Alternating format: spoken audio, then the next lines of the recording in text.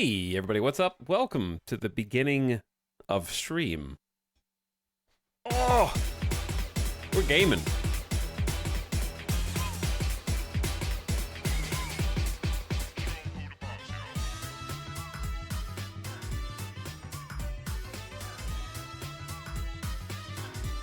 Welcome back. It's the weekend. There we go. Just the volume there a little bit.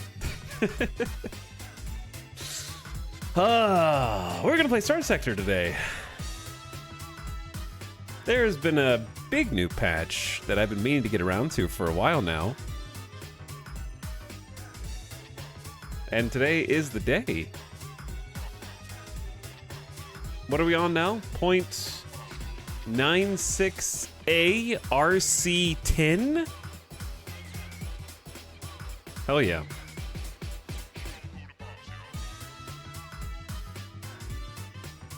I've never seen Star Sector, but everyone talks about it. We've been playing Star Sector since it was called Starfarer, back in my day.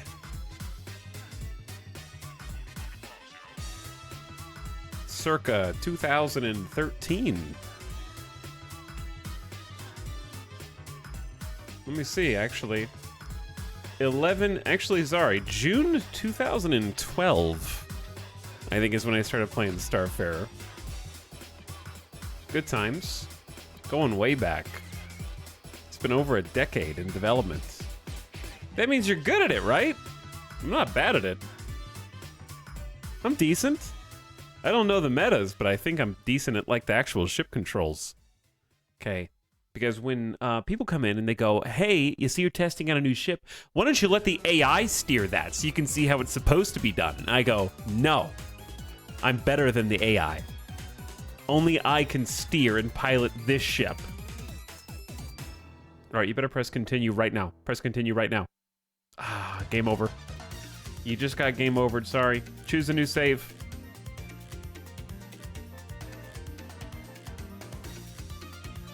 You're playing Sonic Mania Iron Man mode, right?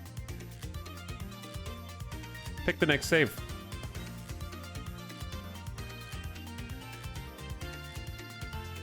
I'm waiting. This is the save select screen. So if that just went over your head, if you didn't get it.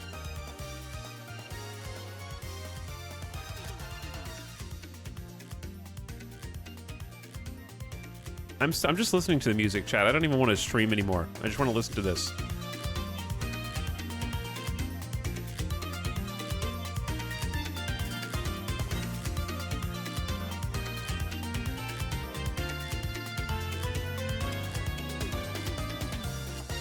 This song crosses the wires in my brain.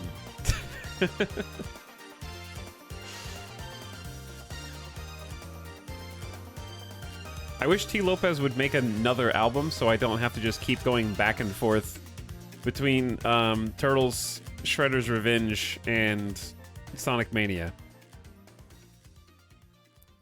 Why won't he make another game album? So I can listen to it.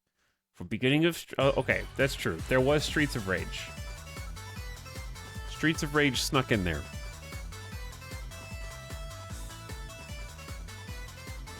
Anyway, hope you guys are having an awesome weekend. It's Saturday.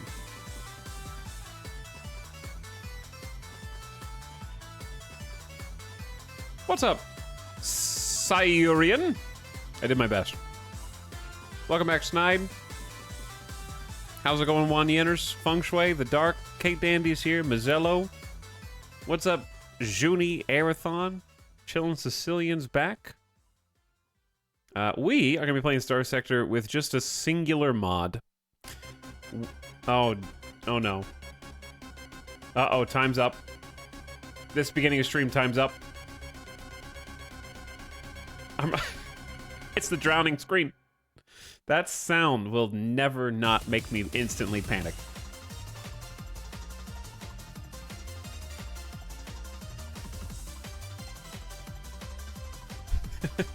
Anxiety-inducing, even this many years later.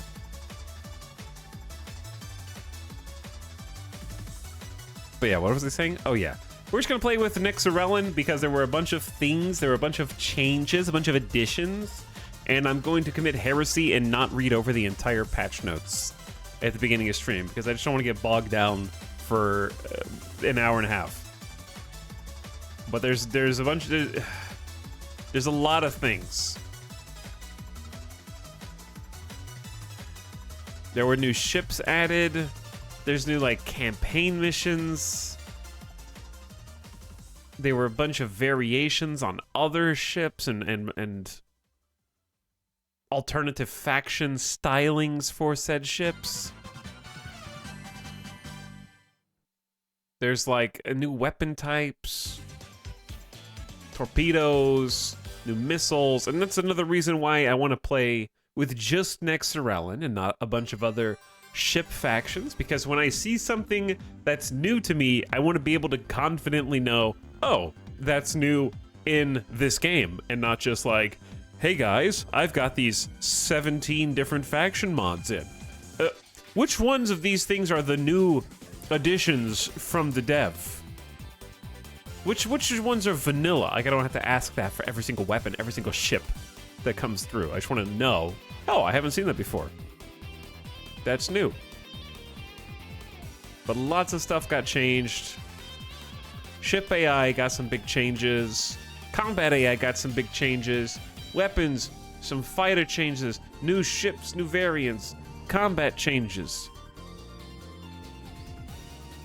The developer added the option to disable screen whiteout for large ship explosions so the entire screen doesn't flashbang you every single time one of the ships explodes. All that kind of cool stuff.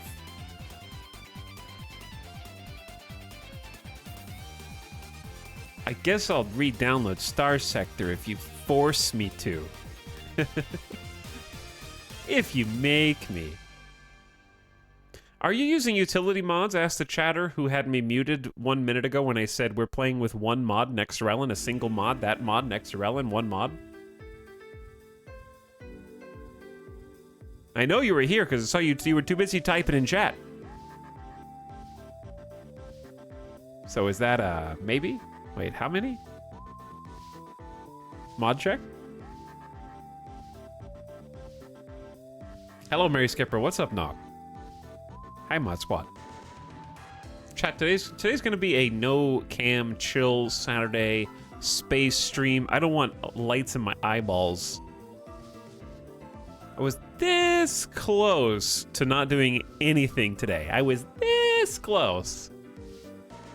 But then I remembered Star Sector exists. And then I remembered that there was the big update that we didn't do. And I was like, you know, that's a good idea.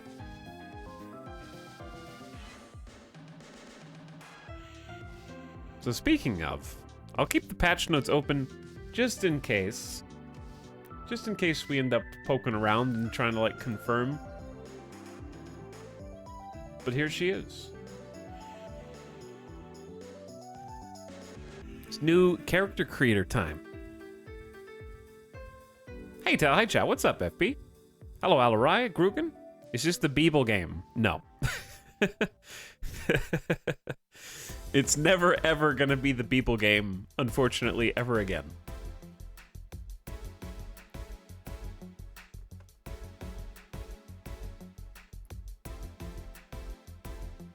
Beeple is dead. And it's very sad. All of my game saves from my old computer are also gone. There's the continue button is grayed out forever. But yeah, in the settings now we have ship explosion screen. When the ships blow up, they don't go flashbang anymore. There might be some other setting changes. I do miss the ship building of Starbase, though, and I'm not sure that I'll ever get anything quite like it again.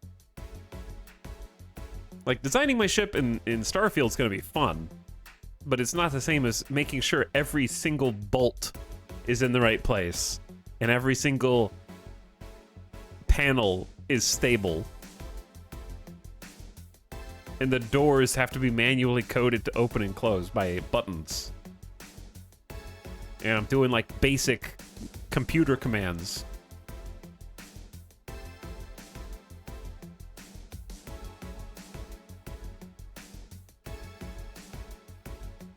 Anyway, let's get the game audio on. That, I was like jamming to this. Okay, thank God. This is from a different game. This is from the Valhalla game soundtrack. Because it's a good song. Alright, anyway. Boop. Boop. Now we can hear the audios. Music volume. I think that there's a new exploration track. We've got battle size maximum. I want the most possible ships on screen. It's time to create a character.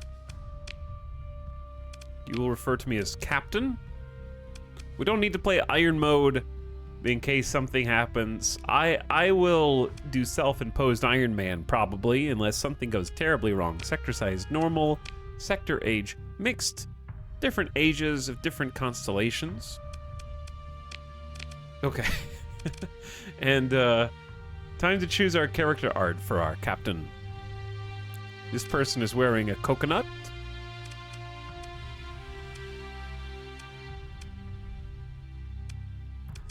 Chat, at one point, someone had created a version of me to put into the game. And I'm trying to remember which portrait it was based off of. I think it was based off of this one, but like edited.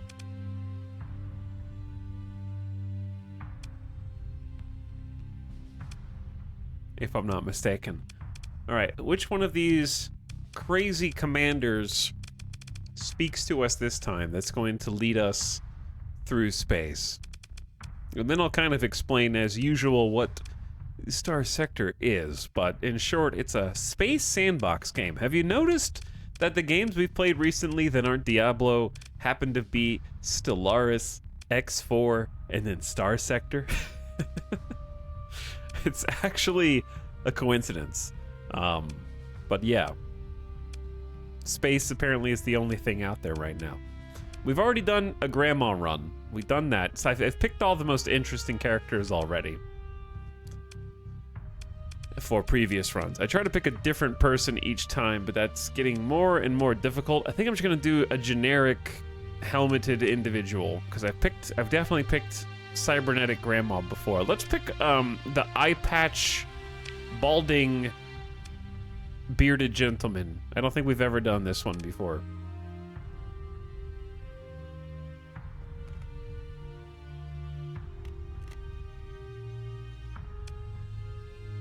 But apparently it's all sci-fi all the time.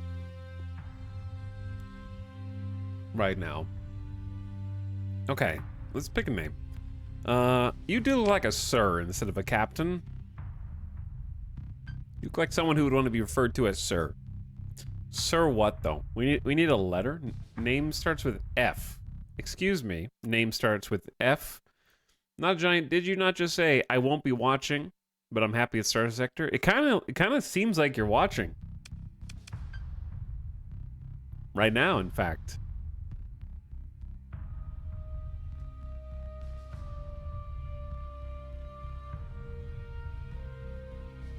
How about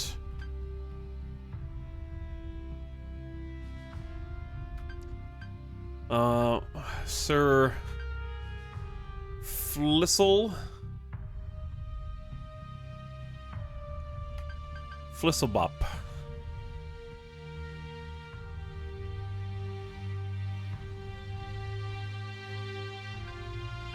Sir Flisselbin. Flisselbin. There we go. Greetings, Starfarer. Welcome to the next relevant mod for Star Sector. Essentially, this is a 4X extension to the game. Factions within the sector will wage war, create alliances, and compete to control a greater share of the sector. Nexarellan is compatible with a large number of community-made faction mods to add a more varied gameplay experience. Sounds great. It's exactly what we want. Your actions will gain or lose influence with the factions in the sector. The higher your influence, the greater access to their support and technology you'll have. At the start of the game, pick a faction to join. You're a representative of your chosen faction. Your actions in the sector will reflect them. You can move to another faction later if you earn their trust. You can also choose to go it alone and set up your own empire.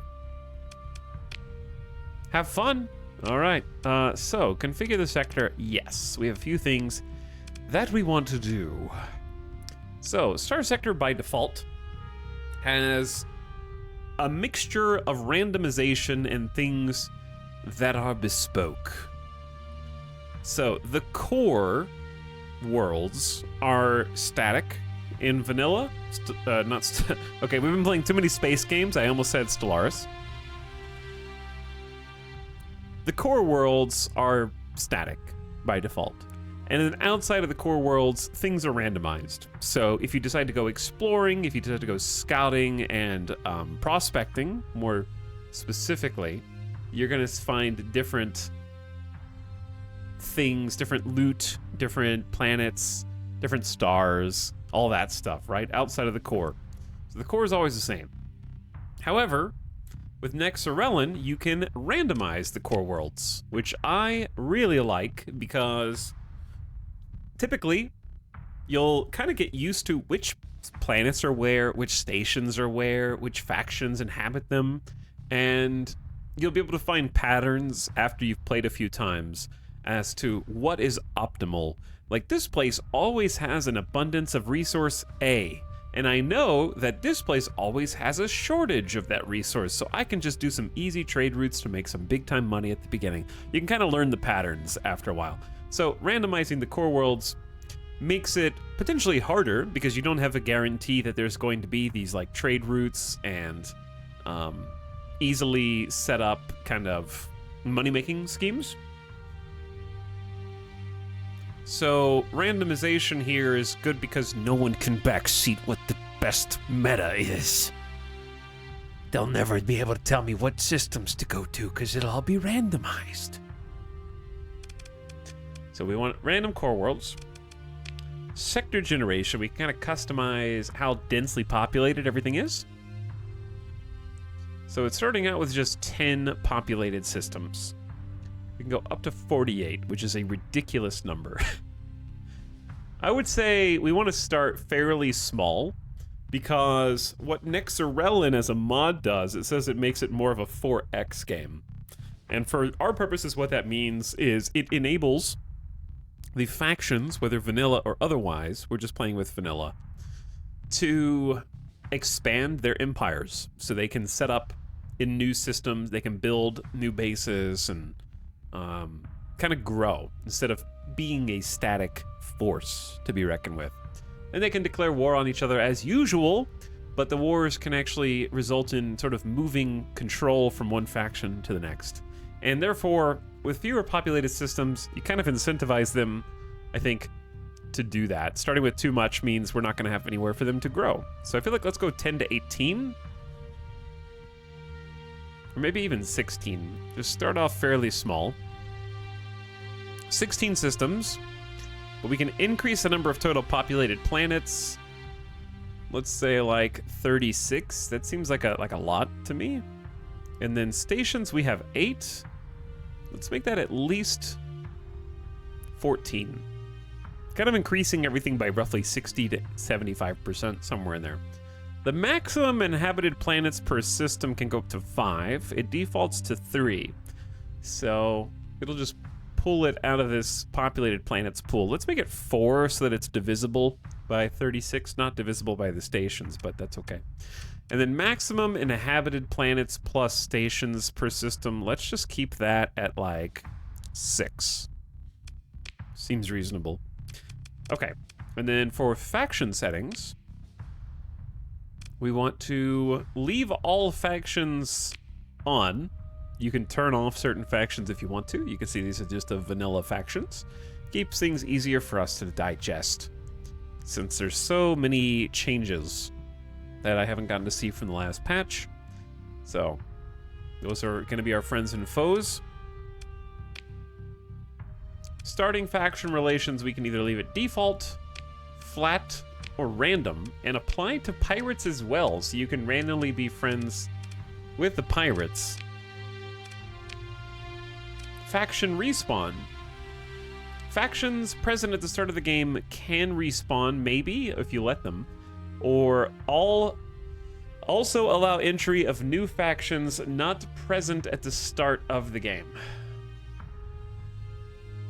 So if we say none, factions can be fully eliminated. Use faction weights. Okay. So hegemony will start the game with more markets than others. Certain factions will start the game with more.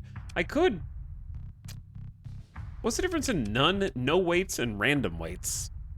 Will none just make them all even across the board?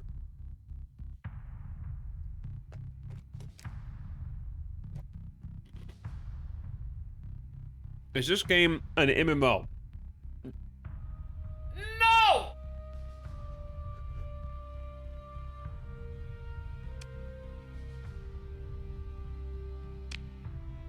How about random? Let's do random faction weights. Who was that? Who said that? Me! Okay. Should we do anything different here? Like, Chat, what are your suggestions for faction relations? Is flatten... I don't understand what the word flatten means in this context, I guess.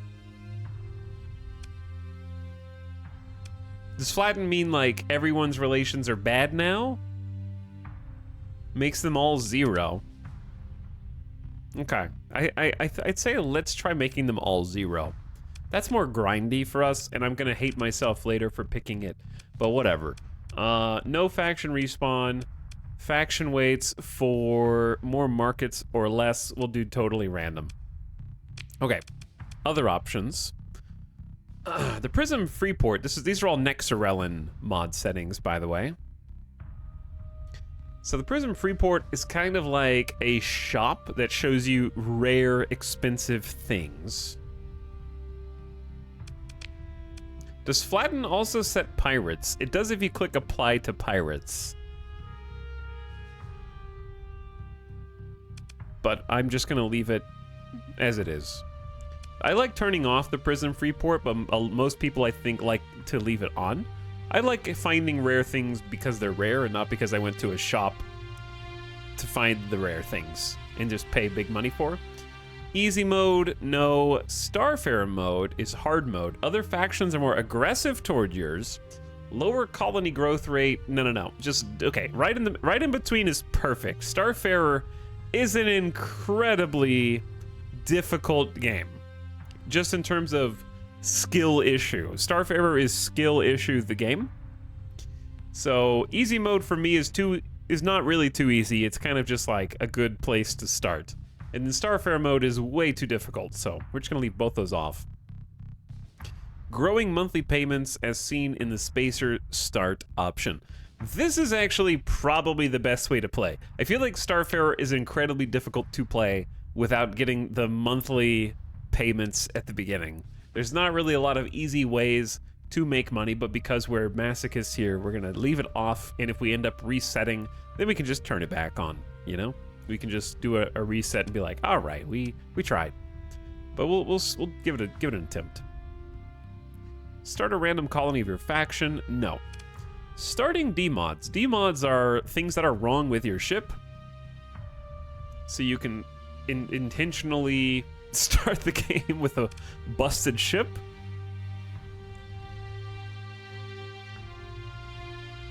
Own faction start location.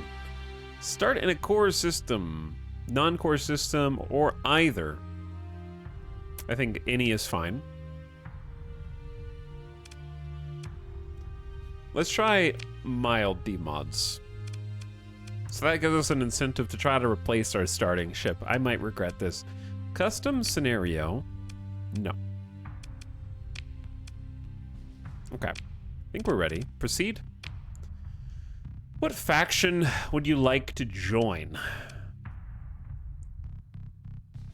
Own faction, no starting planet, you're on your own. Free start is super tough, but picking a faction is just as tough.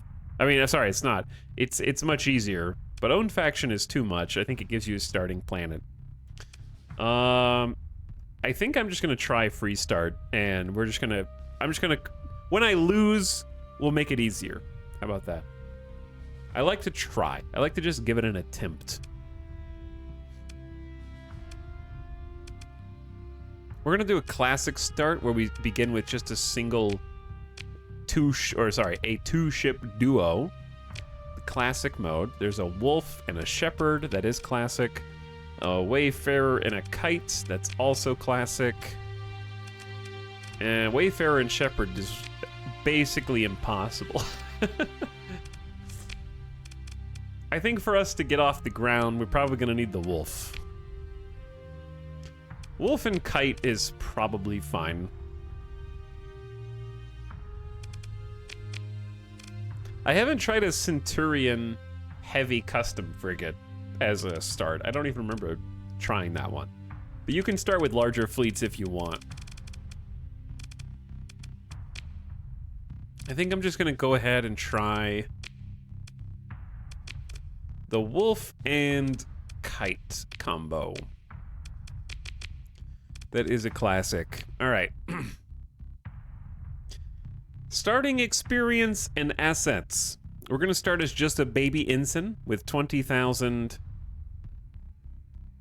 credits to our name. That's it, nothing special. Starting level 1.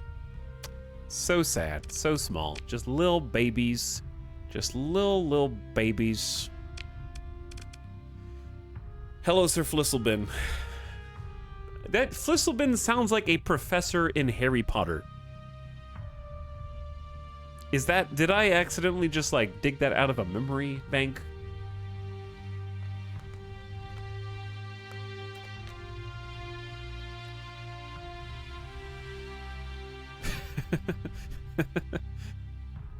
Okay, time to pick our one single skill point. I don't know how many of these, if any, have been changed, but the way that this system works has changed many times over the years, and I think that it is probably in its best spot. It's very fun now, very rewarding. So effectively, we have these 4 different rows, these 4 tiers, and we can choose to start pursuing the abilities on any given row.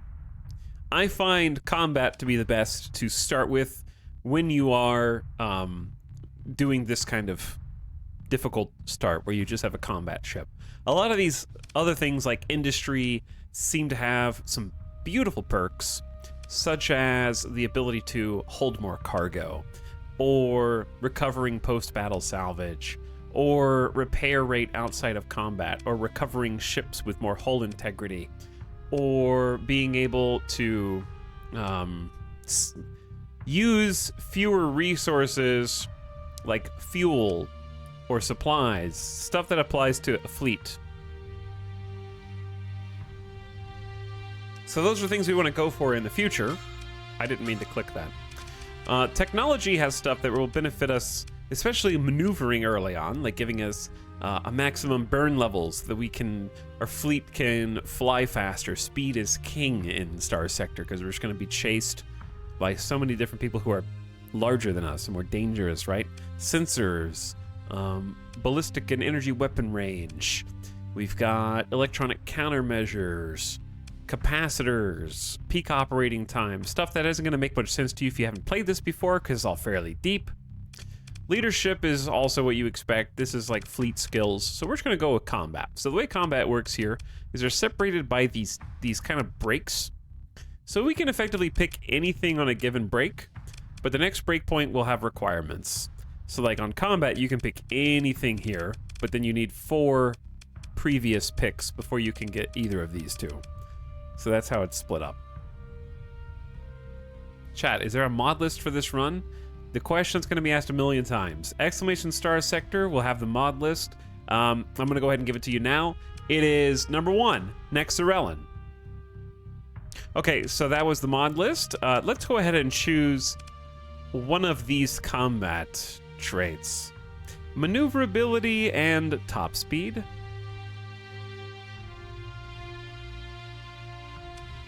Both very good. Combat endurance is peak operating time. Effectively, the longer the encounter with other people, the more destabilized your ship becomes. So peak operating time can sometimes be necessary because some higher tech ships have lower peak operating time because they're so complex. Less armor damage taken and less weapon and engine damage taken. So when it says weapon and engine damage taken, it doesn't mean enemy weapons do less damage. It means your literal weapons on your ship will take less damage and therefore be disabled less frequently. We got negative hull, 25% hull damage taken, lose fewer crew in combat, faster in-combat weapon and engine repairs. Notice that each of these also has an elite modifier. So the elite modifier, if memory serves, is the perk that you will get if you put another skill point into that trait. Unless that's changed. That's at least how I remember it. So lower damage taken by shields, plus 50% damage to fighters and 50% damage to missiles. Plus 10% damage to destroyers, cruisers, and capital ships. Damage dealt by ballistics. I personally prefer maneuverability and top speed. A wolf is fairly maneuverable as it is, though.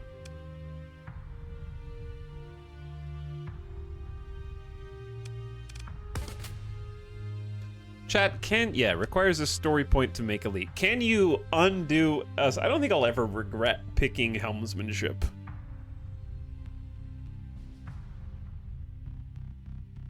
Because this will apply to every ship we ever pilot, no matter how large it is. And the larger ships are the ones that need maneuverability the most, and I always love the top speed.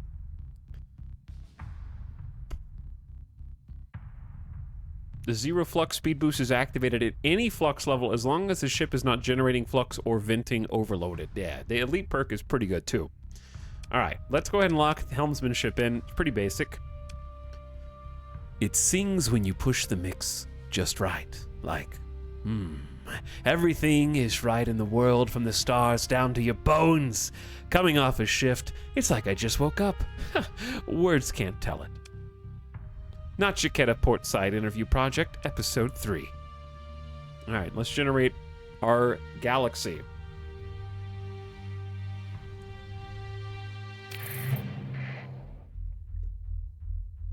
Your fleet does not have enough personnel to fully crew all of your ships. What? Okay. Yeah, this results in reduced combat readiness and combat readiness recovery for way I just started.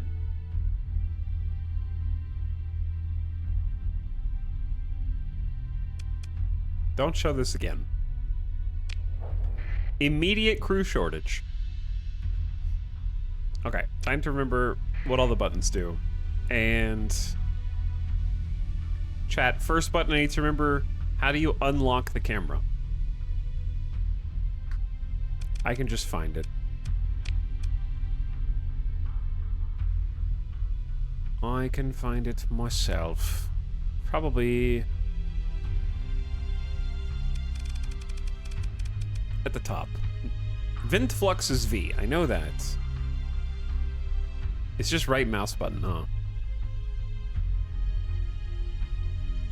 I don't even know where it says that, but yes, it is right mouse button. Okay. Here we are. So, Star Sector has two forms. This is the age-old way to explain what Star Sector is. Star Sector is Mountain Blade in space. So if you ever played Mountain Blade and you're walking around on the overworld with your little group, that's what this screen is. Whenever we engage in combat, we will go to a zoomed-in combat view where we will have full live control over a real-time conflict. From the overworld map, we can navigate to different planets, different stations, interact with different fleets that are flying around, and do missions and trade and piracy and all that stuff.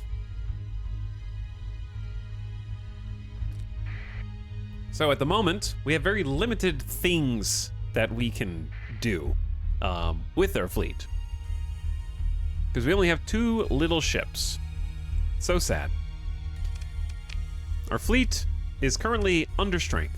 So our first step is to hire additional crew. So that we don't... I don't know why we have to hire additional crew, but we do.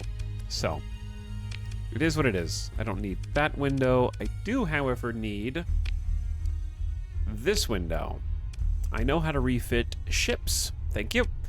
So each of our ships, we have complete control over hard points and what types of guns and weapons we want to put on it. We can also buy or salvage additional weapons. So my flagship right now is the ISS Starwitch, a Wolf-class custom frigate with a pulse laser nose cannon and 2 Swarmer SRM launchers, which I'd like to get rid of because this is pretty much just anti-fighter. I don't think we'll be facing that many fighters. And then we have 2 point defense lasers on the side to shoot down incoming projectiles like missiles or fighters. I would say that if you've seen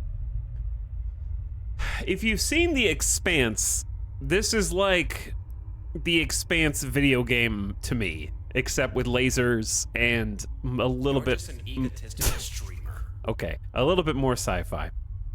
If your favorite scenes in The Expanse is the scenes where the Rocinante is hurtling through space, doing twists and turns, and all point defense cannons are on full fire, and there's just shrapnel everywhere, that's basically this.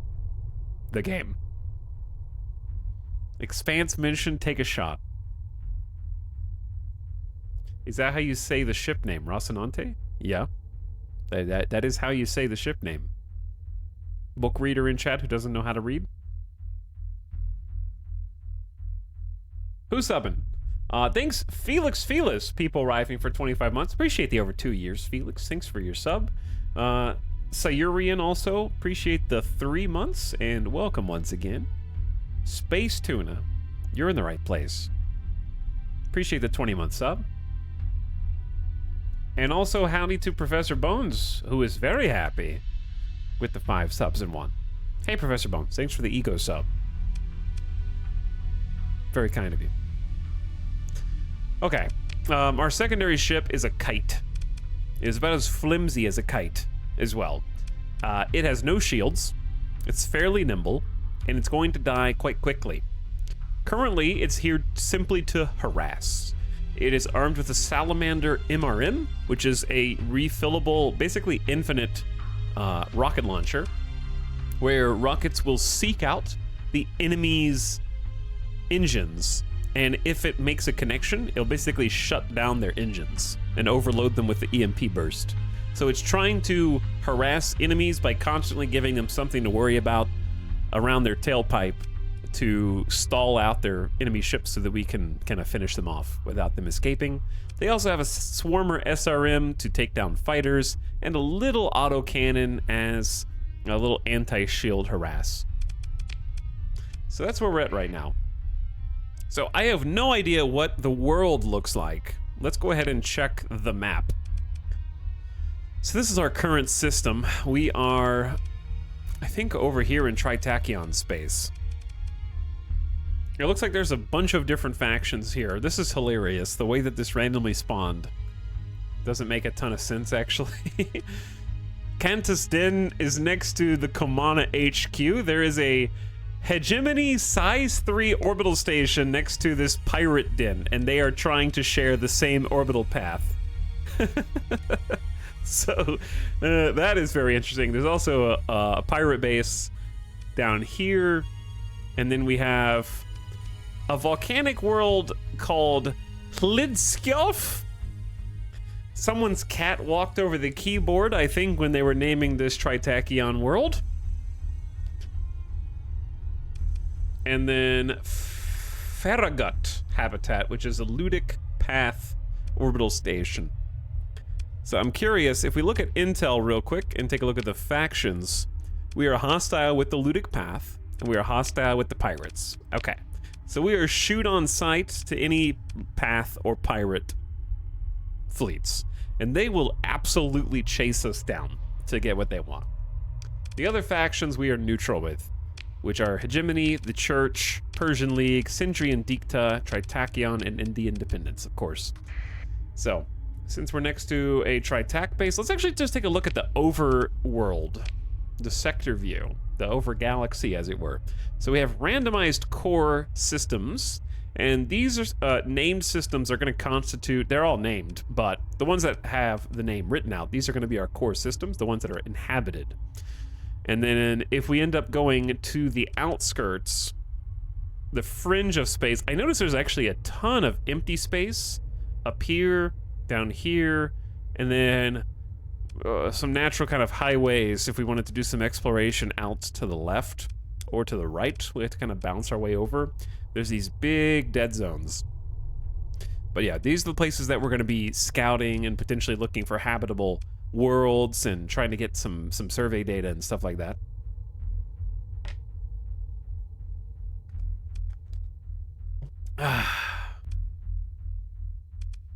And here, we are going to be making our living. Chat, there's a star called Lilith. Even in the depths of space, I can't escape my Diablo addiction.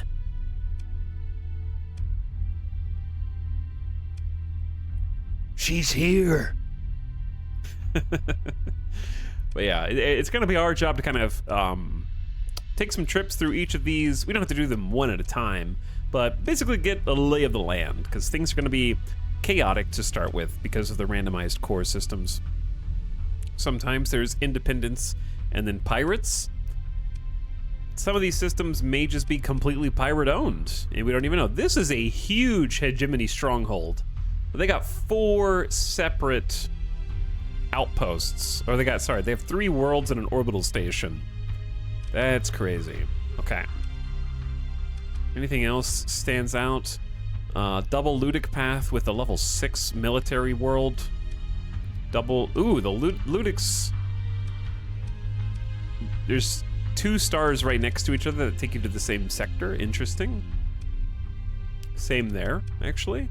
Sindrian Dicta really has Anzu. Ludic Church down there. The place that we started is packed. They got like a max roll for in terms of how many like inhabited places there are. Okay. So let's get started with the basics. We're gonna unpause and go to the station. Ooh. New music? I love randomized core worlds. Makes trading runs feel way more interesting. I agree. That's exactly why we did it.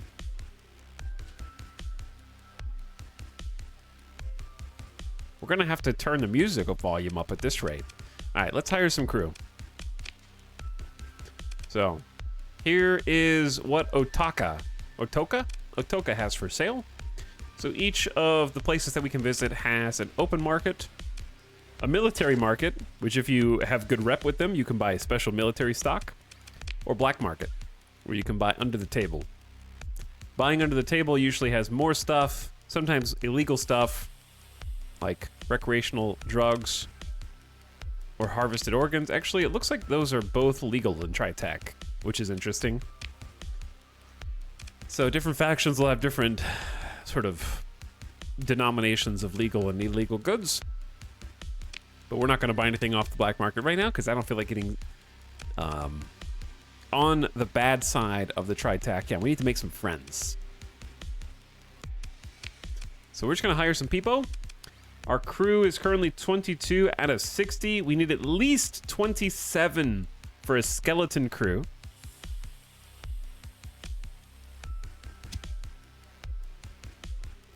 I like to have more than that because I'm not expecting everyone to just magically live. So let's hire 25 crew, and that'll boost us up to 47, so we have 20 extra crew compared to what we need. The more crew we have, Let's do 3 more. Make it a nice round 50. The faster our ships will be repaired in combat and just general ship ops will go much more smoothly. So we're gonna need a load of supplies. These are the things that are gonna keep us fed and stocked day to day. We'll have like a daily cost. Right now we're consuming about 0.5 supplies per day, which means that we're gonna be running out in what, like 80 days? And that's minus any combat repairs that need to be made afterwards. Oops. Hold on. Ding, ding, ding. There we go.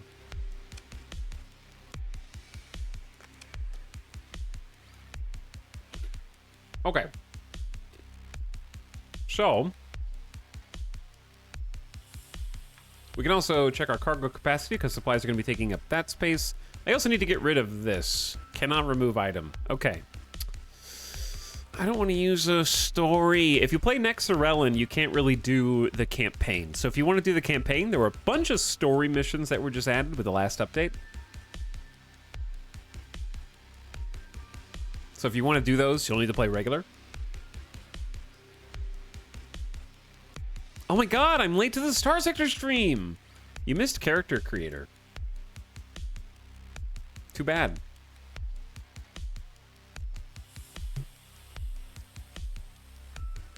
You're just gonna have to live with, Mr. Flisselbin. Next without other faction mods is weird to me. I don't care. You can play if you want, you know. Just turn it on. And leave it to the I have 3,000 hours in this game person to up arrow that afterward. You know, certain fan stereotypes exist. It's because they're real.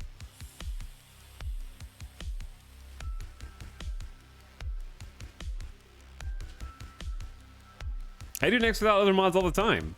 Yeah, the is a literally very easy reason. I want to see what's new in vanilla.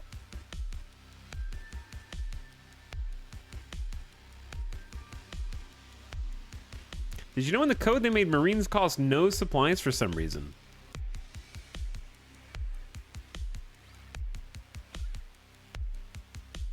I assume that there is a reason. I don't know if there was no reason. First updates in like 2 years. It's been a surprising length of time. Like, it's actually slipped away. How long it's been since the last major update was out. Because I think that Dev does a really great job of drip feeding like updates and GIFs and videos. So it makes it feel like it's less time than it actually is.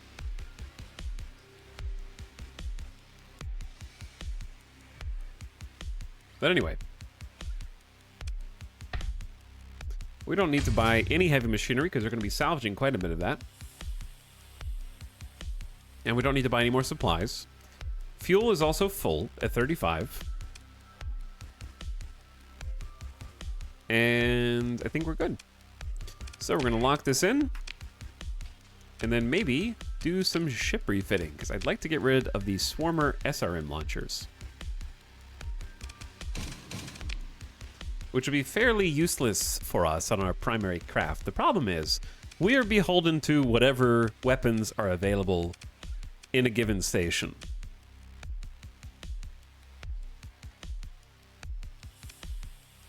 So options are probably best used for some missiles. Unfortunately, the missiles that I want, there's only one available, and it's on the black market. Which itself isn't that big of a deal, but there is only the single Sabo SRM, which is our anti-shield missile. I'm also looking forward to checking out some of the new weapons. But I don't see any of them here. So we have a Sabo SRM double, but that only has 2 ammo. Probably still better than nothing, and then we can just upgrade later. I haven't really used much of the doubles. So I guess the benefit of them is they're half as many ordnance points. So the way that we're designing ships is using this ordnance point system.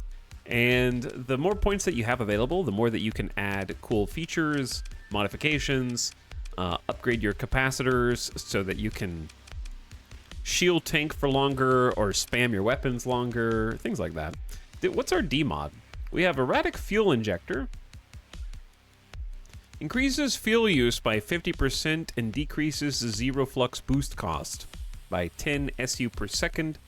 Supply cost to recover from deployment reduced. So it's cheaper to recover it from deployment, but it increases fuel use by 50%. That's a lot. Okay. Increases maximum or minimum crew required by 50%. That's why we don't have enough crew.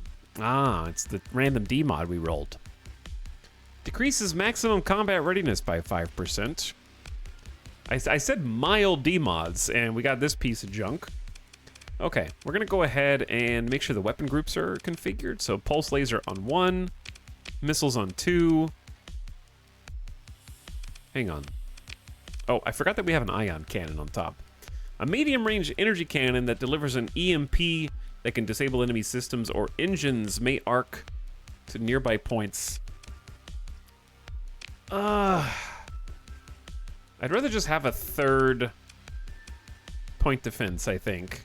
The pulse laser itself is pretty potent and pretty energy demanding. The problem is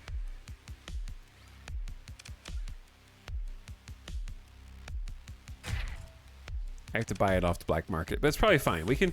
LRPDs have a little bit of a... like, they have 800 range. And they're not the best. Effective at neutralizing missiles and fighter threats.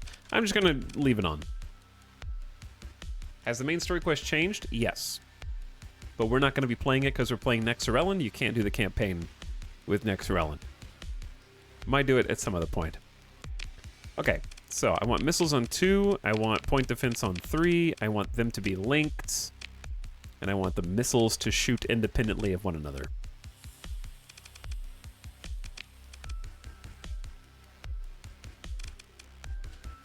Okay, so missiles on an alternating, point defense is linked, and point defense is the only thing that is on automatic fire. Perfect. So we can actually run a simulation if we want, and give this a little test. Let's just test it against... I'm probably gonna get my butt kicked by a lasher, but let's go ahead and give it a try. Alright, this is what combat looks like.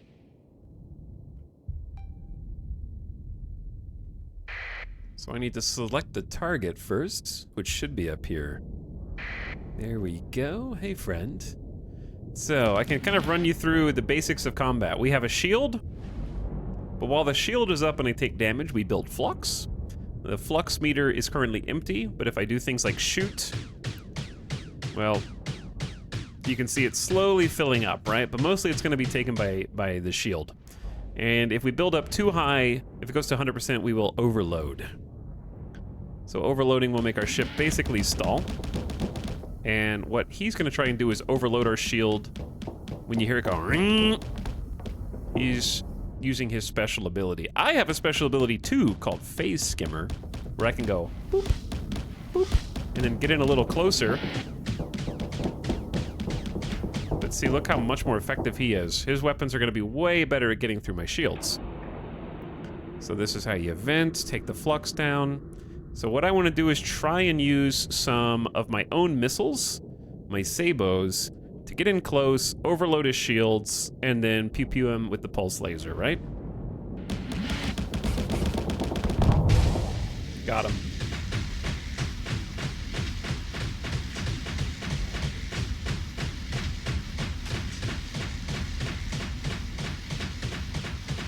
Stop spinning, you're too smart.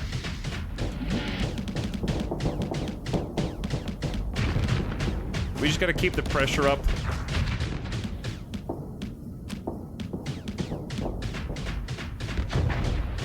Oh yeah, most of his guns are already down.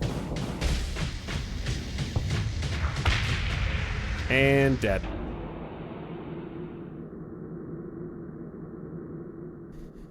Sabo missiles overload the enemy shields. The problem is, I only have a double right now. And because I only have a double, once I shoot, Usually I like to shoot 2 at a time because if both of them land, it'll pretty much guaranteed overload a little shield system like that, but then I only have 1 more volley, and then they're gone. They're very, very slow, and then once they get really close to their target, they do a spray. So they turn into a spread that is, you can see they've already run out of juice, but they'll turn into like a spread that'll quickly overload shields. And our pulse laser is quite good at applying pressure to shields as well, but the wolf, when taking damage and trying to use pulse laser, will typically lose that 1v1 if without the help of the missiles. So we gotta win fast, is what I'm trying to say. We will have the kite to kind of back us up and help us out. Now, the reason I said that the AI is being too good, that you might have seen that it was wobbling and wiggling back and forth. What it was actually doing was trying to spread the damage out, because when you receive damage, it's per section of your ship. So the AI was intentionally trying to take hits on one side, boom, boom, boom, and then when the armor was eroding, switch to the other side so that that armor was tanking and it wasn't going straight into hull damage. So the AI is just like basically cheat codes in this game, but in a fun way. And some of the things they do, you're just like, it's like trying to win in chess. Sometimes it's just not going to happen, depending on their ship setup.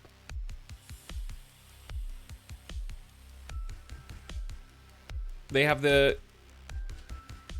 like anything else, there's always an Achilles heel or a way to exploit certain things, but in general, especially if you're a new player, you're going to think that some of the fights that you're in are impossible.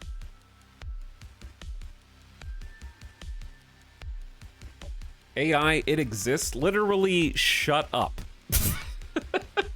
Star Sector, without a doubt, has the best combat AI of any game that exists. Period. There is not a single game on the market that has better combat AI than Star Sector. It is top of its class. And if you think it's bad, then you're bad.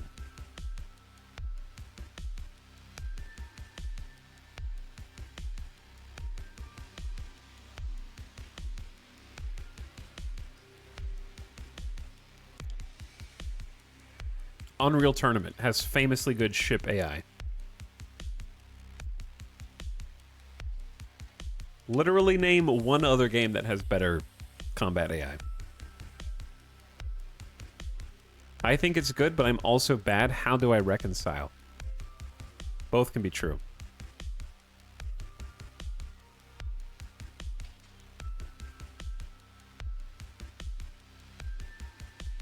I just joined the stream. Why am I bad? Because you're late.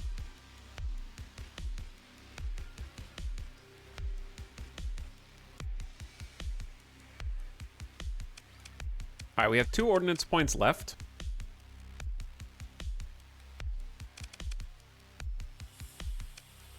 And then I don't have anything that I can fill for the last one because we have max capacitors and max vents now. Typically, this is when you would use the ordnance points to either scale them back and then add in a new hull feature or a mod. So we could do that with just as few as 3 points here, as many as 15, depending on what we wanted to do.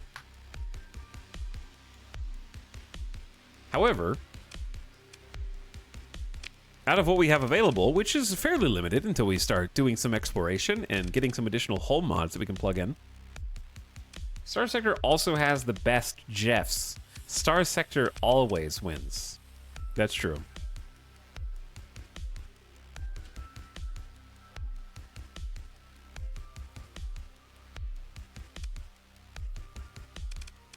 All right, let's do... Probably what I typically do is I like just having some reinforced bulkheads early on when we're just a little baby. When we just have a single frigate and a kite along with us, we just need that extra bit of hull integrity, especially when we're flying something as fragile as a wolf. So it is very, very easy to tip the scales over. And I don't think anything else here is going to help us as much as reinforced bulkheads, because we have a secondary benefit, which is if we're playing on self-imposed Iron Man mode, the ship will be recoverable after battle. It may not be in perfect condition, but it will be available if we wanted to continue. So let's go ahead and scale back down just a little bit. We're going to take capacitors down to 6, leave the vents at 10, because I think fast venting of the flux is very useful. What are the current ones? We have blast doors. Increases hull integrity by 20%. See, that's kind of a waste for us comparatively. Increases the ship's flux dissipation depending on hull size. So if we have max vents and the distributor, then that will be what, 30 faster. SMod bonus. So if you put a story point, that's really cool. I don't remember putting story points in the mods, but that's a nice feature. Let's do bulkheads, lock that in, and we can also spend story points to build things in. Maybe that's the same thing. I think it's different. Must be new. Pretty cool. All right, but yeah, we have bulkheads, more flux distribution, and then we have the 4 points to max capacitors and vents. I like that quite a bit. SMod bonus is new. Nice. Ideally, what we want for this kite, it's going to get blown up pretty quick. We want to get it a captain and or just a new ship entirely. Captains make ships something way better than they ordinarily are. Oh no, and it has a compromised hull. It's taken major and irreparable damage at some point in the past or suffered from major errors in the manufacturing process. Hull integrity reduced by 30%. Oh no, the worst hull mod I think a kite can probably have. It's already so squishy. You made it even squishier? Ah well, what can you do? Okay, we'll go ahead and just repair our ships in the dockyard. Since we made some changes to their loadout, that's just making sure that they're fully combat ready. And then we can either try and take a mission, take a quest, but really what we want to do is go ahead and quick save. And then we're just going to go ahead and try and get our hands dirty by finding some small pirates. Now, let's first remember how to do anything. At the moment, we've got our transponder on. This is IDing us to local authorities. If we turn this off, we suddenly have the ability to fly dark and be incognito if we like. However, we're going to leave the transponder on because system authorities do not take kindly to ships flying around in their space without identification. They're looking for pirates. So we'll lose rep with them if we get caught without our transponder on too many times. We can also go dark, which turns the transponder off in its entirety. You can try to hide out from enemy fleets or friendly fleets if you want to stay unseen. Got a sensor burst so that we can look for people. Of course, this paints a target on your back as well. Emergency burn is to get away from a larger fleet that is hot on our tail. We got a sustained burn, which will let us go quite fast, but it'll take a while to spool up like travel mode in X4 did. Can scavenge some debris fields. Interdiction pulse to try to stop other people from getting away. Follow me will kind of tell faction members to go with you, and we can put out a distress call if we run out of fuel somewhere. By default, just in-system travel does not consume any fuel, so we can fly around like this as much as we want, provided that we have the supplies to do it. So let's pop a sensor burst, and then maybe turn on the sustained burn here. We're gonna go poke around. What we're trying to find is just a small fleet of pirates, maybe just a frigate or two, and try and do some early game fighting before the money dries up. So this is interesting because we got this big gas giant here, and it is sitting inside of basically, okay, am I dead? How did you find me through this? Why does this say that it's gonna be so difficult for us? There's a 3-star fight, but it's like a 6D mod Shepherd drone tender. Like, it can't be that hard, can it? Maybe a Cerberus is just too tanky? It doesn't seem that bad. As long as we kill the Shepherd and then double team the Cerberus, we should be fine.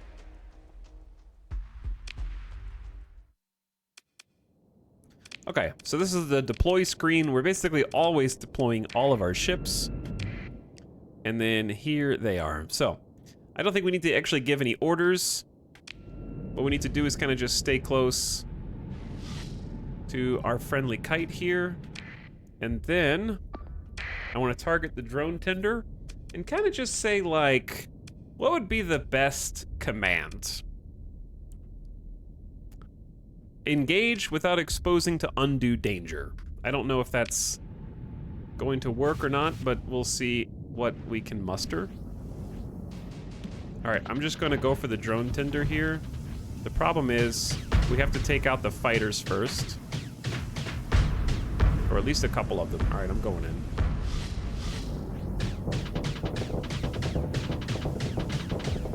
And we just have to hope the Cerberus or the big... Stop wiggling!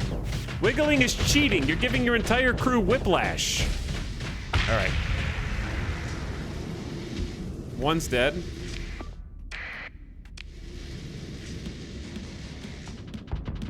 Now we come in for a little bit of help. I don't even think we need the Sabos. Oh, he's so fast.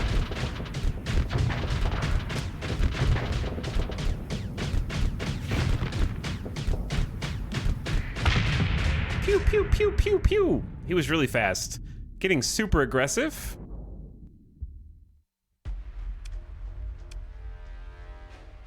GG, easy. Yeah, they said it was going to be 3-star. All right, consider ship recovery is not going to happen. We're not going to take any of these exploded ships. The little 3 orange lines indicate how many things are wrong with their ship. That doesn't mean that it's always negative for you to take it yourself. And before someone asks, they always ask, why don't you take the ships to sell them? Because they're literally junk. So they're not going to be worth anything. It's usually unprofitable in Star Sector to try and recover ships just to sell them. Because you have to spend supplies, and you have to have extra crew in order to bring them in the first place. Otherwise, you're going to be towing them, and you have to... This is like most of the ships in Star Sector are fixer-uppers that you think you can turn something on, like turn a quick dollar on, that ends up being more than it's worth. So we say no. Salvage crews are able to recover some credits from the wreckage. And then we can pick through the debris, get some supplies. We don't need any fuel. We saved 2 crew, got a free heavy machinery. Metals are usually more than heavier than they're worth. We don't have that much cargo capacity right now anyways, and we picked up a little light machine gun. Hey, gained a story point. Nice. So, story points are a hugely useful resource in a bunch of different ways. We're gonna see a slew of different things that demand us to spend some story points. Story points are kind of like Paragon levels in Diablo. I'm just gonna start relating every game mechanic to Diablo now. Okay? That's what happens. Look at this skill tree. Oh, how much does it cost for a respec like in Diablo?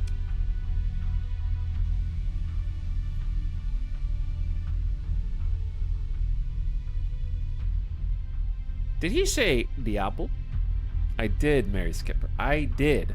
Hello, Friendly Stan. Thanks for the 27 months. Says, I was a ship in this game before. Maybe I'll learn how this one actually works this time. It's easy. The game's easy. Also, what's up, Kazi? Thanks for the 49 months. Welcome back. KO Fishy says, space guns go brrr. They do, yes.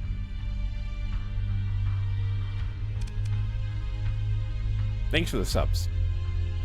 How much renown do you need to farm to unlock an extra space potion? So, story points, like I said, can be spent in a bunch of different ways. Sometimes you will get modifications to ships. We can invest story points into skills to make a skill elite and get additional bonuses from it. We get 4 per level in the course of each level. And we can also spend them to interact with others. Sometimes to get out of a close call. Your fleet supply consumption has just gone up. So anytime we just got into battle, we'll have a temporary surge in the supply drain. So we went up from 0.5 to -2. Can't believe I just got -2'd by the game. And that will go back down. Once the ship's combat readiness has gone back up. Maximum is currently 65 and 70%. So they're doing some repairs and just getting things back in ship shape. It's simple, my Duke. So there's a hegemony spot here that we can just quick repair our ships, so it won't take quite as much time. And this is a hegemony station that we could either try and... I don't think we're ready for a mission yet. Do you guys have ships? They do. We only have 18,000 credits, so I can't really afford much. But they got a Wolf H, a Lasher D. There are some new variations on things that I don't quite recommend.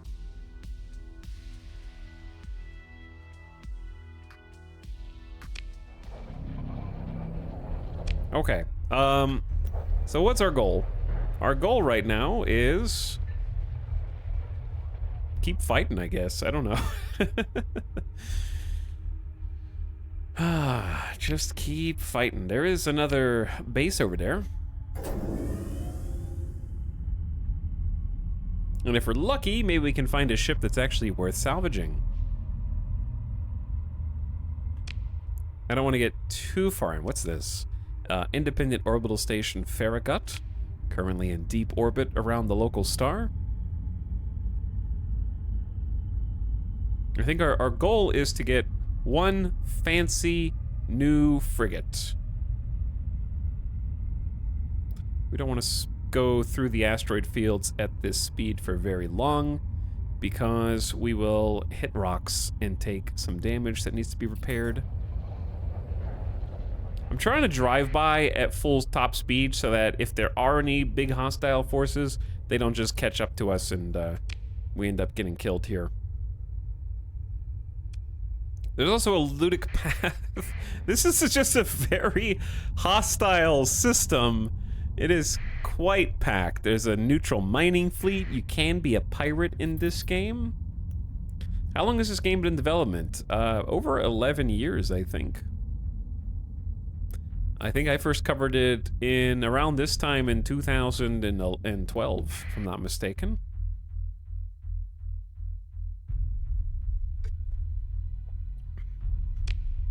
And the new update added a bunch of ships, new AI changes and tweaks, story missions. It's just been getting constant updates, and there's like there's hundreds of mods that you can install as well that add even more content.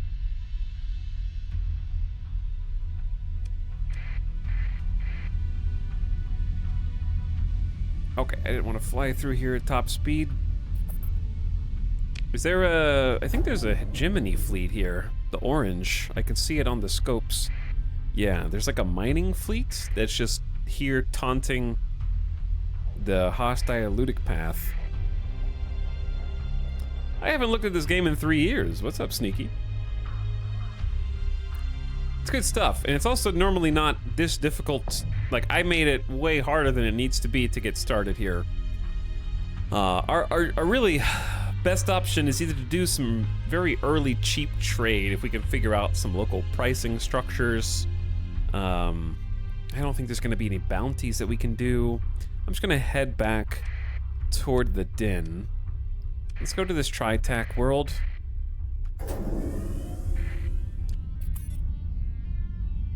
Hopefully we don't bonk any rocks on our way through here. Alright, good. And you can also speed up time by holding left shift, so we can just neum on through. We have plenty of supplies right now, and we're not hemorrhaging any money, so that's the one nice thing about having such a small fleet, is we do have some time to try to figure out what we want to do to get started here. But let's go say hi. Let's go to the local bar. You take a shuttle down to the main concourse and quickly find a likely-looking establishment. The lounge is adorned on all surfaces in richly gilt geometrics. Black marble columns underlit by cool light tubes seem to hang effortlessly in the air. Corporate climbers, either sick Tritachian careerists or wannabes in crisp suits, negotiate deals while buying one another increasingly unlikely cocktails. A few spacers engage in subdued drinking in the low seats, glancing uneasily at what is either abstract art or some kind of hollow projection rig looming from the ceiling. At the bar, a shady woman bothers disinterested starship captains with an off-brand datapad. From a shadowy booth, a conspicuously nondescript woman sitting with perfect posture catches your eye and gives what might be a small nod. Find out what the shady woman with the off-brand datapad's bothering people about. As you approach, the woman leaves her current prospect mid-pitch, shifting her attention to you. You there, Captain? Yes. You know an honest face when you see one. She gives a crooked smile. Just look here. She shoves the flickering display of the datapad in your hands. Cargo manifest consisting mostly of low-grade construction materials stored in a warehouse in a completely different system. She leans in and speaks quietly, motioning as if explaining the datapad's contents. You helped me move 31 units of harvested organs to Ultima Astrid, a quick hop of 4 light years. I pay you 39,000 credits. No need to involve the authorities, no inspections, no tariffs. Easy money, right? Your fleet can hold an additional 19 units of cargo. I mean, we could make room. It's in the title. It is in the title. Hey, what's up, Arch? Are you down for some illegal organ smuggling? As opposed to legal organ smuggling? What's up, Taz the Dispenser? Thank you for the 9-month sub. Welcome back for one more. I honestly think that this is... Here's the catch. If you want to know what is the catch, it sounds like easy money. It is easy money if, and this is a big if, in that system, the place that I need to smuggle the organs into isn't heavily guarded by patrols.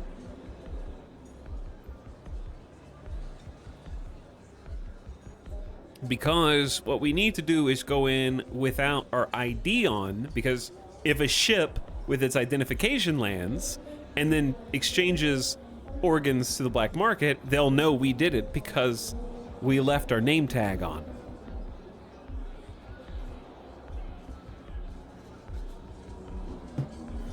And I've had some problems with this in the past. But here's my question to chat. If I decline this, does the mission disappear, or can you come back and take it?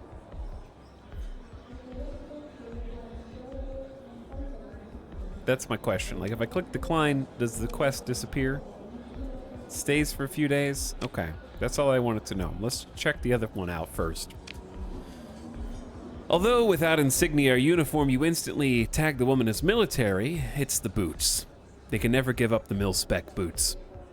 Captain Flisselbin, she says, you are known to my organization as a capable and discreet operative. I am authorized to propose a simple mission for you to carry out. Payment is 66,000 credits upon completion. As for the op, she continues, as if briefing a cadet, enter a standard orbit of Mint-1 Crow, or Mintone, in the Kikaming system. Then deploy the spy satellite package. It is critical that no patrols be tracking your fleet at this stage. Once deployed, the spy sat has stealth capabilities which make detection unlikely. Simple. Of course, my organization could not risk carrying out this mission with flagged vessels. That's why we come to you. Do you accept? Okay, I say we take this one. Deploy a spy satellite. No one tracking us. I accept. Deploy it near Mintone Crow.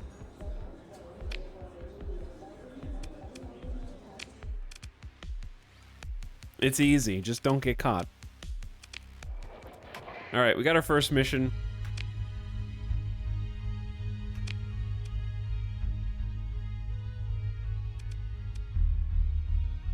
My question is... Oh, it's down here. It's a Lytic Church size 7 military world. That's why the pay is so good. Okay, we're gonna lay a course for this jump point.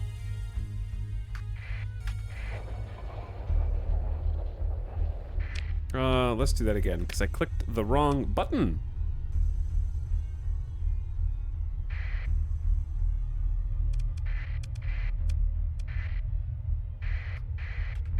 Why is the course not... Chat, how do I do this again? Yeah, there's... Why am I messing this up? Laying in a course... It says laying in a course. I hear the noise, but nothing's actually happening. Whatever, I know how to do this. I'll do it myself. Your signature is like nothing right now. Yeah, my signature is... Sensor profile is 1360, so it's about 360 without the transponder on. So we're gonna be just a little fly on the wall.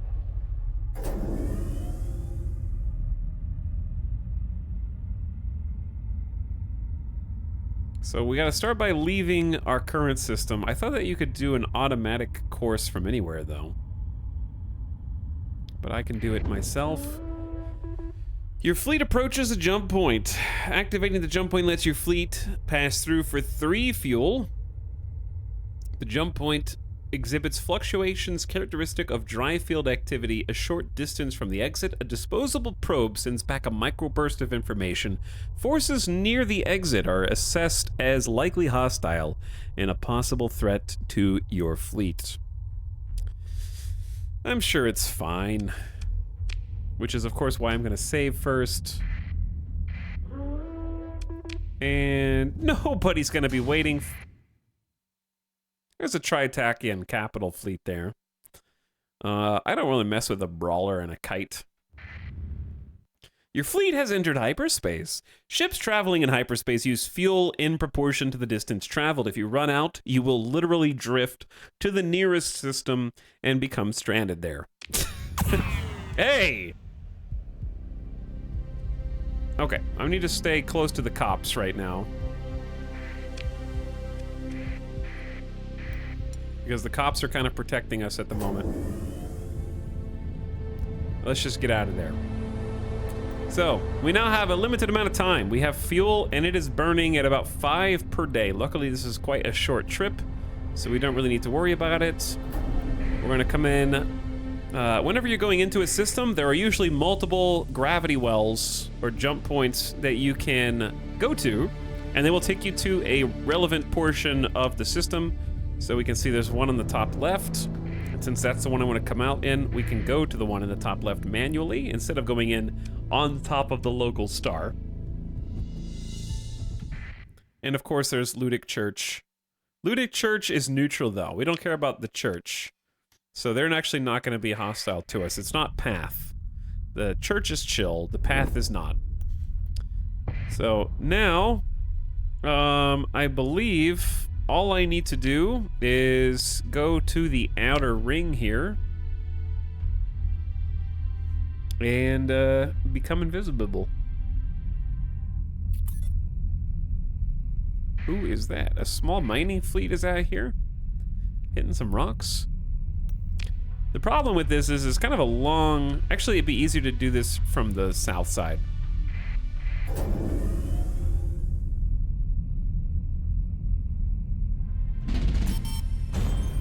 Wait, why do I have monthly income? I'm pretty sure that the stipend was turned off by Nexarellan.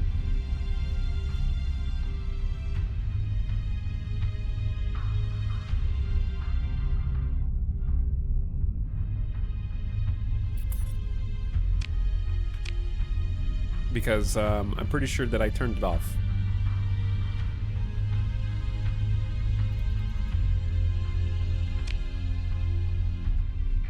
Because we literally talked about it, you know?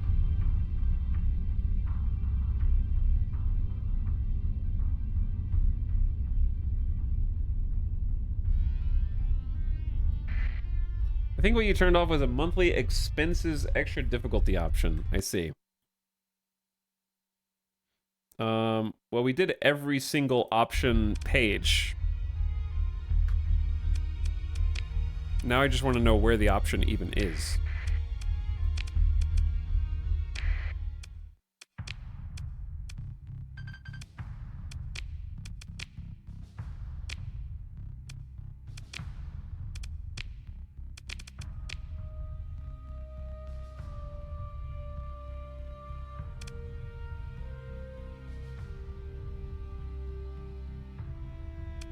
Spacer obligation is growing. Monthly payments is seen in the spacer start. This is what we disabled.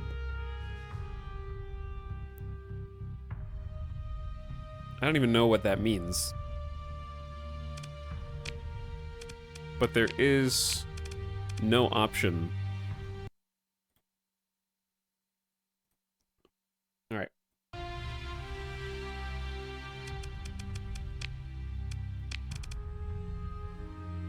Because as far as I can tell, you have faction settings. There is not an option here for a stipend. You have core worlds, sector generation, faction settings, and other options.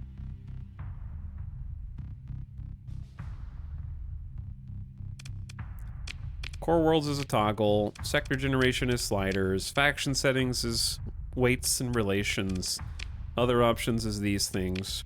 If you proceed, you probably have to do custom start instead of own faction, I bet.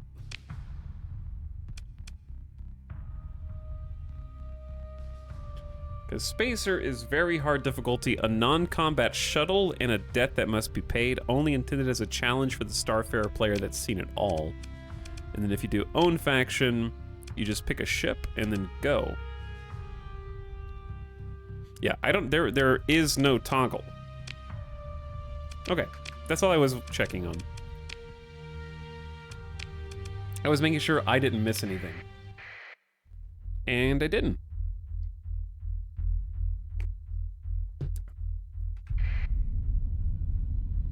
Streamer hates free money.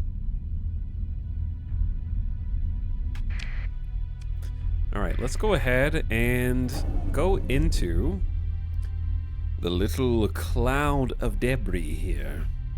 Now, since we're inside of an asteroid field, we already have a smaller profile. Yes, I think I have played Ruthless Sector before. That's what I was thinking of.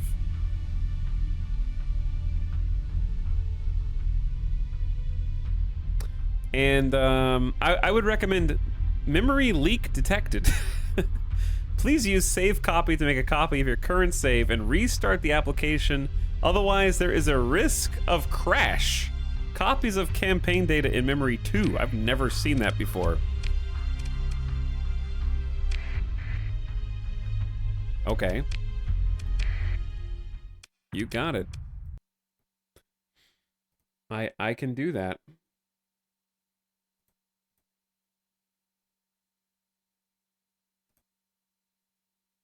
I don't think I've ever encountered that error before. Huh.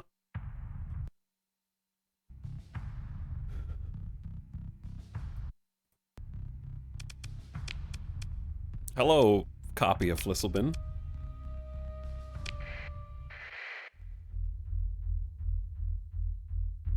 I've never seen an in-game alert to a memory leak. Me neither, actually. That's new. Okay, chat. I need.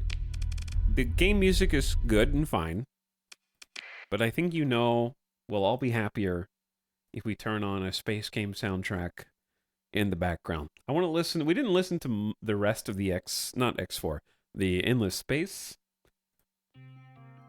So let's do that. It's a little less foreboding. Doom, doom, doom, doom, doom, doom, doom, doom, doom, doom, doom, doom. You know, like the bass, the bass. Ah, yes. Deep breath. Okay. Anyway, what I was saying was, we're inside of this asteroid field, which is lowering our total sensor profile. So remember when we had the transponder on before, we were at like 1,000, like 1,340. Now we're on 340. Skills, terrain, and abilities and other such modifiers can apply to the combined value. Since we're hiding in the ring system, we get a 0.25 modifier. So it actually shows you the math on how it's calculated. Lower numbers are better when you're trying to hide your presence from others, right? So at this stage, we want to, since we don't see any indication that anyone else can even see us, we want to go ahead and hit Go Dark.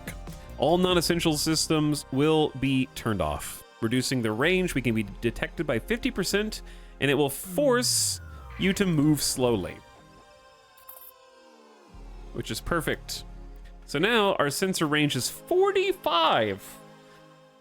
Basically undetectable by anyone other than someone who just happens to stumble on our exact location as we're stealthing through the ring system. The problem is, I'm in the wrong ring system. I need to be in that ring system. So, let's either we can sneak our way up and possibly get detected. I was just using an example of how the ring systems work to show you what stealthing looks like. So now that we're not in the ring system, it's a 180, which is still fairly stealthy. It's better than turning on our transponder right now, but we just need to watch for little icons on the scopes that say that we're gonna bump into somebody else.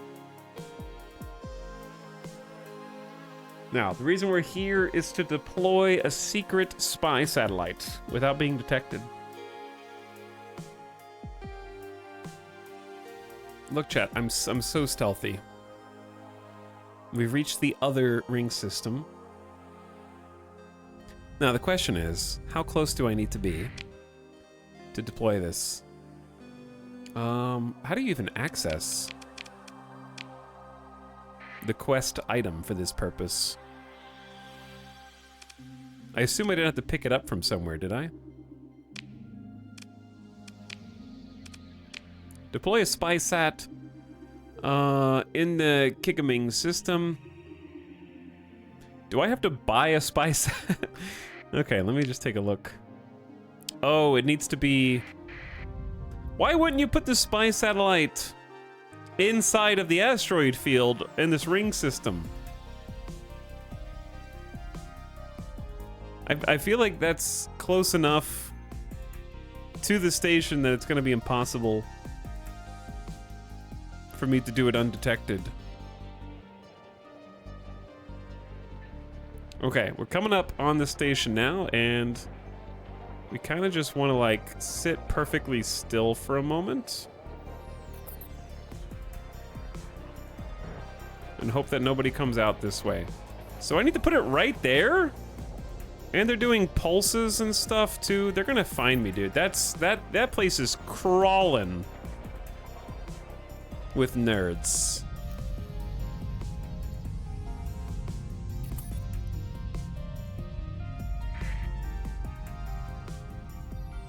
There's a lot of fleets right there, and they're taking the exact path that I need to be sitting in to put this down in the field.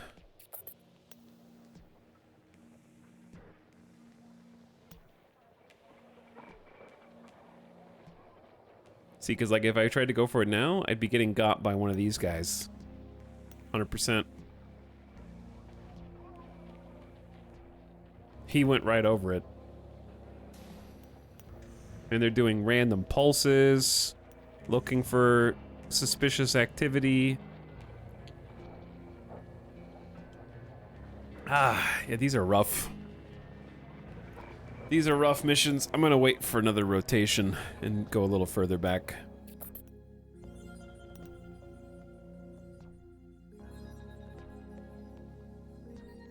And just sit over here. Like a fly on the wall. See, like, if it were in there now, the funny thing is, you can't even see them because they're obscured by the cloud. Like, this nebula cloud also hides signatures. I wonder what happens if I just go in the nebula. What are the save scum rules for this playthrough? I'm gonna try and do mostly self-imposed Iron Man, but I also want to have fun. Nebula is only 20, now it's 90. Oh, it's coming, of course it's coming out of the nebula now.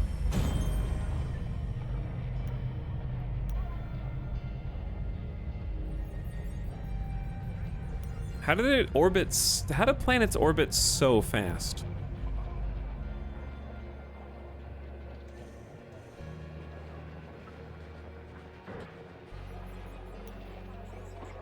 How do they go through space so fast? Okay. Oh, I almost got detected. They're like all over here. Huh. Here's...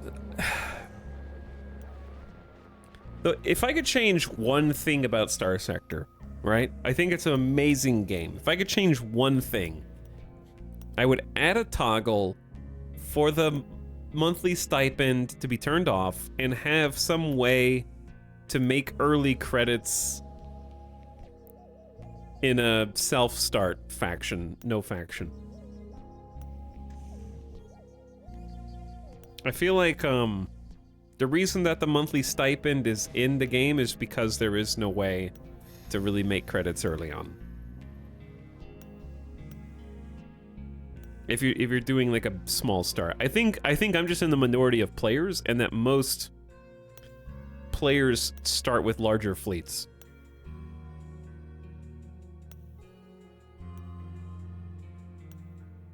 I think I'm just one of the only people who like intentionally plays on the weenie start.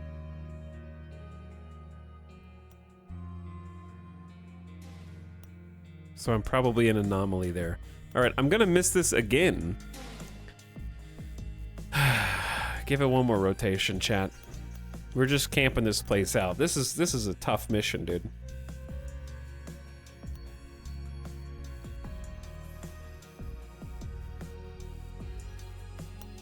The funds eventually go away. I know. That's besides the entire point.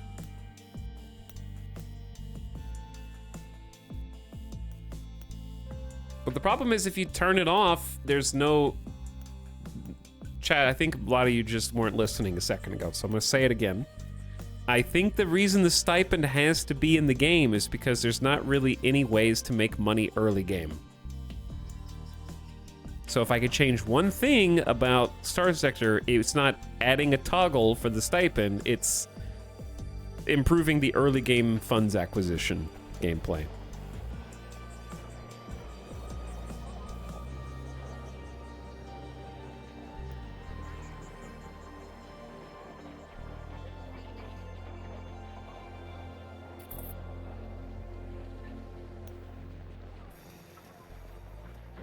Okay, we're gonna wait until this comes through, and we're gonna just go for it.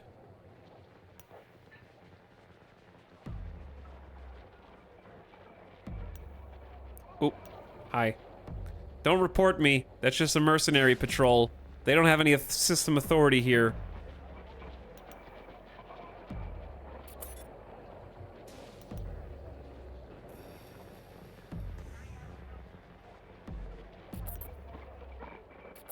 I think my ideal, easiest way to fix is...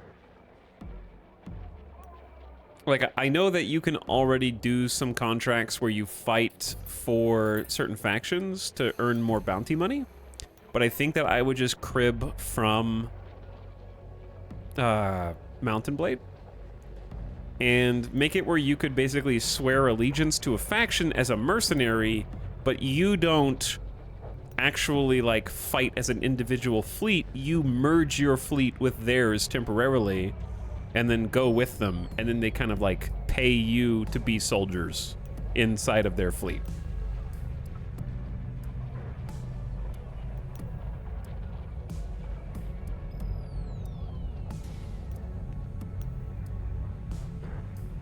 I think there's plenty of options to make money early game. I think it's just an issue new players won't know how to do it. Okay. think.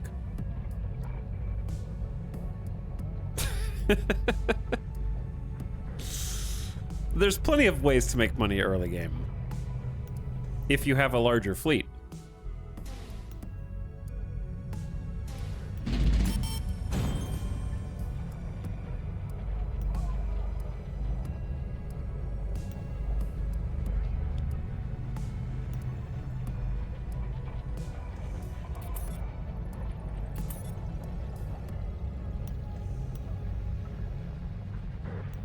But the simple truth of the matter is, you do not, if you're doing a cadet start like I am with 20k, 20,000 in the bank, 2 ships, limited fuel, you can't trade unless you're trading with static core systems because you have to know what the trade routes are ahead of time to use your resources.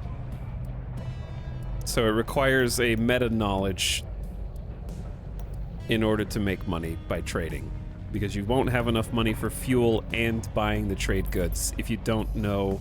Don't pulse me, bro. If you don't know where to go already. I like how we've almost made more on the monthly payments than on the spy sat mission itself. Yeah. Cadet star, your options are whatever system bounty spawns at the beginning. That's about it.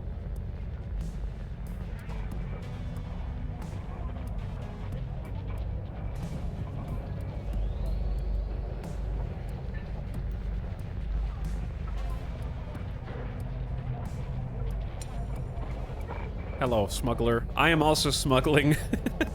We're just waiting on this target location to rotate back around, and then I'm just gonna go for it.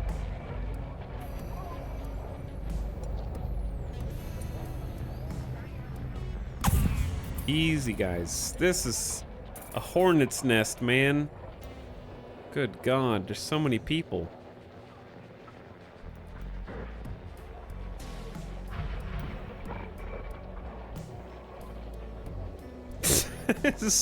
The gray fleets don't matter. There's an actual battle happening. See, that's the best time. Like, these neutral scavengers are hostile with the Ludic, which is good for us. I'm just gonna get in on this, hopefully. They haven't seen me yet. Okay. They just pulsed. I'm going for it. I'm going for it. Now's my time. Your nav officer reports that your fleet has arrived at the coordinates provided. The spy sat is ready for deployment. The go button flashes softly on your command interface. The bay doors open and the spy sat is released from its cradle. You watch the display feed as built-in maneuvering thrusters puff softly, guiding it away from your flagship. The image flickers. Your sensors officer looks up in alarm. Sir, I don't have a track on the sat. It's just gone. All right, and we're out. Like a thief in the night.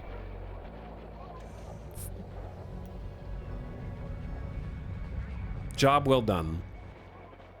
66K in the bank. All right. What else is in this system while we're here? But yeah, like,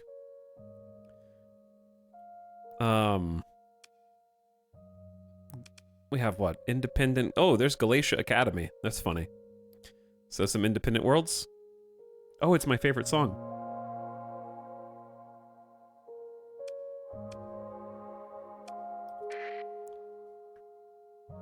We'll just go to the other Ludic place. Dean. Oh, this is my jam. It's a bit early in the stream to be jamming to this, but that's okay. All right, transponders. Here's the thing. If you're too close to them when they see you turn the transponder on, that can be a red flag too. All right, transponder is on. And now we can be seen. Like we were never even there.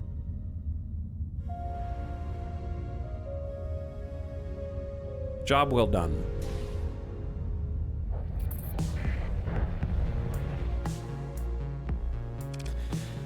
Whew. Good job. What are you guys selling? Some garbage? Just some actual garbage?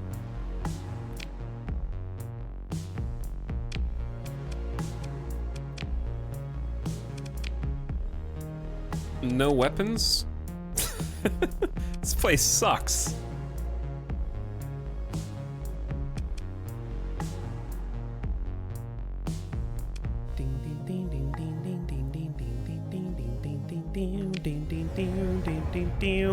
All right, let's go.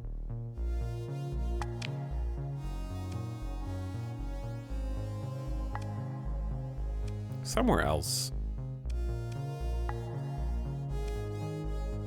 Sindrian Dicta and Ludic Path. I want to go somewhere where we can actually fight and maybe get some ships. I also need to decide what kind of ships I want to start acquiring.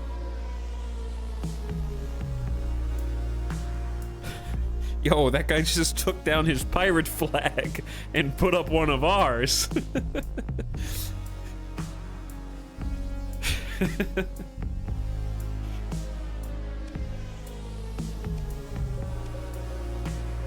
I want some, like, combat situation. I think I want... I kind of in the vibe for a laser light show. I like trying to just make a bunch of laser ships work, but I know that there's a bunch of new ships that we need to figure out what they are and where they are. I'm just looking for some systems that aren't too far away. I honestly think the system that we started in was pretty good with the double pirate base and the Ludic Path base. Like, that was honestly a pretty solid one. So we'll just go back, because there's some action that we can find there for sure. And I think we should have enough fuel to get back there pretty easily.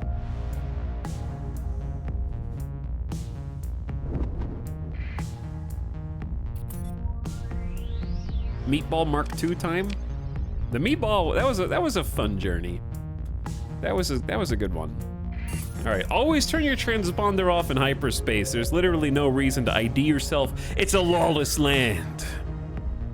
Nobody needs to know who we are here.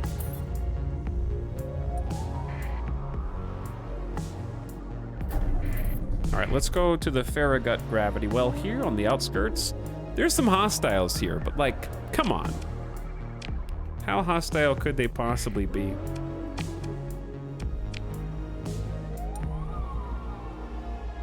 We're fine.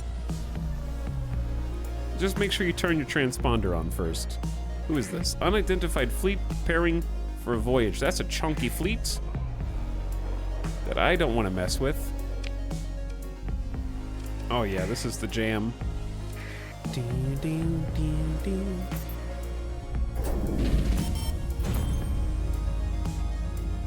My monthly income!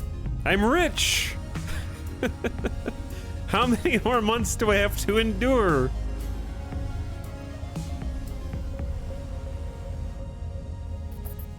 Alright, there's a Murmur base. Hostile pirates can just pop out of there at any point in time, so we don't want to mess with that. Let's go check out the Independent Station and see what they've got going on.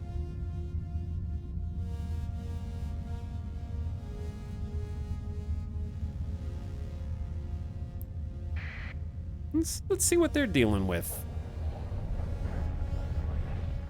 Hey guys, what you got for me? Got some basic independent ships. Lots of D mods on these things. The black market has got, ooh, what this? That's new. Vanguard class heavy frigate. It looks like the Tritachyon disc. That's cool. 3 small hardpoints that are composite, 5 small ballistics. Chunky boy.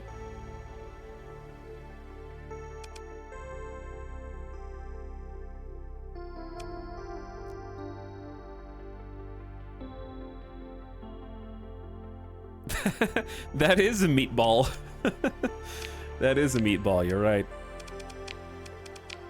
I want to see what type of weapon stock they have here. Mining blasters, junk, There's 3 sabos in the black market.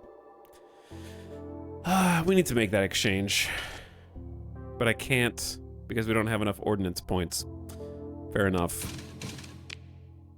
We really need the SRMs for the extra ammo.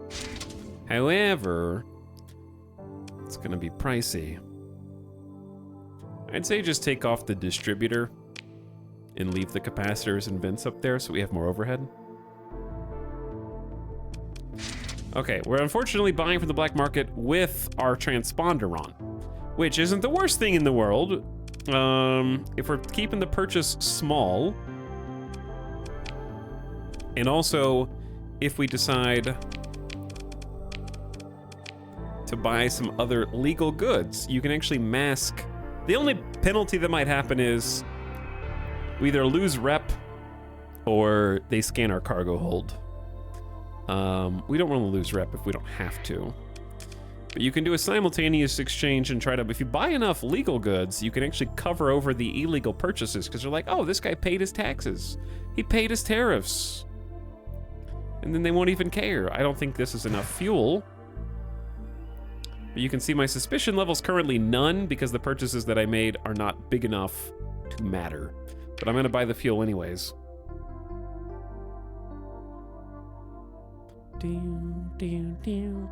And looking good to go.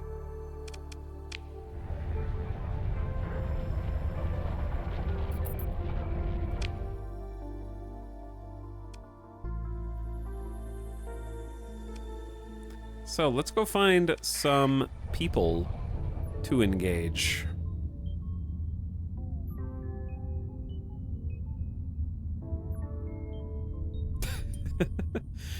Chat, it is fun every time. It's playing Star Sector is like going to a museum, and I don't mean because the game is that old. I mean because it's just fun to go back to the museum of the game that created our endearing term Jeff on this entire channel platform. And it's like looking at a zoo, like an exhibit. Like every time I look over at chat, it's kind of just like, I remember, you know? The memories come flooding back.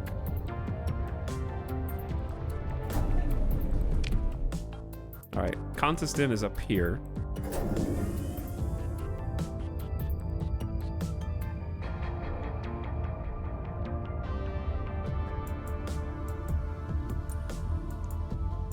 Who is this? An unidentified fleet on a salvage expedition. They're probably chill. Our problem is we are a small fish in a big pond, so we want to be careful.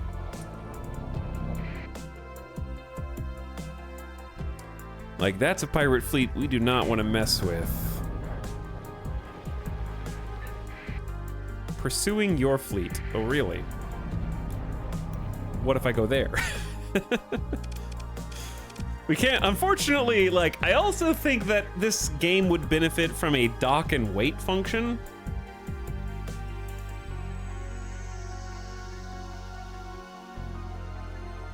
The ability to, like, land your ships on a station and then advance time would be incredibly useful in many different aspects. Like, the best we can kind of do is just sit next to it, which is basically the same thing. Because if they attack us, I believe the station will come to our defense if it's capable. But it would be nice to also just have kind of a landing feature where you don't accidentally left-click and get too far off one side. Like hiding in a castle in Mountain Blade, yeah.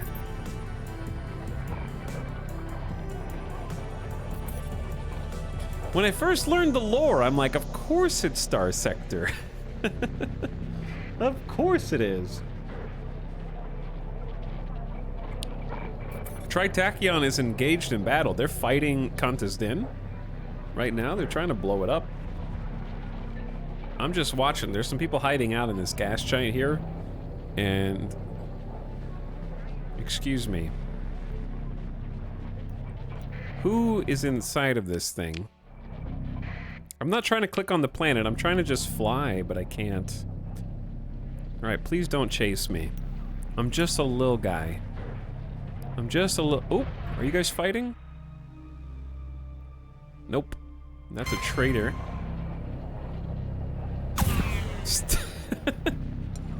This place is too spoopy.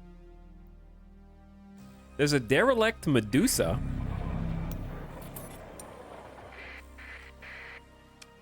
Your fleet approaches a derelict. A nearby hostile fleet is tracking your movements, making exploration impossible. How dare you track my movements? Consider ship recovery. A Medusa would be an incredible flagship for us to get at this stage in the game. It's only got 2 D-mods. Glitched sensors and degraded life support. That's honestly not too bad. It's in full fighting condition, it just has a lower crew.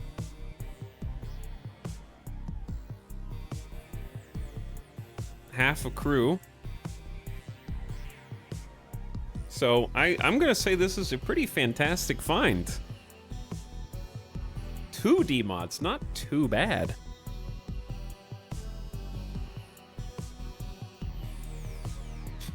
This is actually a totally viable tactic that you can use at the beginning of the game, which is following other fleets into combat. Let them duke it out, and then pick over the scraps left over, and you just get to salvage whatever you want.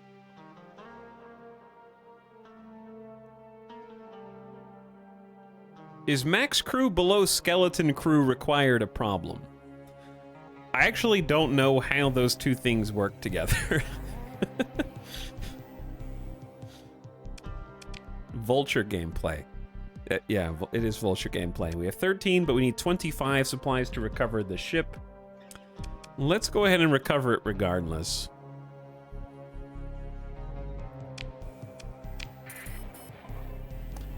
Some of the ships in your fleet are dangerously low on combat readiness. Yes. Then we're going to take it straight back to Kamana. And then we're going to consider our options. In this case, we're just going to buy some supplies from the regular market. This is what we've been saving all this money up for. We got over 100,000, 141,000 in cash right now. Feeling pretty good about that. We're going to need some more fuel. If we decide to leave, we're definitely going to need some crew. So the total personnel, okay, so here's how it works, right?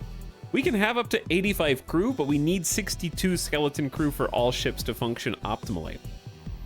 So basically what it's doing is, it's preventing the Medusa from having, say, a crew of 50 when they need 35, but because we have the rest of our ships in the fleet, it's tallying the totals. So if you have 3 ships and each one has a max crew of 25, you can have 75 crew, right?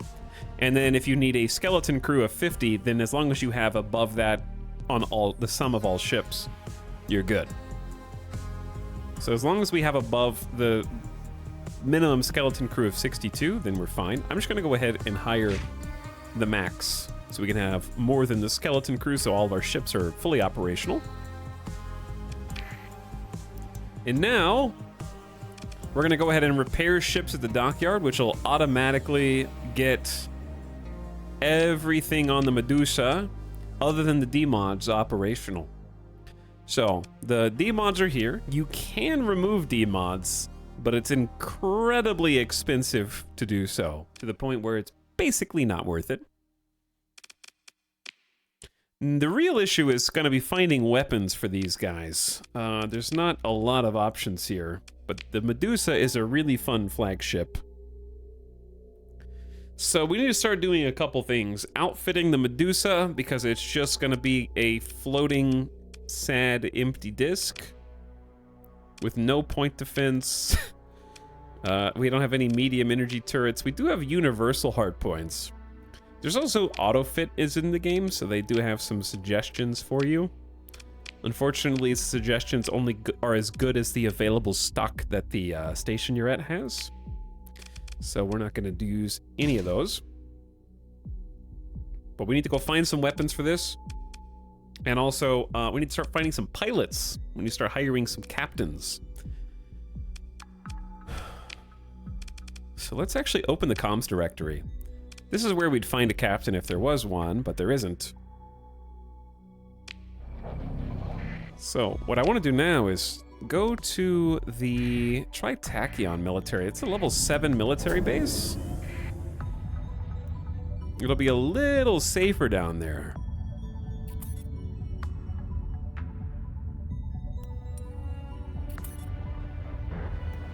And let's go see if they've got any friends for us. Hey, a mercenary officer. Your comms request is promptly accepted. Akna Hazen looks you over for a moment and nods as if you passed some kind of test.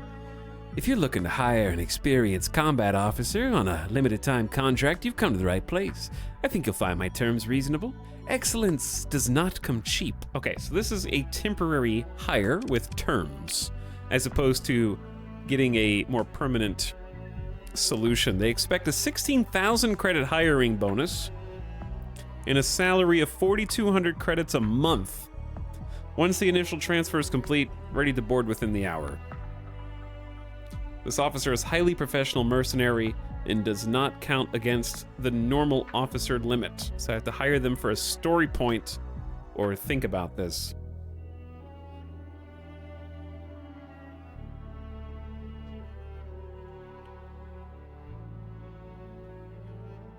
The typical contract length is 730 days. They could be terminated early. I'll think about it. We'll look somewhere else first. We don't even have... You'd be flying it. That's a really expensive kite pilot. Let's see if there's any guns on this Tritachyon station. They have some black market options. They do have some point defense lasers. Oh, they only have one? Oh, that's mine. They only have 2 LRPDs? Why? No one has any military goods at all, it seems like. These places are bereft of any good weapons whatsoever.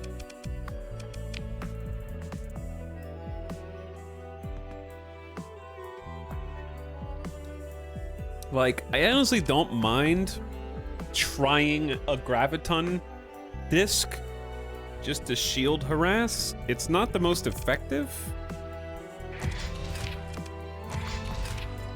but it's not bad as a support with 2 gravitons, which are kind of just anti-shield, but they're not particularly strong. They just have an incredible range. A couple gravitons, probably would put some harpoons on the front. But we only have the doubles.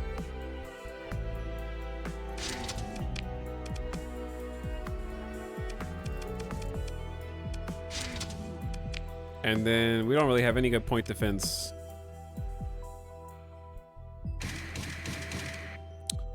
Huh. Well, let's see. What do we want to do? I think I'm just going to buy the gravitons just to have. Just to put those in the back pocket. They got some interesting large form weapons, but not much else. There's a harpoon MRM for missiles. I feel like buying a couple of those.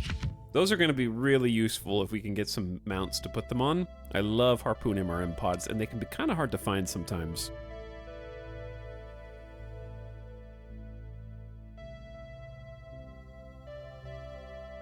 Okay. Other than that, we're good.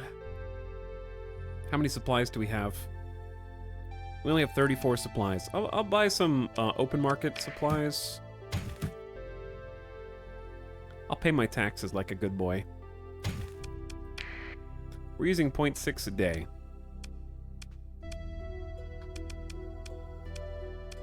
I'm curious what kind of ships they have for sale as well. Not much on the open market, very limited. Eventually we're gonna need things like a tanker, carry some fuel with us for those longer form trips. Black market's got some phase frigates, tons of different ship types, even just in the vanilla game. but eventually you can expand those. I forgot that there were Tritachian brawlers. That's cool. Is that... I don't know if I've ever played with one.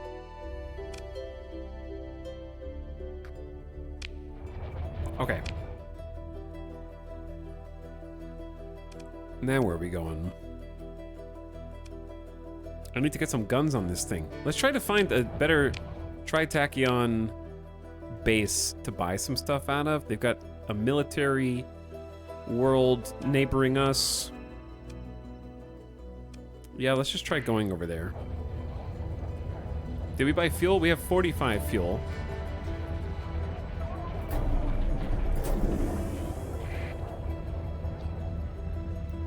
All right, let's get out of here.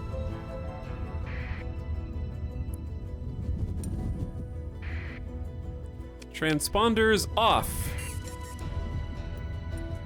In the lawless land of space. Star Wars mod is OP in this game just for coolness. There are a lot of cool faction mods. But yeah, seeing all the Star Wars ships is pretty sweet. I'm sure you could probably find some Star Trek if you wanted.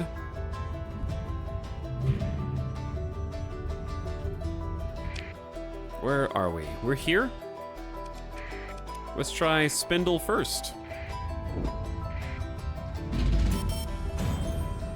Thanks for the cash. We discovered an inactive gate. We're gonna discover a lot of stuff over the course of this campaign. All right, what do you got for me? Nothing. Heavy blasters can be fun. Okay, you know what? Just for demonstration purposes, this is gonna be hell on my flux. We need like max capacitors and max vents for double heavy blasters. And then you need something like... something free on the front. Probably harpoons.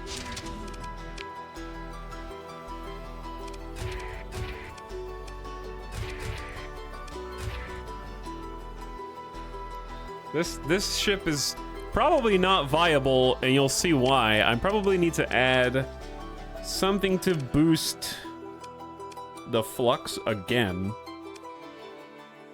Flux coil adjunct will boost flux capacity an additional 200, or it'd actually be 400 because of the ship size. This is a destroyer.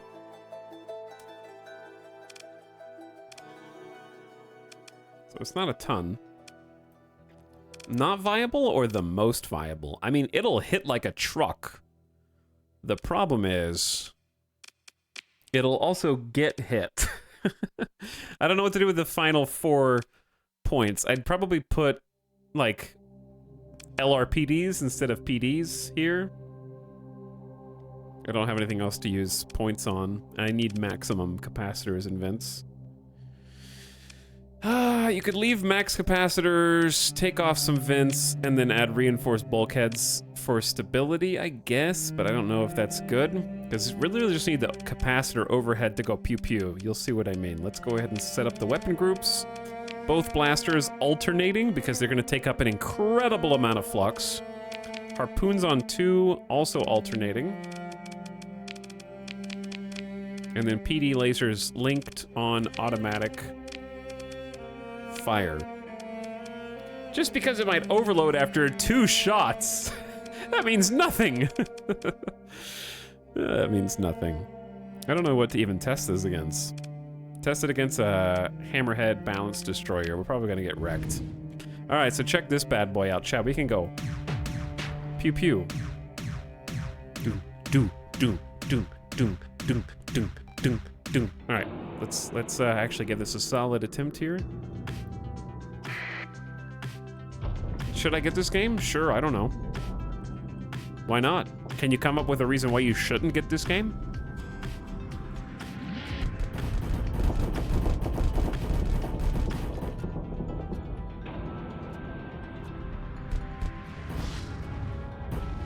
I'm teleporting. Who's gonna win the Flux War? Who's gonna win the Flux War? Who's gonna win the Flux War? Overload. All right, I vent while he's overloaded. Because I can't pew pew. I guess I should have shot my other harpoons. That's okay. I don't need to. Oh, you are cooked.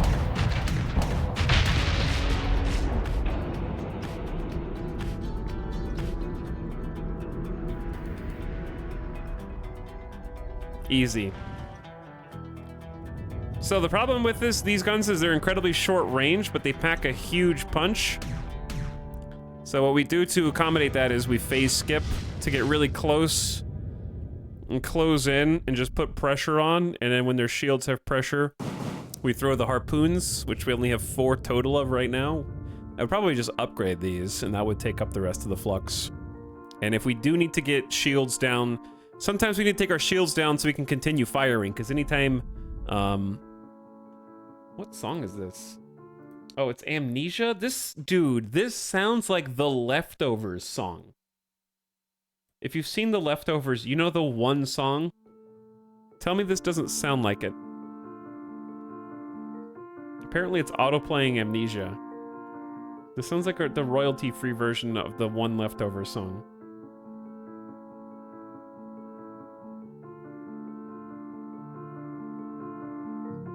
Some of you guys are like, what the hell are you talking about? And that's fine.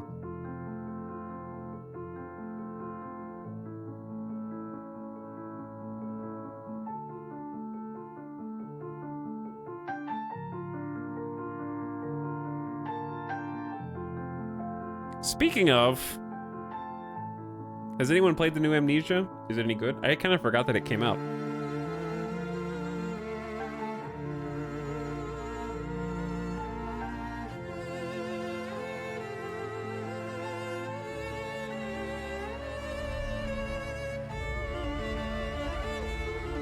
This has to be inspired by The Leftovers.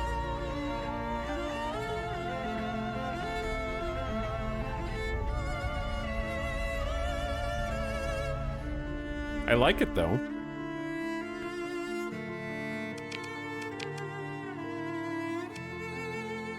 Should we actually go with this as our ship design? Maybe. It does work, it's just our point defense lasers are garbage and only have 400 range.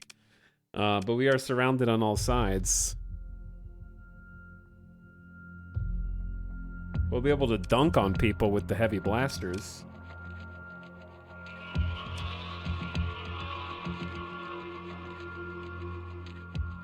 Okay, I actually have to choose a soundtrack now because it's doing Soma. I don't think we're gonna get too spooked by Soma.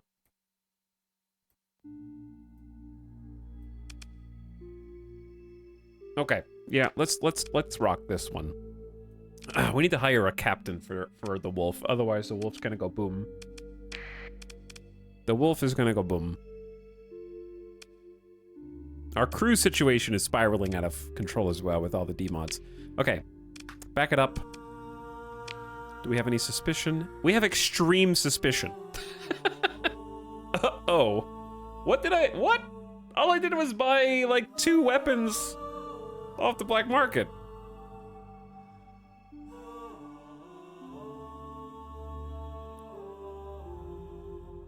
What's wrong with that? Okay, well, how about look at this. I'm gonna buy like the rest of the fuel. That's 1,300 bucks. That means no suspicion, right? Please, I don't want to make Tritakian mad at me. I don't have enough money to pay taxes on. There should be an option to like slip some officials some under the table bills to look the other way, so I don't have to go through the trouble of turning off my transponder and then turning it back on. You know what I'm saying? Let's maybe buy like a little bit of heavy machinery. That's not enough. Or actually, our cargo hold's almost full somehow.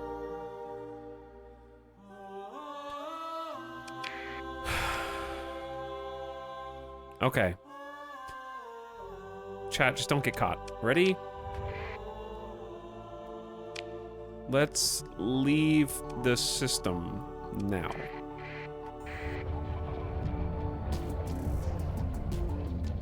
I think you just get rep hit even when they don't contact you sometimes, right?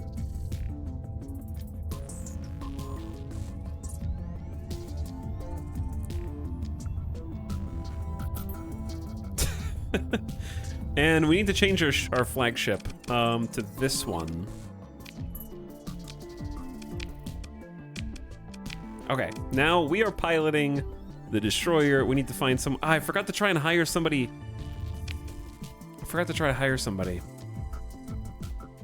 Too late. I'm not going back to that station.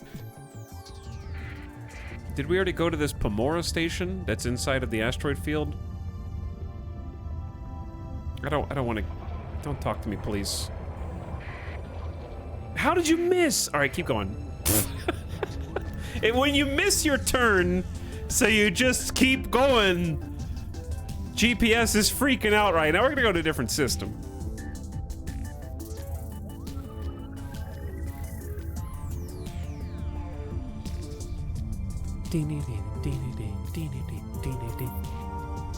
Out we go.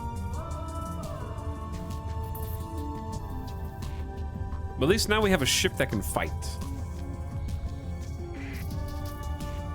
I feel a lot more confident taking on some larger fish. I want to do some combat. We've only had one proper fight so far.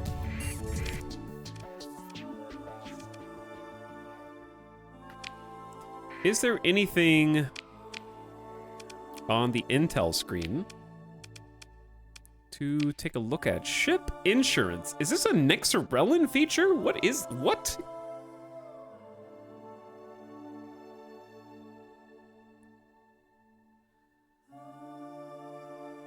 They put cheat codes? They put cheat codes in Nexarellan? You can insure for 40,000 in cash. No. You're not gonna get me again insurance, okay? The amount of money that I would pay on insurance, I could just buy a new car if anything bad happened.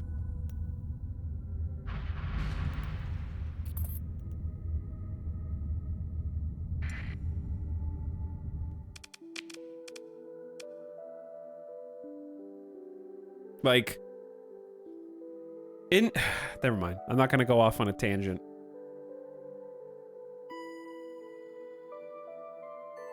Insurance is like, okay, maybe I am. Insurance is like a reverse raffle. I mean, it is like a raffle though. But the reason it's a reverse raffle is because everybody puts money into the pot, but the winners are the ones that have to use the money. So like the losers in this case. That's why it's a reverse raffle. Everybody's putting money into the same pot.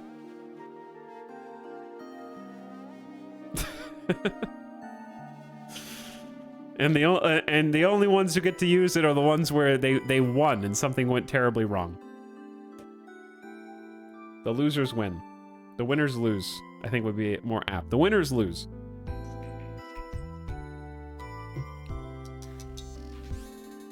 Because your best case scenario is you pay a bunch of money and nothing ever happens to you where you need to use it. And then you just lost a bunch of money for no reason.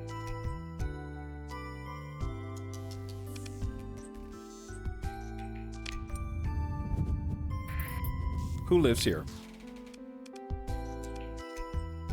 Ludic Path and Pirates? Sindri and Dikta is also here?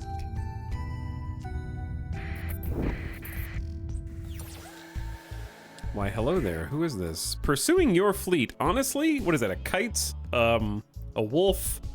We could probably take this. I would rather have a pilot. Let's give it a try. What up, nerds?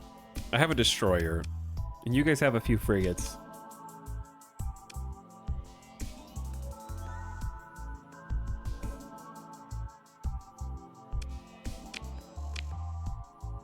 We're deploying all ships. And what we need to do is make sure nobody really splits up.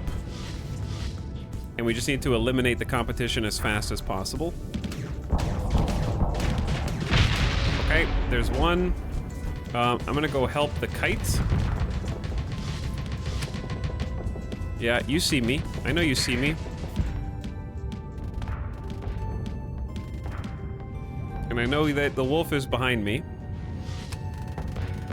This guy is not gonna get caught unless he really wants to. This hound is fast. I'm missing every single shot. That's not helping.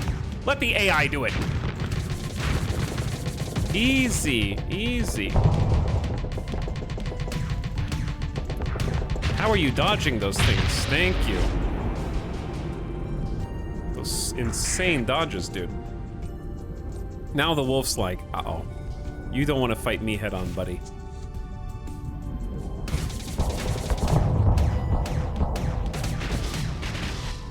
I can do that too.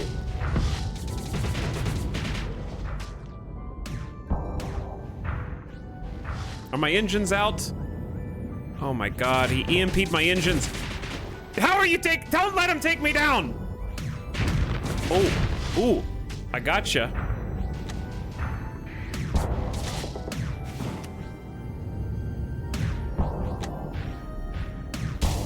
There you go. EMPs are so annoying. Good god. Did the other one escape? We destroyed 4. 1 got away.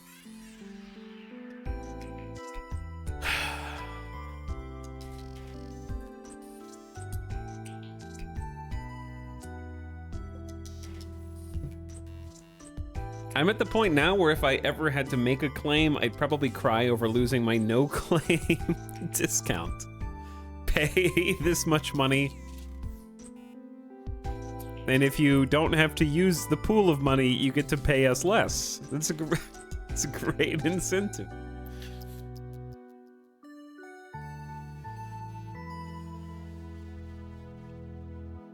Okay, do we want to pursue the last one and just... the problem with pursuing the last guy is we don't really get much out of it. It's just a shuttle, so we're just gonna let them go. And we don't want either of these ships to be recovered, so let's just pick through the wreckage. Take some supplies to try to pay for repairs, top off on fuel. 1 of our crew died. We have a full inventory now. We don't want the mortars. I do want the dual autocannons. And we can just drop the single ion cannon to make some space for it. 2 story points to spend.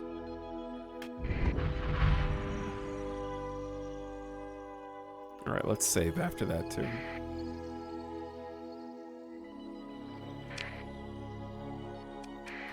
Does it not make sense to recover and sell the ships? There you are.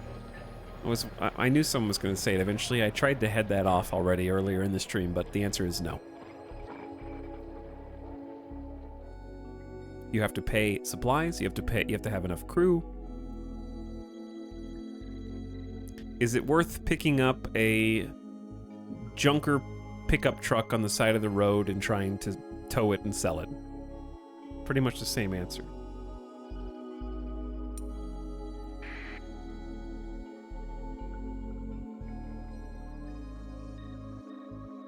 Who is this?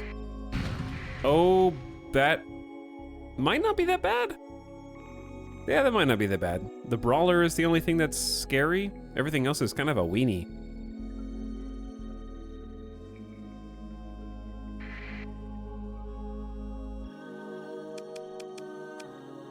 I don't know what our combat readiness is at, though. It's actually fine.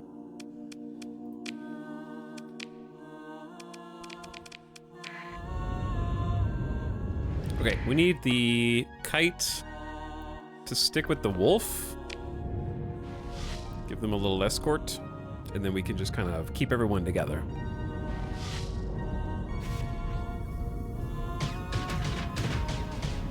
Yeah, that's gonna sting a little bit, Mr. Hound.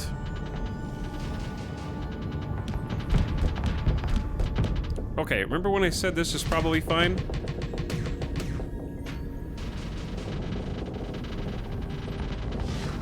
Remember when I said that, chat? There are gonna be a lot of random fighters here. This brawler on the bottom left is the thing that's scary right now.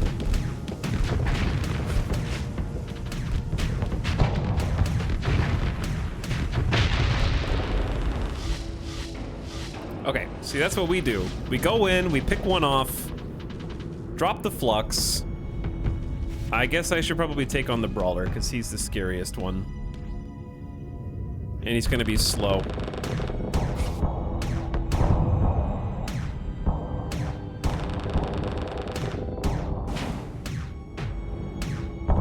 How are you not overloaded?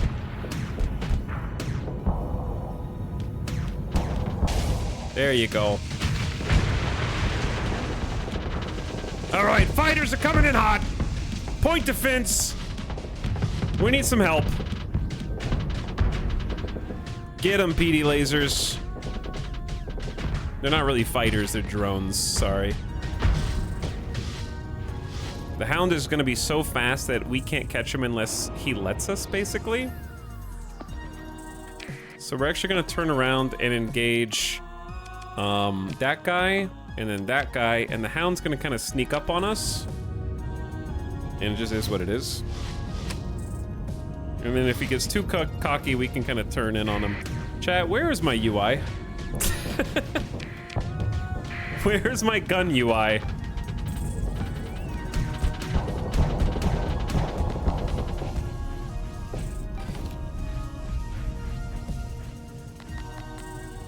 Tilde? Okay, thank you.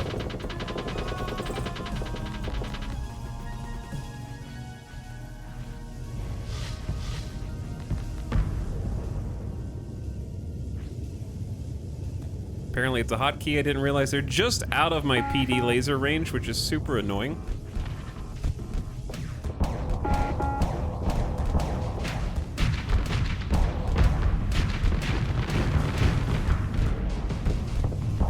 Ooh, it's getting spicy in here.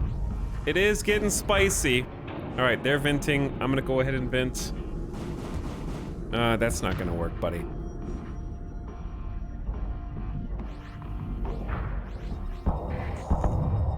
No missiles for you. Got a Shepherd class disabled. All right, he's showing his ass. Big mistake. Got some missiles for you too. All right, back it off a little bit. All right, where's my friends? Literally just finished the job. You are being drowned in gnats. That is correct.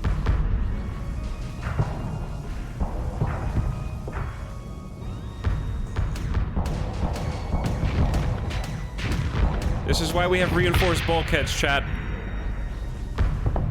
This is exactly why. How many missiles does that one ship have? Also, where's my ships?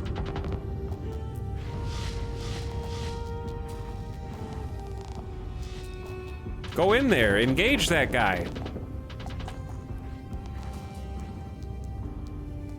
They're using like chaff and flares around my point defense.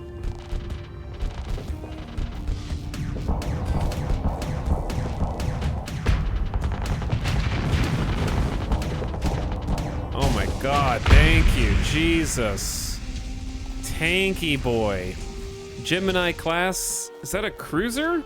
All right, we're gonna have to do some repairs after that. We lost 6 crew in the fight.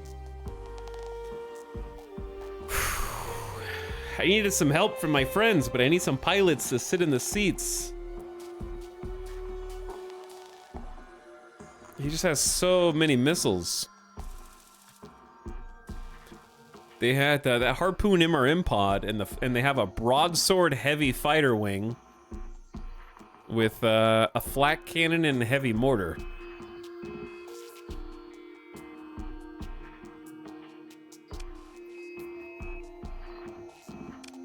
Okay, we're gonna let the last guy go.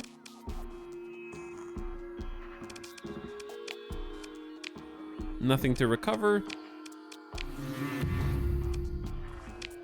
Relationship with pirates reduced.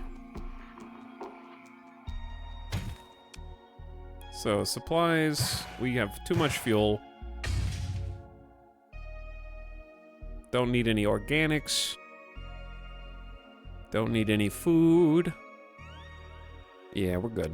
We're already overburdened a bit. Supplies are currently the most important thing, so I'm gonna get rid of like light machine gun, swarmers, the little sabos.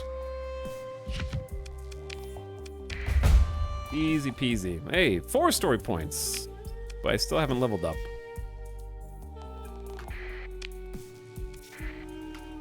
All right, we need to go do some repairs. Some of the ships in your fleet are at low combat readiness. Yes, they are. Chad, do you remember when you had to salvage every single battle that you ever had multiple times? God, I'm glad that that's not a thing anymore. Wait, we can't go there. We need to go to Sindri and Dikta.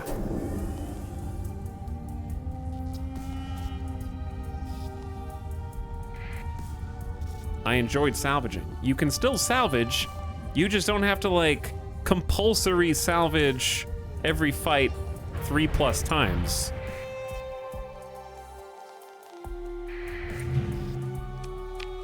There's still other battles that you can salvage, but you just get the salvage in the first salvage. Spam salvaging was quite stupid. One research base gave like 3 times tech and such. Yeah, you would just get a ton of rare mats. Wait, what is this? Your fleet approaches Tyrion. You transmit ID codes via the transponder and you're soon granted docking clearance. Your comms officer calls for attention. Captain, we have incoming from an official channel. No ID provided. They forward you a link to their personal interface. A Sindrian Dikta officer appears. You first recognize the uniform of the Internal Security Ministry, the secret police.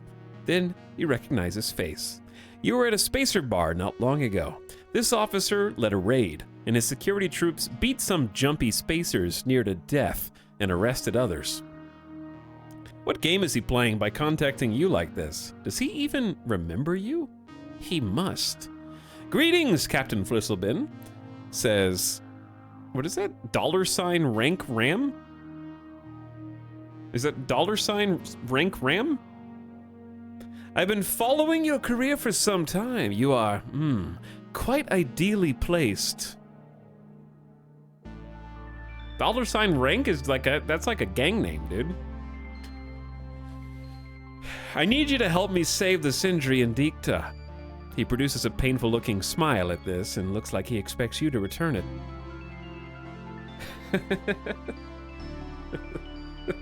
His new album was sick. Let him know for me.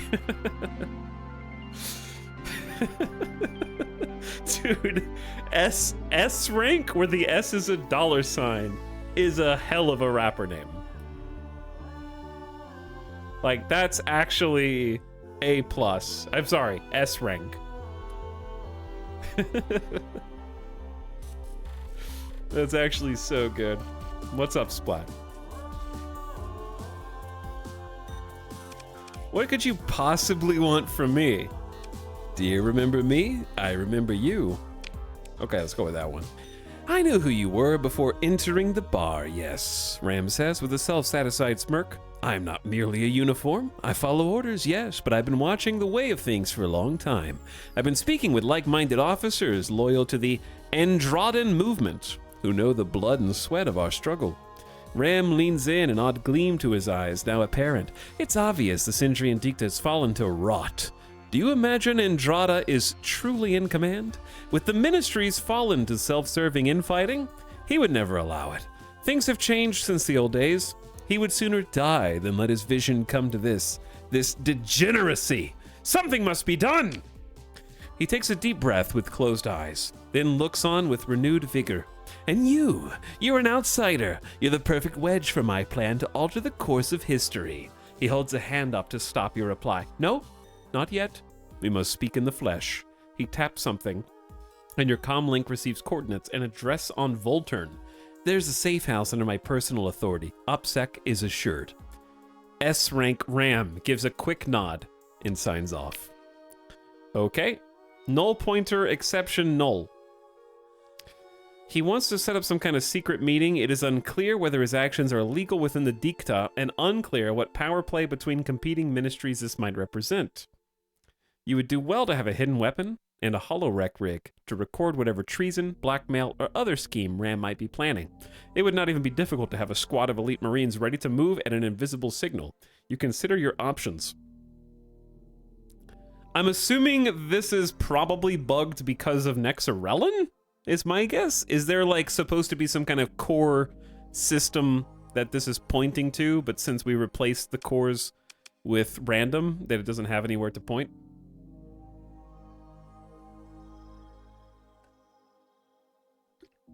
Excuse me, mod makers that work for free and do things with no pay, I fully expect your mod that I haven't even played or supported in years to be fully compatible with my new updated game that came out a month ago.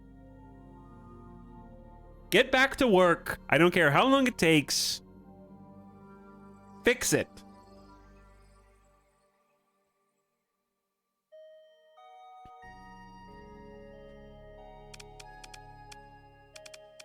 Ruining my immersion, okay? I have the good graces to be playing your mod in front of people for exposure, and I feel like I am validated in my expectations.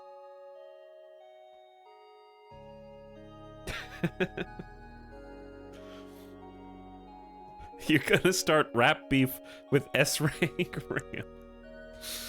It wouldn't be the first time that I had some rap beef on this stream, Splat. Somebody post the RimWorld charity clip. All right, let's fix our ships. Oh, we need to look for a captain. Nobody's here. No captains. What I'm looking for... I do want LRPDs as an upgrade for this thing. The problem is... I don't think we can hack it. It's going to be too expensive, because PDs are 4. Wait, LRPDs are also 4 ordnance points. 50 damage per second? Chat, in what world... It's 40 flux per second versus 30. In what world is a PD laser better than LRPD? Because LRPD has twice the range, so it can start shooting things twice as far out. And the damage per second is also higher, and the flux usage is lower. And the reason the damage per second is higher is because it's 50 versus 75, which looks lower, but because it can start attacking from twice as far out, it'll be able to deliver more damage before the projectile comes in. Total. Right? Am I crazy?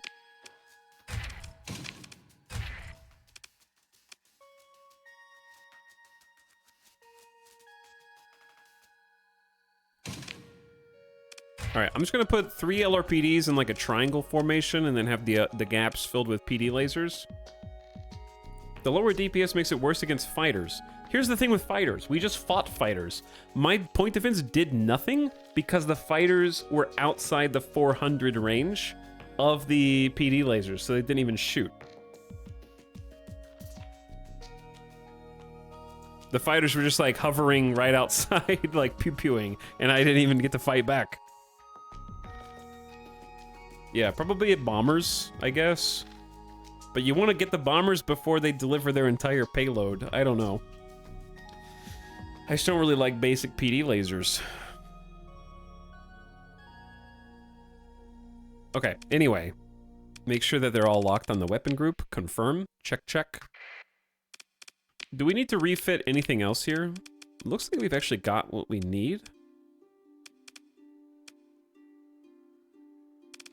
How are we looking on Black Market? Minimal suspicion. Okay, let's just leave.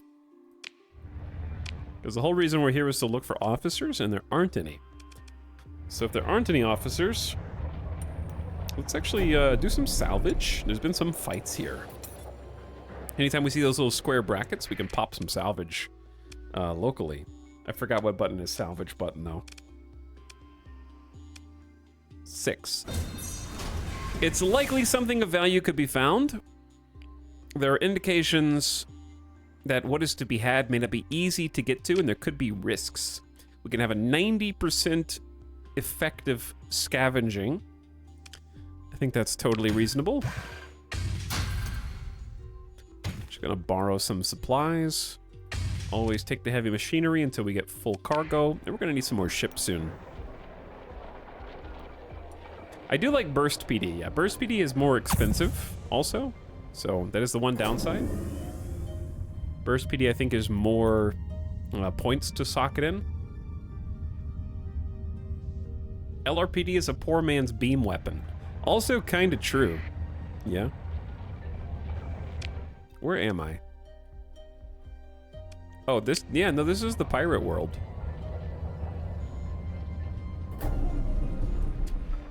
I wouldn't be opposed to trying to do some trading in this run because we have random core worlds, so finding the trade routes is actually not going to be, like, instantaneous. Who is this? Hey. Pirate smuggler who's ready to go and smuggle. What if I just intercepted you? I like the gameplay of escorting a huge hauler. I enjoy that also, yeah. God, the Medusa just makes all of this viable. The Vigilance and the Lasher are not easy prey, but they have a lot of D-mods. So I think this should be fine.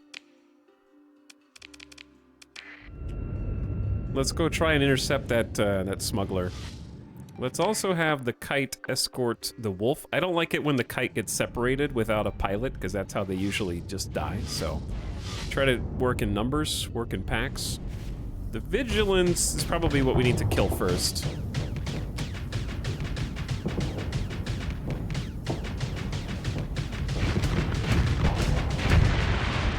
Alright, big boom. Who's next? The Lasher? Probably the Lasher on the bottom. Okay, team, where are we at here, fam? Well, if this guy is the one that they want to attack, then nice.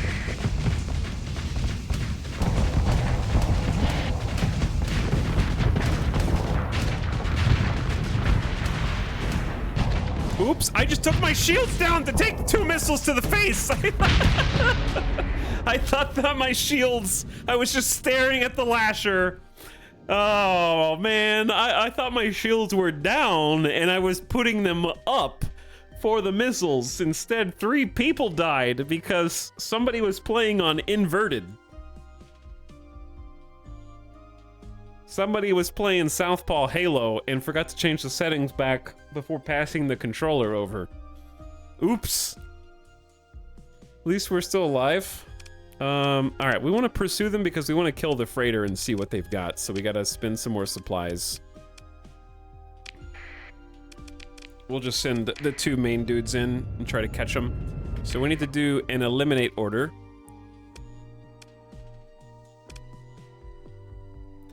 So we'll do eliminate and eliminate.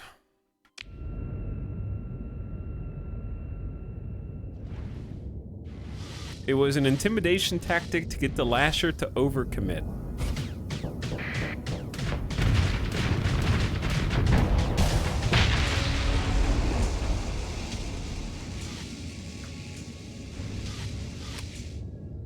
Alright, get the speed boost from not having any flux. You get plus 50 to top speed right now for having 0 flux. I don't think we're gonna catch the other guy. I was mostly just here for the freighter to see what they've got. We're not quick enough to catch the other nerd. So they can just retreat by getting to the top of the map. Inertia is actually preserved. So if I decide to stop using the thrusters.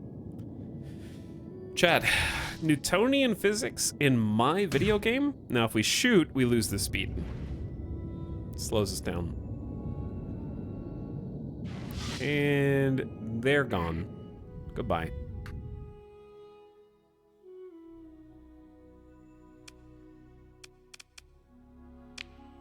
Definitely don't want to recover those. So, what did you... This freighter didn't have much, or we blew up everything that there was? You just have like a heavy autocannon, some supplies, nothing fancy. Starting a little weapon collection here. We leveled up! Very nice. Skill points. We have 5 story points to play with, too.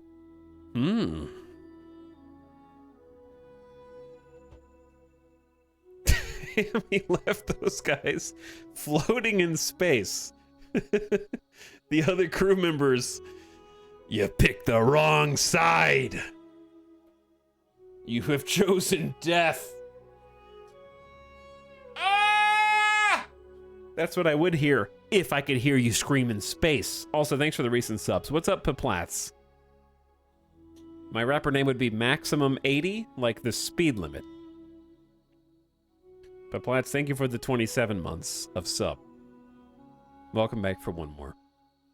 Maximum 80. Nobody has an 80 speed limit here. You must be like kilometers per hour.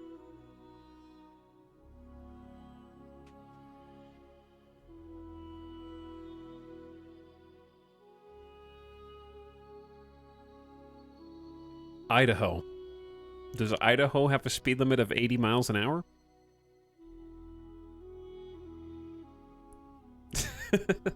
Canada does? Bragger Crab, thanks for the 4 months as well.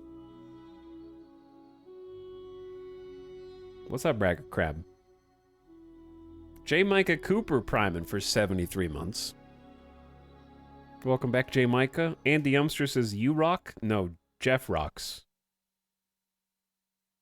What's up, Andy Umster? Godfiend says, speaking of free money, check your Prime subs. I did. I'm looking at it right now. Thanks for sharing your Prime. And Tez, thanks again for the 9 months. If I missed you earlier, I think I saw you actually. I-90 is 90?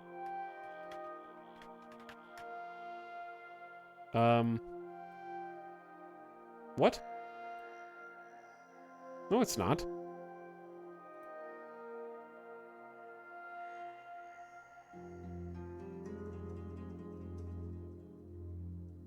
$80 kph on the highway here in California. You're not, you don't know that because no one measures it in kph in California. Prove it. I can prove it. Speed limits in the United States by jurisdiction.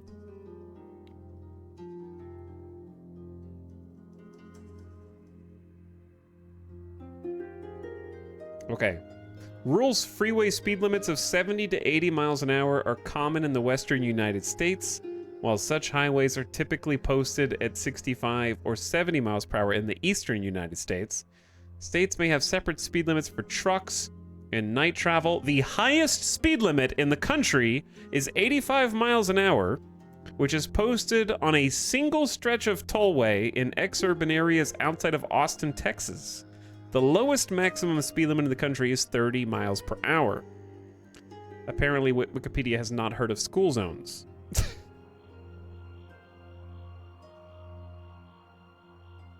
So it's definitely not, like, it's not 90, it's 85. You might be going 90, but the highest in the country is apparently outside of Austin.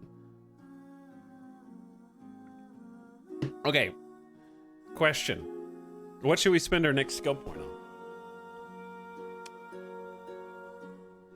Peak operating time is probably good if we want Tritachyon ships to continue to be our thing.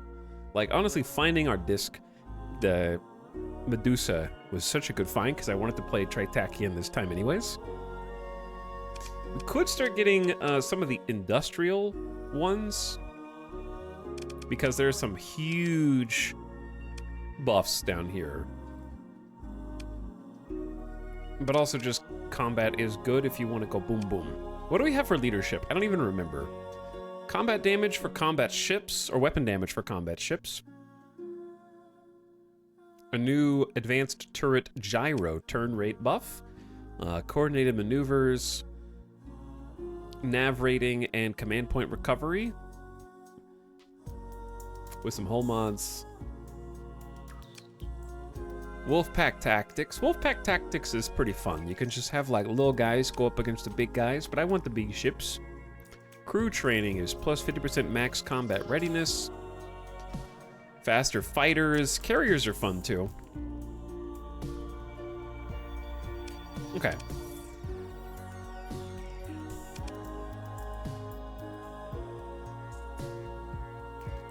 Technology-wise, I think navigation is just great. Like, sensors are neat because it lowers your ability to be seen, and you can be stealthy, and you can be smuggly.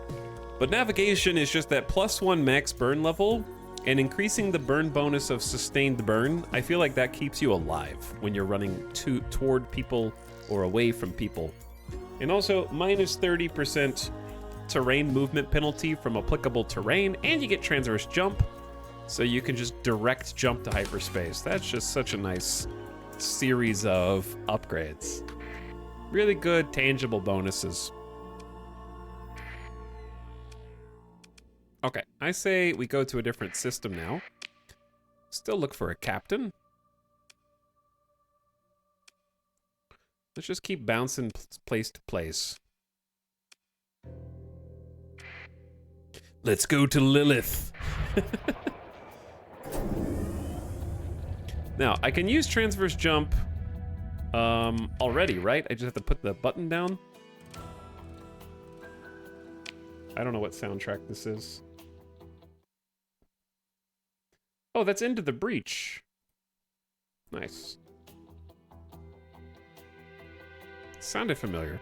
Transverse jump consumes fuel and slightly reduces the combat readiness of all ships. So in general, you don't want to do that all the time when we're very early on right now. Pursuing your fleet, that's awful brave of you. You're welcome to pursue my fleet, because I am going to fight you.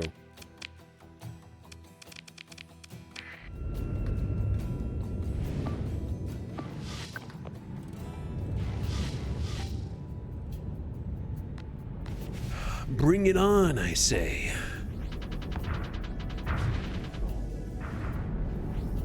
Really? You're gonna try a little torpedo snipe? No.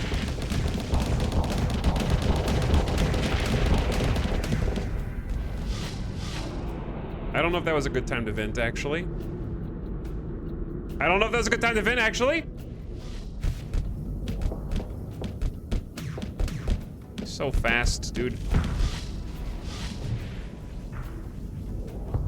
Really?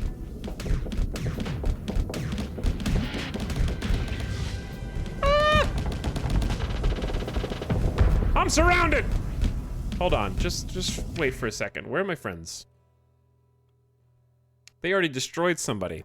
Excellent. All right, we're gonna set this stupid lasher to get engaged.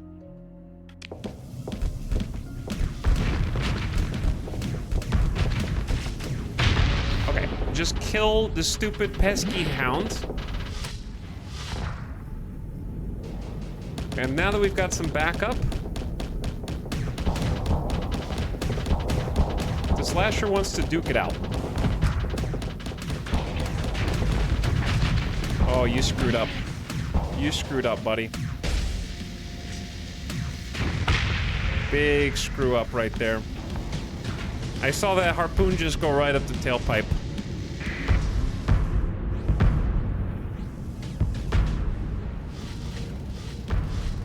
And then 1% hull integrity left on the little drone tender.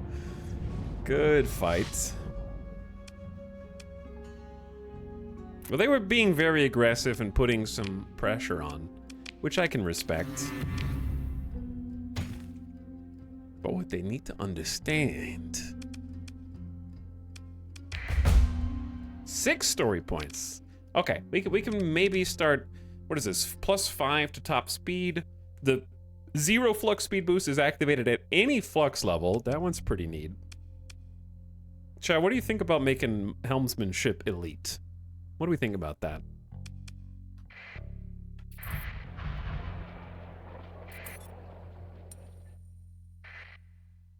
Oops. Hey, hi. Is that a mule? And a buffalo? And some wayfarers? And a drone tender? And a shuttle? If I wasn't like at 39% combat readiness, we'd stand a chance. It would be tough. Just because there's gonna be so many little stinky drones floating around.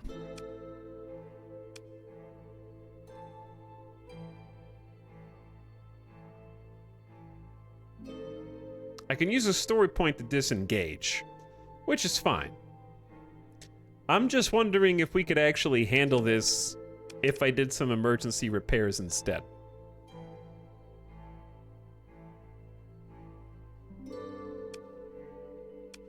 Or if this is too much. Is a mule too much? Let me see what he's got. 2 missiles, 3 ballistas. He's currently got a dual machine gun, a thumper, 2 salamander MRMs. That's going to be a pain just because there's going to be so many salamanders flying around. YOLO it. All right. That... Chat, I just used limited emergency repairs. It said it would bring me up to reasonable combat readiness. It brought me up 5% combat readiness. I went from 37 to 42. Dev! What? I don't think that's reasonable for a story point, if I'm honest. I'd say it's very reasonable. I feel like it's bringing me up to the minimum threshold of not being in the red. When it should probably not go to a set threshold, it should go up a set amount. If that makes sense. Like instead of, I think it was just taking me to 42, even if I was only at 41. You know what I'm saying? Well, apparently that was a reasonable... This might be an unreasonable save scum fight. I also don't know what this music is. But we gotta take out some of these weenies fast. Because here come all the little salamander. Alright. This guy wants to go.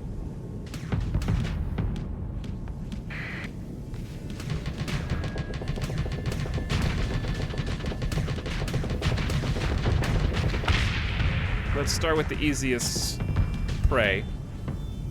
And then come in and help my little wolf against the fighters.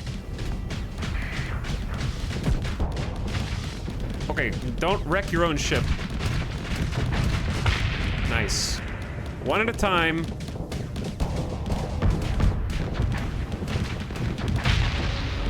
Very good. Let's go ahead and vent. Now we got the mule right here. Let's go ahead and flank. Take out, like we were doing like a MMO raid. You take out all the ads first. All the ads go down first, and then you can take out the boss. Okay, I'm missing a lot of shots and I need to wait until I have a little bit more flux. You can take the shields down to go ahead and remove some flux. He's...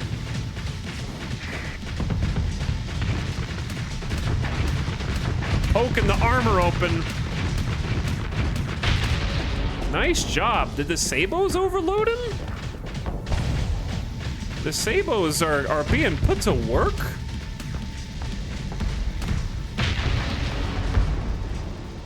Chat, I feel like the AI has improved tremendously for the missile launches because I distinctly remember last time or the time before last we played,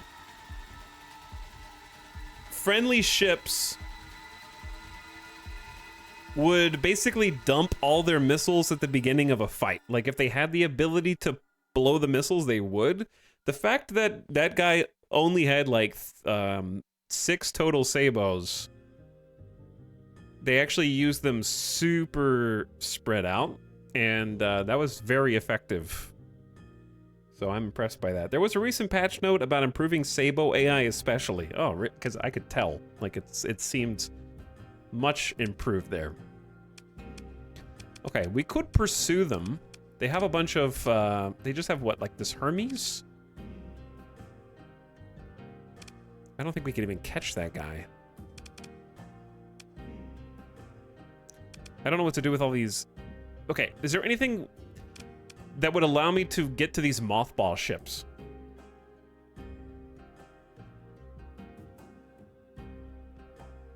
Like, is there any way I can access the mothballs?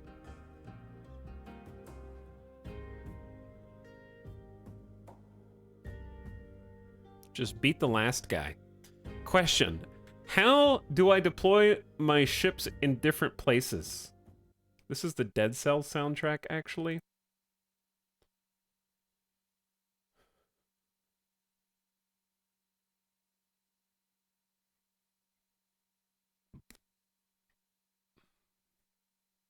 All right, what is this soundtrack? This is a game that I haven't played. We're gonna see what the soundtrack is, because this song has 3.6 million listens. Okay, so we do pursue them, take command, and how do I put them on the side?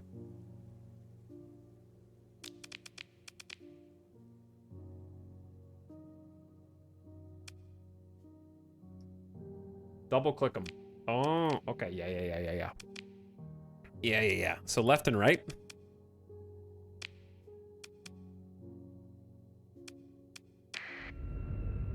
And then we just instantly phase skim up.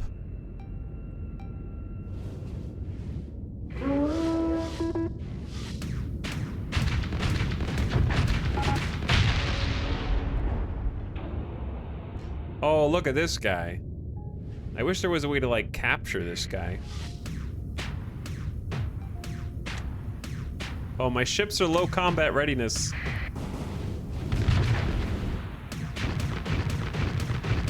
So, they're starting to deteriorate.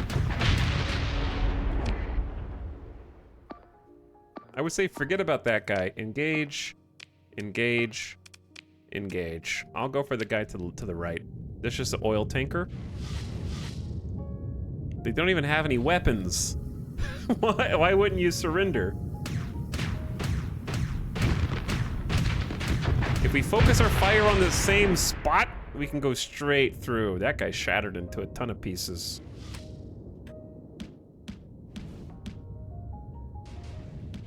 I hear some pews. This is piano time. Somebody retreated. My poor ships are in bad shape. They're doing their best. If you can't catch them, you can't catch them.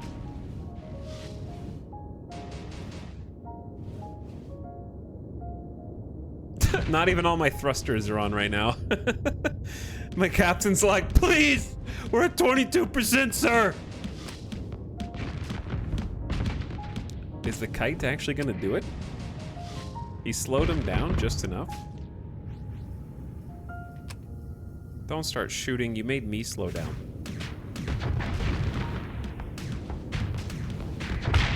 Gotcha. Nice job, buddy. Alright, I think that's it. That's all we could get. Consider ship recovery. No phase thingy that I can see. No phase thingies. So sad. But we did get our very first mod spec.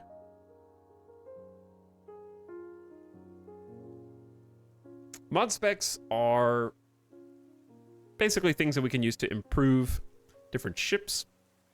This is an efficiency overhaul mod spec. Reduces the supply use for maintenance, fuel use, and minimum crew required. Increases the combat readiness recovery and repair rates by 50%. The per day supply consumption for CR recovery, combat readiness recovery, is increased to account for the increased recovery rate. Okay, so got some maintenance bonuses. They got a bunch of drugs, tons of recreational drugs. We need more cargo space. We need a lot more cargo space, don't we? I want to start collecting some stuff, but we can't hold any stuff. Like, this would just be free money, dude. Chat, is there a world in which we... Never mind. I don't know. I don't want to... Alright, if we just... Shh. If we just go to the cargo pods, put them into a stable orbit, then maybe we can come back to them if we come back within 427 days. We could get a cargo ship and then come back and grab them. I guess it's worth taking the supplies since overburden only costs supplies. Pretty much true, yeah. Also, it's been 3 hours somehow already. Time is flying by. I need to take a quick BRB, take the dog outside, take a bathroom break, go get a snack. Nice, a Star Sector stream. What's up, Wildflower? Hello, Ghost Assassin. How you doing?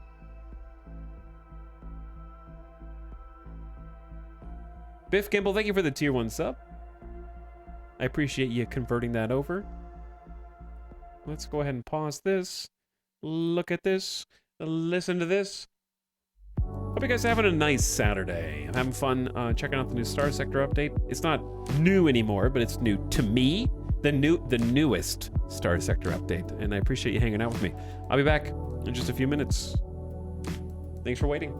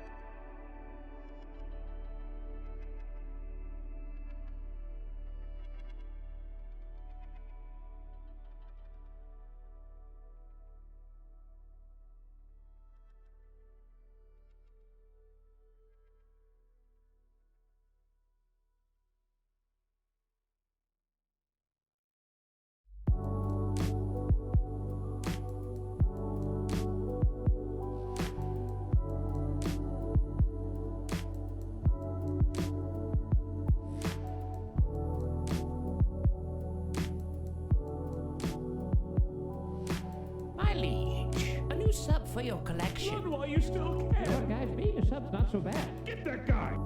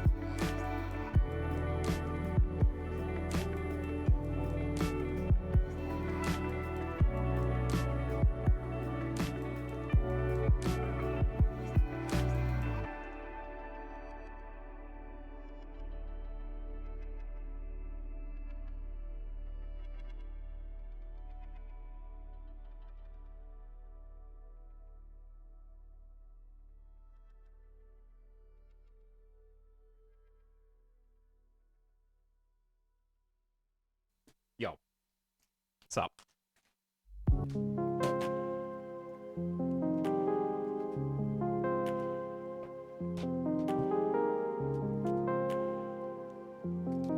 Hey.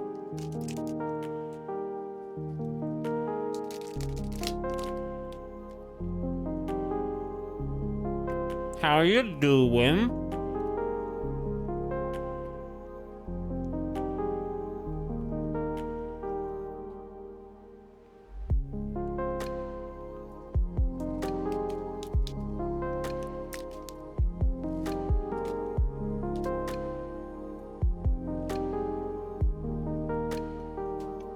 Who gifted subs? What's up, Zap Guy? Thanks for gifting us up to Wildflowers, Smirnock Ice, Real Lupos, Satish, and Sir Biggins. Enjoy your subs.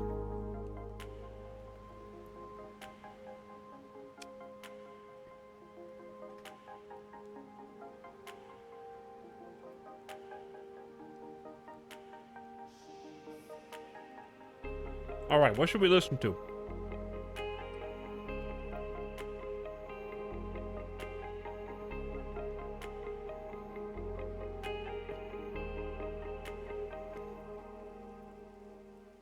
I feel like there was one more.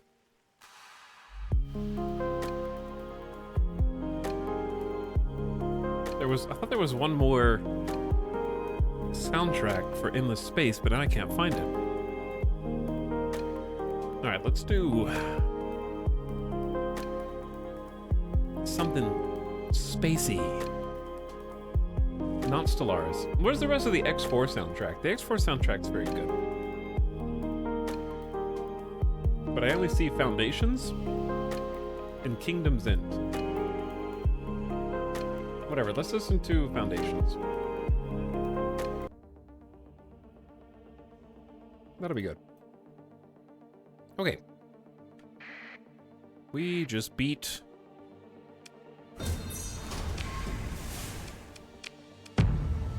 okay, we just lost 5 heavy machinery to a big explosion.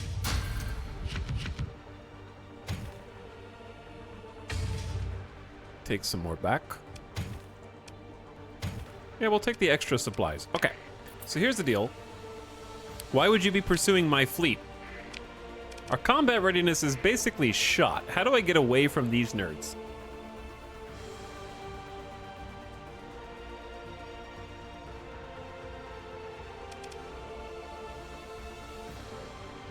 I don't want to use another story point. We just used a story point. Why don't we just emergency burn out of here?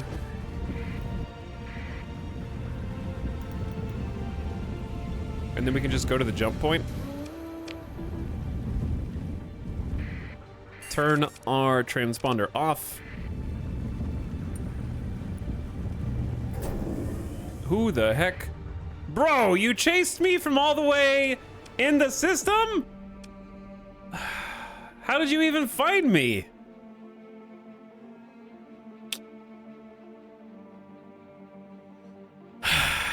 If we had more than 1% combat readiness, this would be no problem. He followed the quest marker. Now I have to use the story point.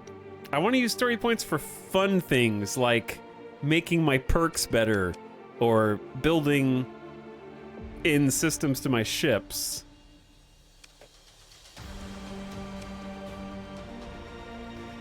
Do emergency repairs for science. This will bring up to 80 deployment points worth of ships, up to approximately 50% combat readiness and 50% hull integrity.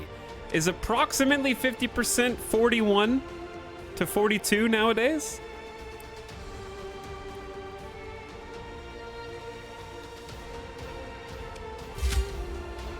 That only affects my ship, but honestly, that's probably enough to take down a couple of hounds. 47 this time. So it only helps out your ship. Unless I missed something. I thought it was going to help everybody's ship, but it didn't.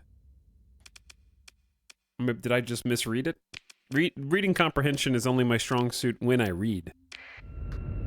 So, you know, you have to read to have reading comprehension. And it's just me versus all three of these guys.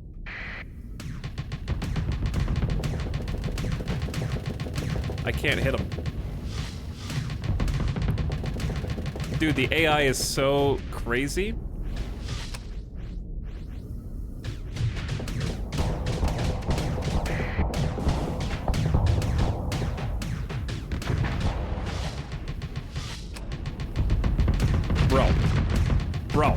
Bro, I'm gonna die.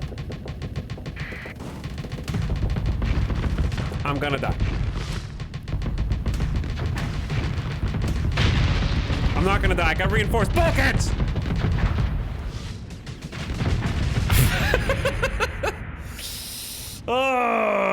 Let the AI pilot.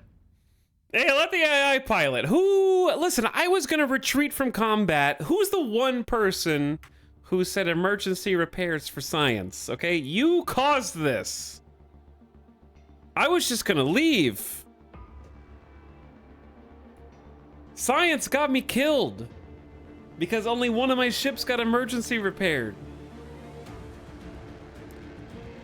Where's the last save? I need to do this again so I can reread what this is supposed. When is this save, dude?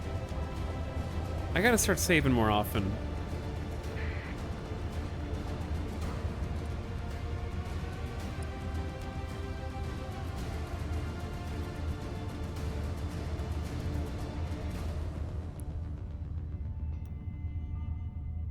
Okay, where are all the villains? Here they are. This is the cycle of death. I need to test this, okay? If I E-burn to lower my combat readiness and go noom, I'm gonna read this again. I'm gonna read the whole paragraph.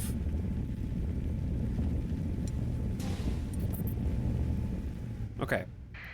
Now, why is my combat readiness so high? Oh, this is before even the first fight with the dudes who we chased down and we didn't get the phase elite tinder. Why do I do this to myself? Save after every battle. Save after every battle. Save after every battle. It's that easy. It's all you have to do. This happens to me every time I play Stellaris. I think the idiom is in a prison of his own design. That's me.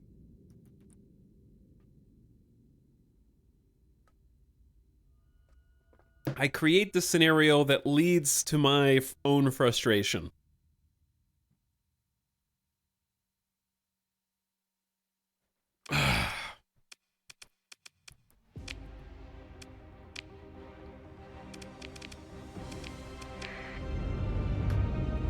This is a triumphant song.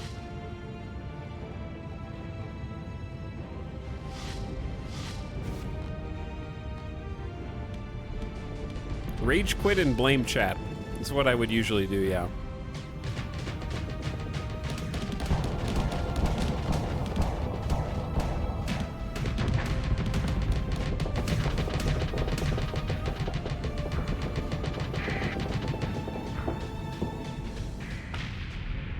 Stinky. Wait, is that my ship that got blown up or their? No, that's their ship.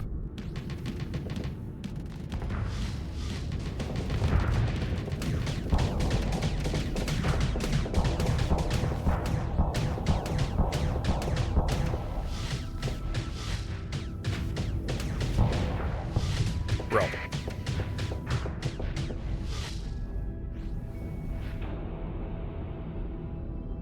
Hope you're all doing good today, Talon Chat. I was doing better until 2 minutes ago, when I created a situation that caused me to reload my own save.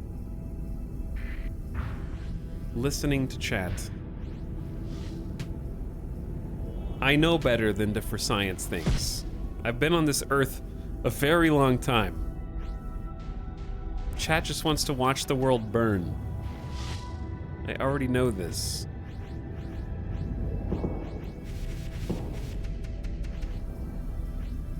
And then once you have to contend with what happens after that, not my problem.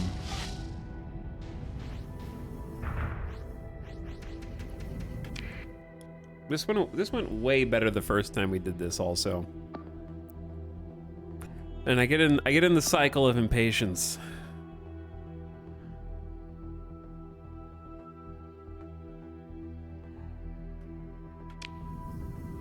My engines are out.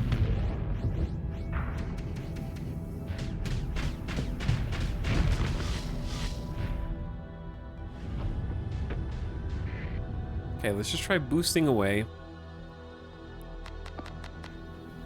Up towards the kites. Why does it... Okay, I have a question. Why does... I remember having this problem with phase skimmers before. I had this last time. I want you to watch something for me, okay? I want you to watch the angle my ship is pointing, all right? Here's what we're gonna do. We're gonna turn around. We're facing away. When I teleport, you always face toward your target, which is extremely unfortunate. I understand that it's good-natured, and the intention is supposed to be one of convenience. But I think it would just be much better if you were always facing the direction that you're moving. Okay? No matter what. The automatic looking toward your target is a very difficult extra bit of micromanagement.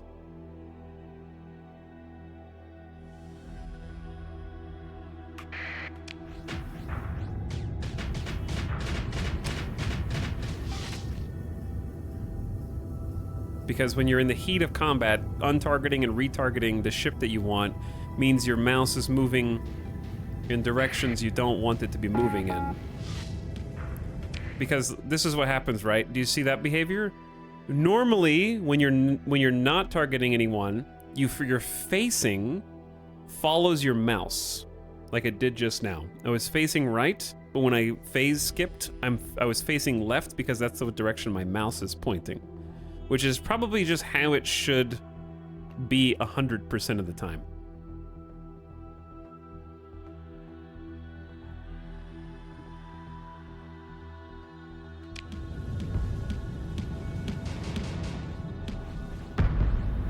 Because like if I'm flying forward and I want to be facing left, I move my mouse left and now I am, right? But if you target somebody, I gotta reset anyways. While I learn these issues. It's crazy to me how I have played this game so much that I end up having the same conversations every time we come back, like a year apart. I swear I've had this exact same meltdown before. It always happens the same way. Something gets me killed, and then when I reload, I start the nitpicks. They're valid, but they're still nitpicks.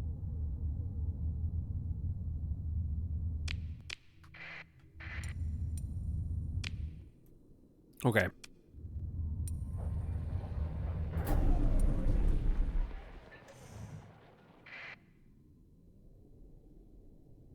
Have you considered using 2 mice?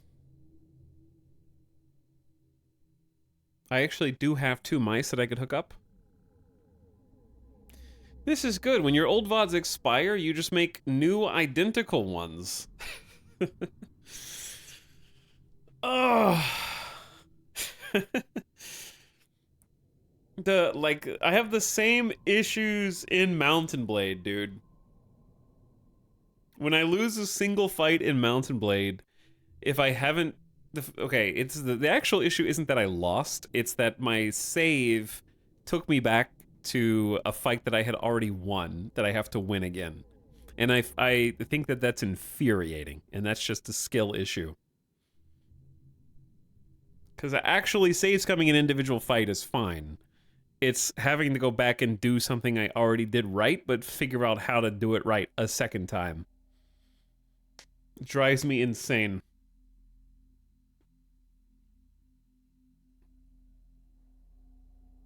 Because, like, now I'm going to have to fight 2 fleets, right? And it's like a combined super fleet.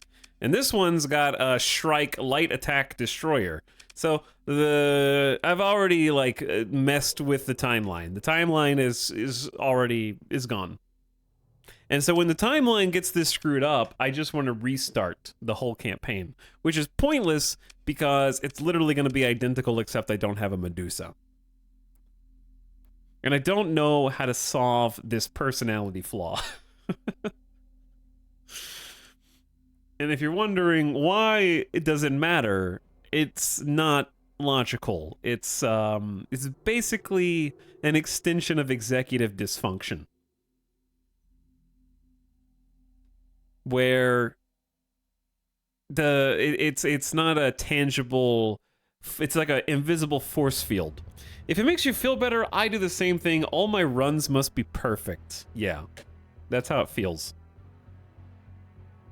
It feels like my run must be perfect and flawless.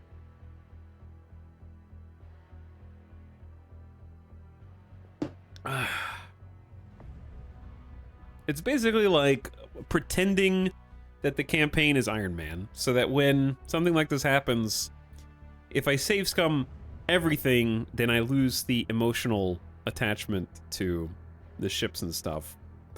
And I wish I could have just restarted that one fight. It's all that one chatter's fault. I'm just kidding.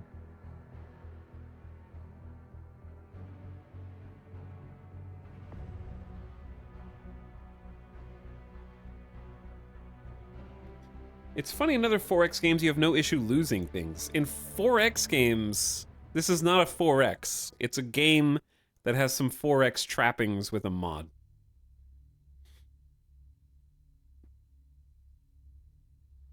I mean, they'd be like saying Mountain Blade is a 4X game.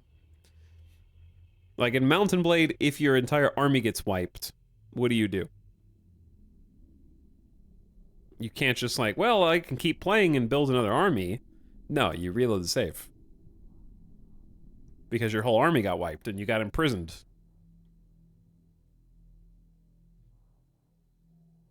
Because if you have to rebuild your army from scratch, it's the same thing as starting a new campaign, right? You see where I'm going with this? So therefore, it makes it tantamount to just resetting the game, so why not just go ahead and reset the game? It feels better.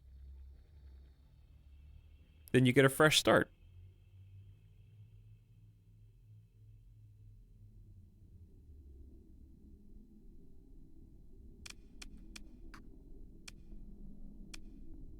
Okay.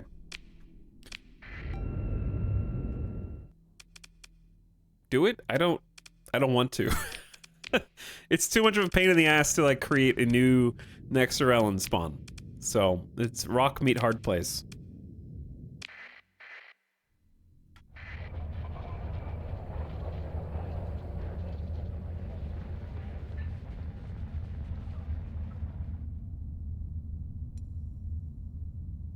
Okay. Let's at least do the same fight that we did before. And start from there.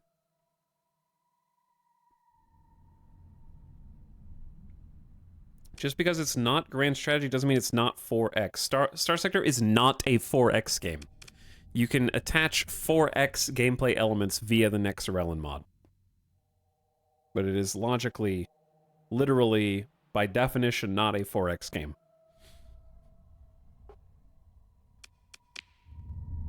In vanilla. In any way.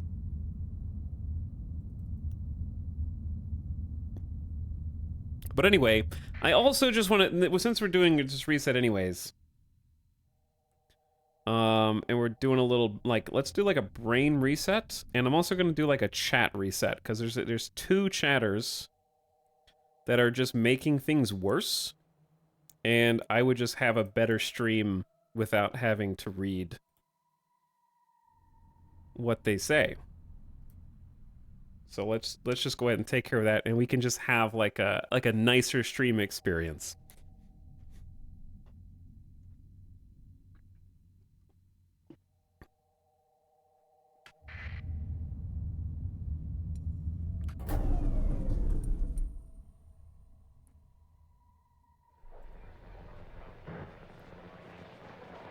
What the hell is going on here? I can't believe you're banning Sim and Splattercat.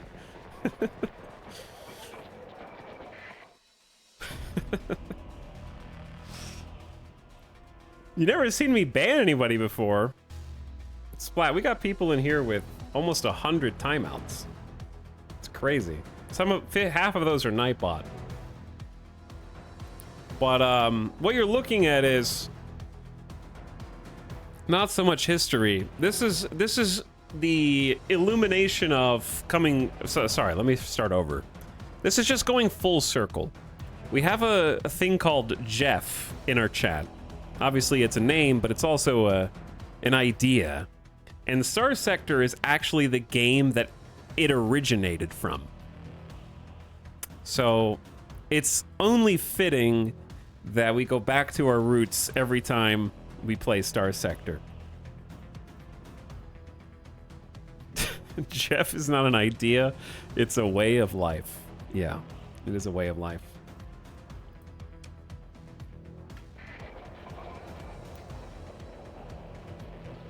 So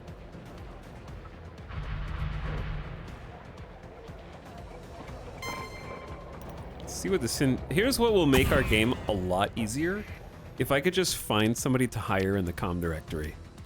But it's still hard as hell to track down pilots. Nobody here. Pilots will make our AI ships so much more efficient.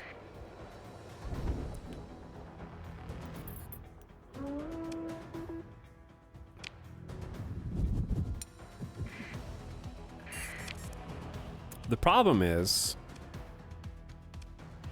I need to find a system like this one that has like 5 separate places we might be able to hire somebody for. And start there.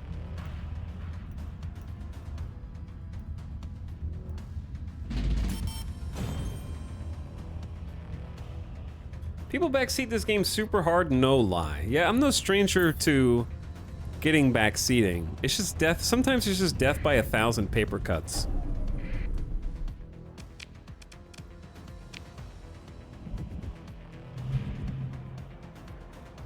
And it's like, occasionally just a relentless stream where people sometimes can't take the hint.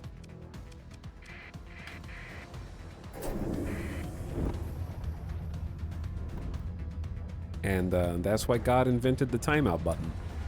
Okay, we're gonna take a look at every single comm directory. We're looking for this. Officer for hire.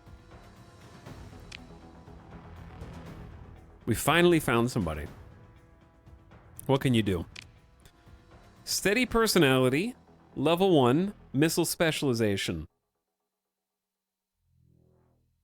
Let's offer to hire.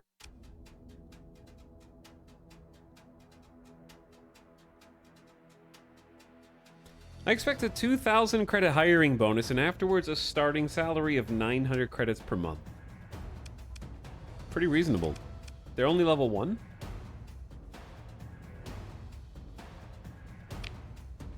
Sounds good. Let's pay them. Okay, do they have anything else cool? Eagles, hammerheads. We're gonna need some tankers and some cargo vessels soon.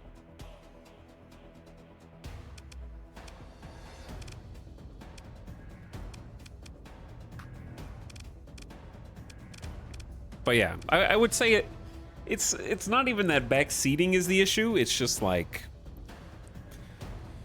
lawyer chat. I think lawyer chat is worse than backseating chat.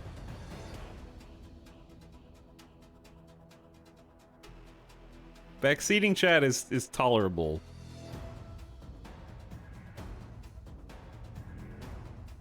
It's just like super nitpicky sometimes. What about lockpicking chat? Chat's always finding ways to break in. What about lockpicking lawyer chat?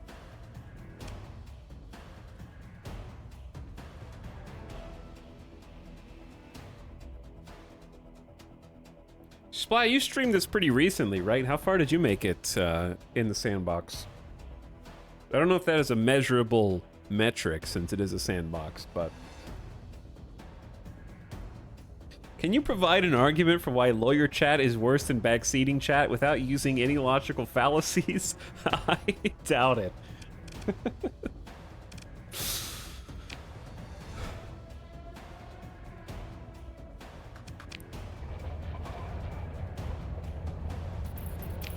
All right, let's go. I would like to find another pilot, if possible. 2 to 3 big boy ships, 5 to 6 cores, a bunch of smaller ships. Nice. We've got enough money right now to make some purchases if we wanted. We haven't got our first big boy ship yet.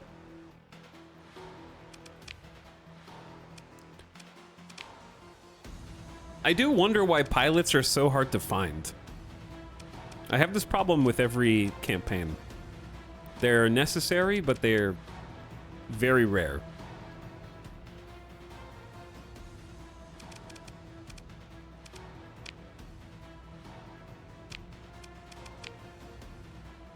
Like, we could afford another destroyer, we could afford a couple of frigates if we wanted to.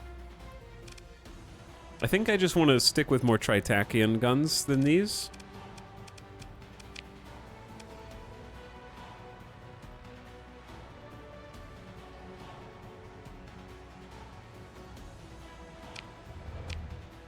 I forgot what station we've already been to.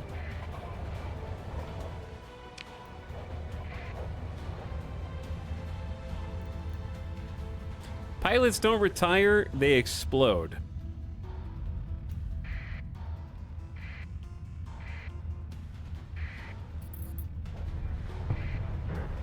Is this called a murder habitat? Bro. Nobody here either. Murder habitat. I don't know if I want to live there. Ugh.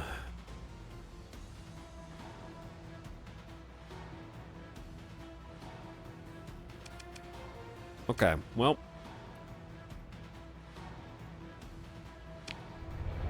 It's free real estate. Did I look everywhere already? Did we go? I don't know. I kind of got distracted ranting.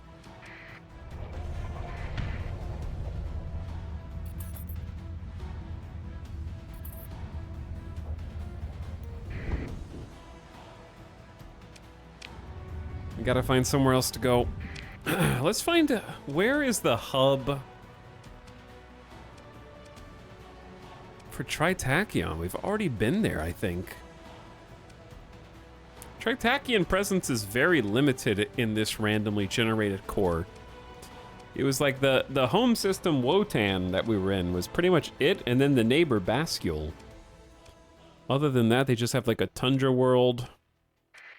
This is fine though, because there's 4 places we may find a pilot.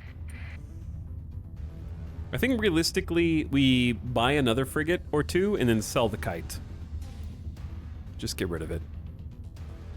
But I need to remember to start not just quick saving more, which I'm going to save now, but also looking for a pilot or captain on every single world.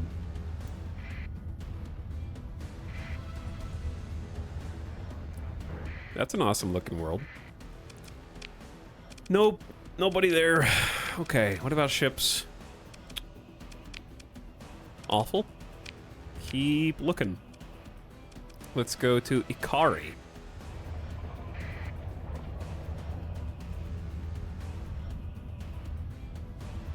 Tritakian doesn't have much in the vanilla core systems either. Yeah, the vanilla core systems are pretty limited. Like I've turned up all of the potential inhabited worlds, inhabited stations. So there's just more activity in general. This is like combat music. I don't want combat music. Officer for Hire. Campion. Aren't you in like a HBO show that got canceled? Is this what happened to you afterward? I didn't even get to watch season 2 before it got canceled. That's really sad. What can you do? Steady, level 2. Field modulation, energy weapon master. 4,000 credits and 13 hundo a month. Sounds good. Okay, we'll take it.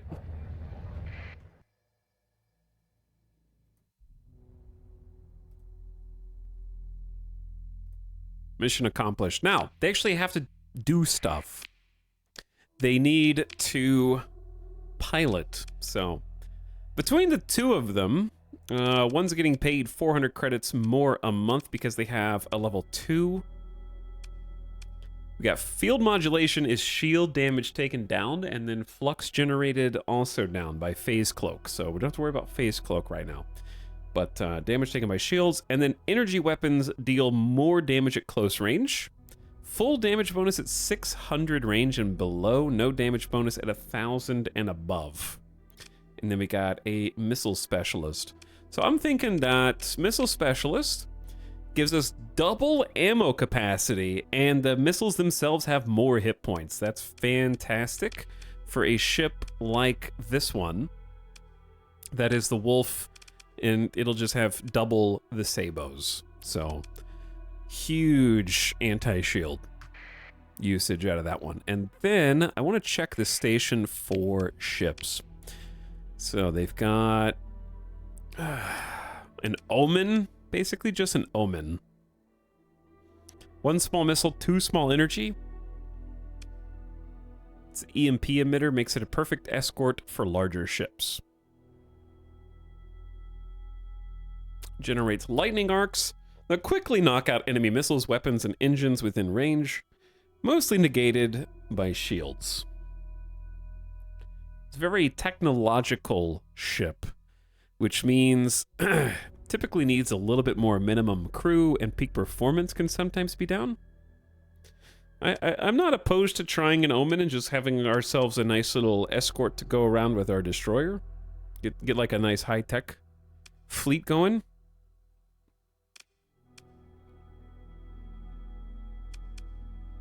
And it doesn't have any D-mods. I want to start, if we're going to have a tech fleet, I got to have the pristine, polished, no D-mod ships, you know? I think that's just comes with the theme. Congratulations, you bought a new ship, but it doesn't have any weapons or hull mods installed, so it's a good idea to get it outfitted. That we will do. Got our very first ship purchase.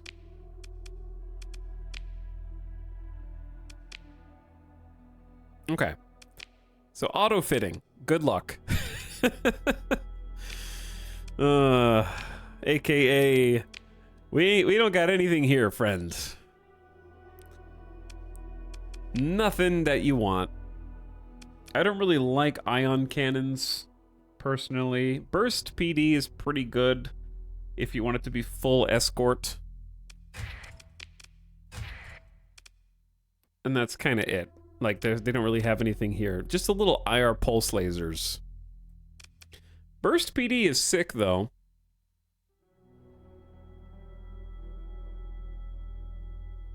I don't know if it's worth having 2 burst PD on this. It is full escort mode now. What would you put in the small missile turret on this? Would you go with a swarmer, or would you go with something for harass?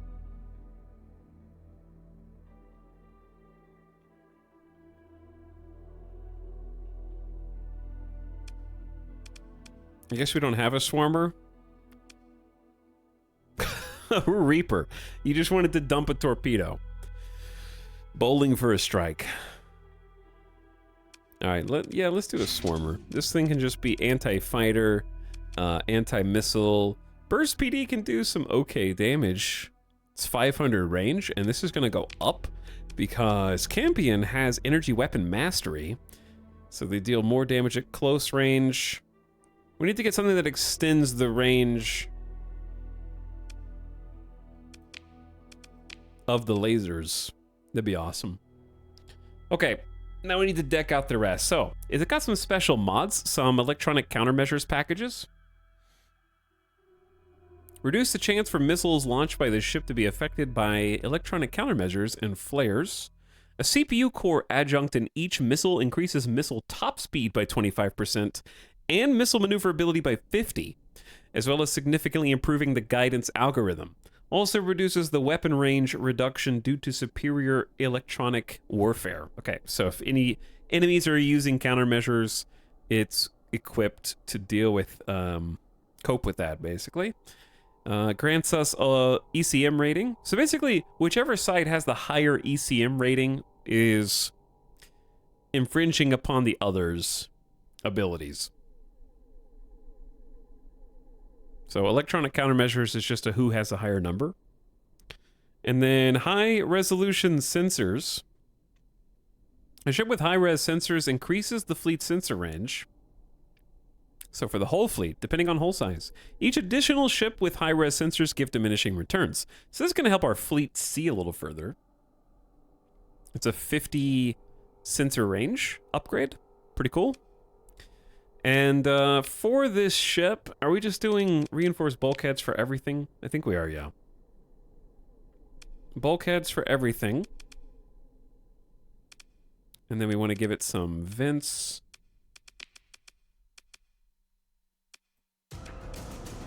Some capacitors. Spoopy. And that's probably it for now. I'm a simple man. I see 40% hull integrity and ships recoverable. That's all I need. And then we still have the kite, which doesn't have anybody in the captain's seat, but that's okay.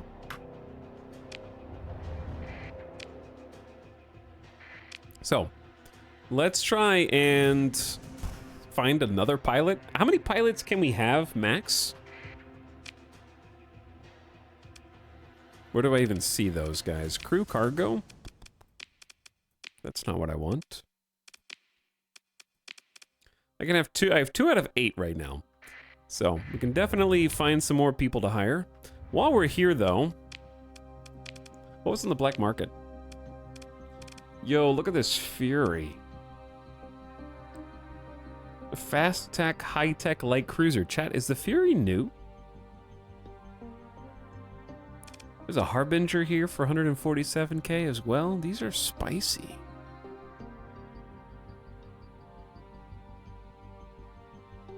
Ish. New-ish. Did get buffed. It was added the update before this one. Okay, so new-ish is correct, I would say.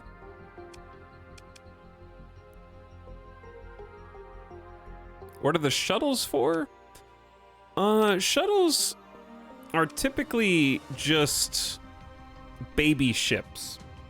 You don't really use them for anything. You can do a custom start with Nexarellan where you start in a shuttle as an additional challenge. But they just have the minimum amount of cargo space and fuel capacity. They're like, this is like 30 cargo, some fuel. A shuttle is a shuttle, as the name suggests. The stream get effed? Cox in the chat right now? Oh boy. Yeah, Chad, it's one of those days, dude.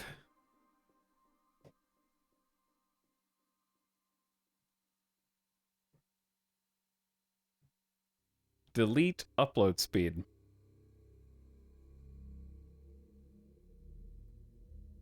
I'm going from 0 to 4,000, just back to back.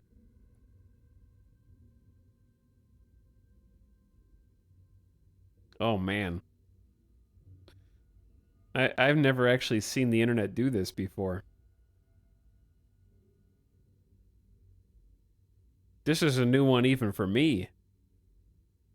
It's literally just going 0, then 4,500, 0, 4,500, 0, 4,500 on repeat over and over again. I think it's just now back in the green, temporarily at least.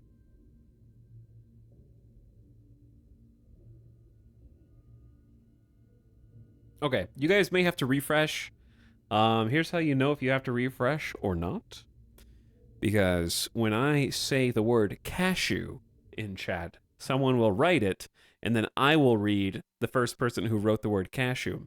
Me Gothic said cashew. There you go. So now you can tell how delayed you are. You might need to refresh. Yeah, some noise on the line, I think, is accurate.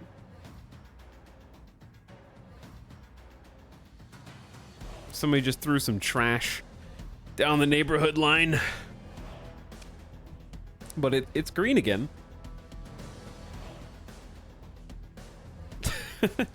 You guys are... I can't tell if people are just now hearing it or you guys are just writing it on long delay. Okay. Anyway, some of these ships look sick. Let's make a save. There's a Persian League orbital station right next door that I thought was called Golem, but it's Gadfium. Golem would be a cooler name. Let's go check it out. There's a Merc. I'd rather just hire people for keeps.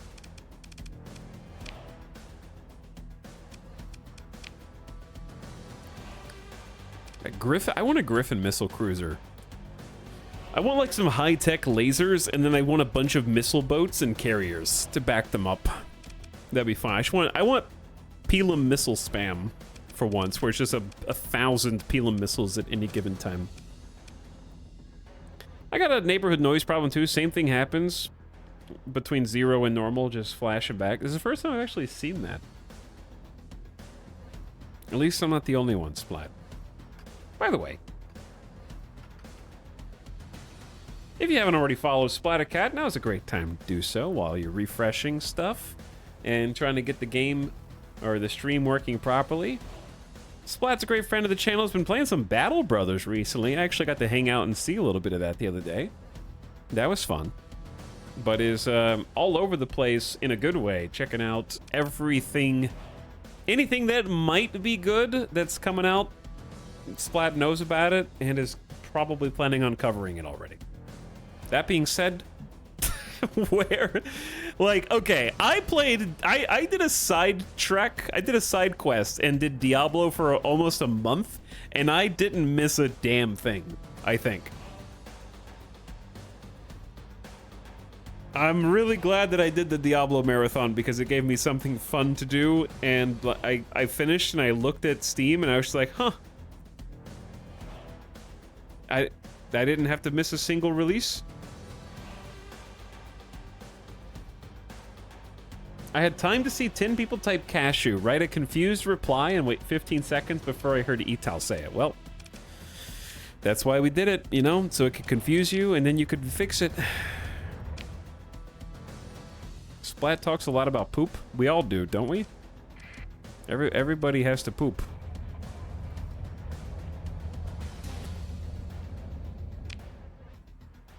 How much money do we have? 105k. It's pretty good.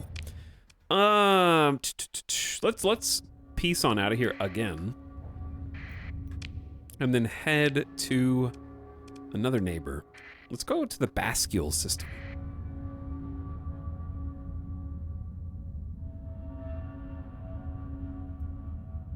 Everybody's got to poop, dude. Some of us more than others.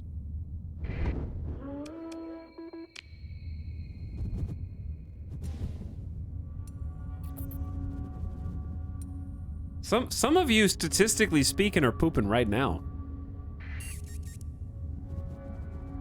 Actually. Alright, here's Bascule. Your fleet is running low on fuel. That's okay. We're gonna fill up on fuel at this... in this system right here. You know what? Let's go over here. Yep. Follow me. Follow me, and once we're away from your station and your other friends, let's get some combat in. Let's give our pilots... God, I am so excited to have pilots. These guys are going to dominate. I don't even a level 1 pilot really elevates fleet powers. So here's what we're gonna do. We're gonna have the Omen fly with us and the Kite fly with the Wolf. And we got our new Omen to test out with its point defense capabilities.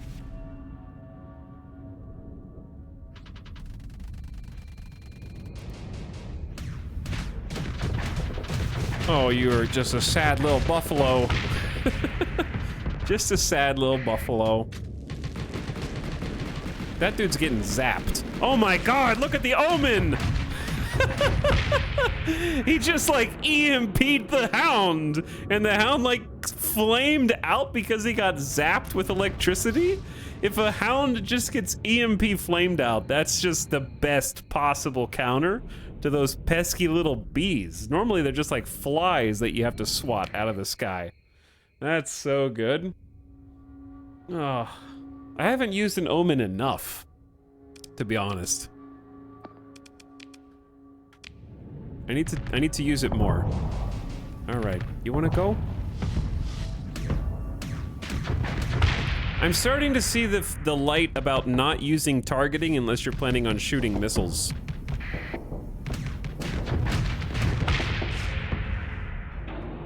Because it really helps with the teleportation.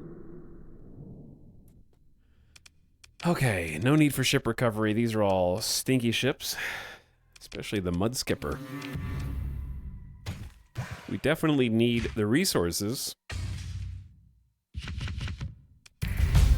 Hey, did I level up again?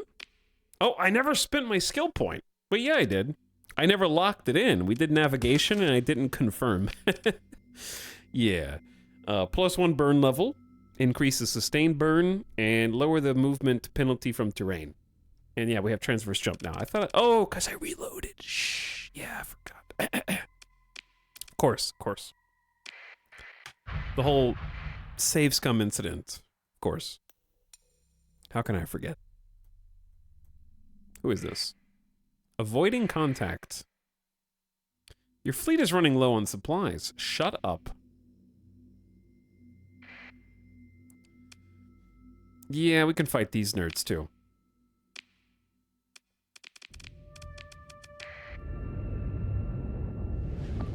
So when you're making these orders at the beginning, like if I want some escorts, we only have so many command points that we can spend. So you can actually get more command points with different perks. I think in leadership, possibly, but it's definitely on the skill tree somewhere. And you do get more command points, I think, over time. But you basically, you do have to just get used to the fact that you don't have to control every single thing. And the AI is most of the time competent enough to be able to handle that without input.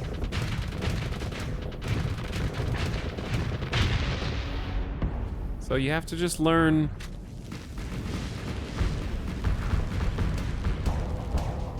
Dude, it just shredded those little fighters, those little drones.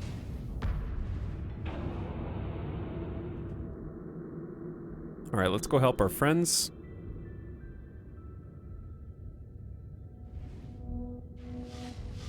I wish we could phase skip a little further than that, but that's okay. On the whole, do you lean toward armor or shield heavy craft? Toward mid or end game? I've done a lot more with armor brutes mid to end game. I generally like, I think if I had to pick out of the vanilla, I do like the tech ships idealistically.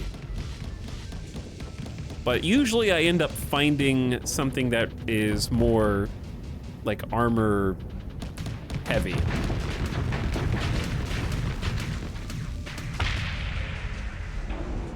I do, however, really like missile boats and carriers.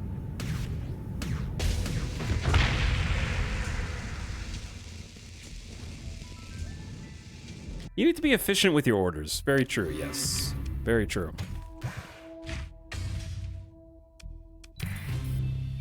That can make a big difference. That was a system bounty, so we got an extra 6,000 in cash. I am remembering to save. Okay, where are we? Right there. I think we just got into this system and get some quick combat in.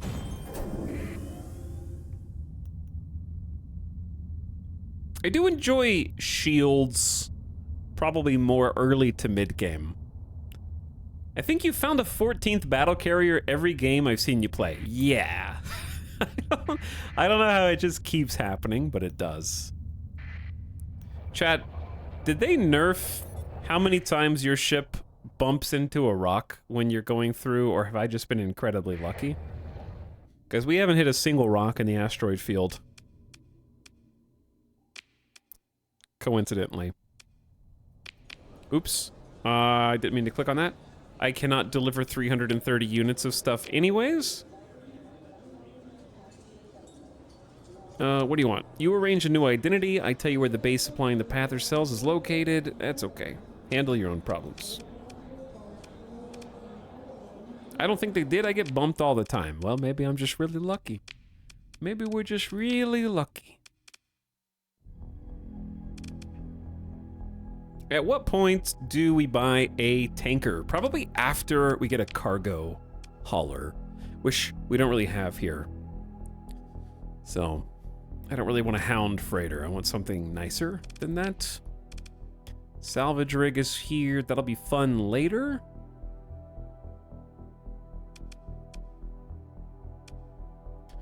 We need to buy some things.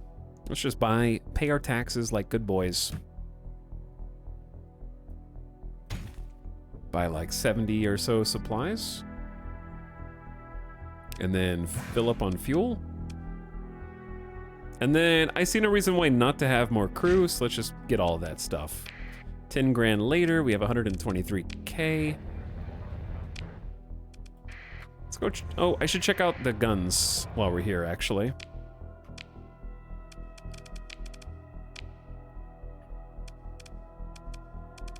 None of these places have any good weapons.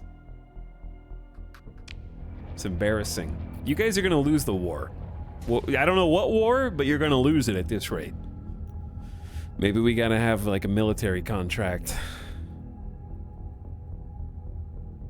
So our goal right now is very simple.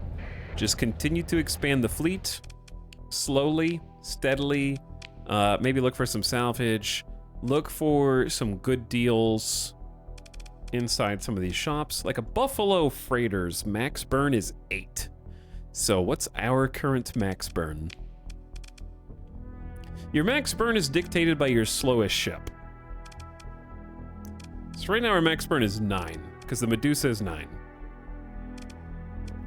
So if we got a Buffalo, then our max burn would be 8. So we'd be a little slower, but we'd be able to hold 400 extra cargo. Chat, what kind of freighter do you like to play with early game? I love these super ships. Can you upgrade it so that it's faster?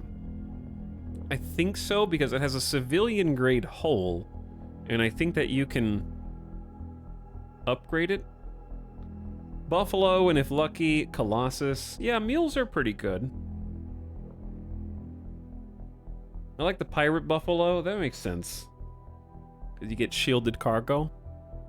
That's reasonable. Are we running a legit operation? For now, we're running a legit operation.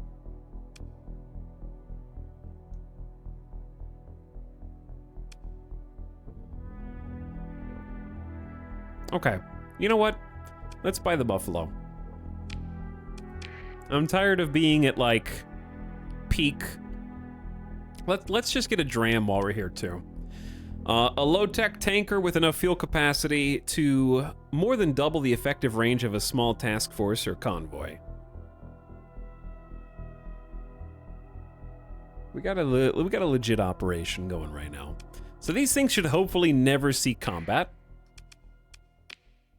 We now have something for hauling cargo. We now have something for supplying fuel to the fleet. Easy enough. But even though it should theoretically never see combat, we still want to give it at least some basic point defense. Something like probably Salamander, because I don't see a Swarmer on here. And then for the rear ballistic turret,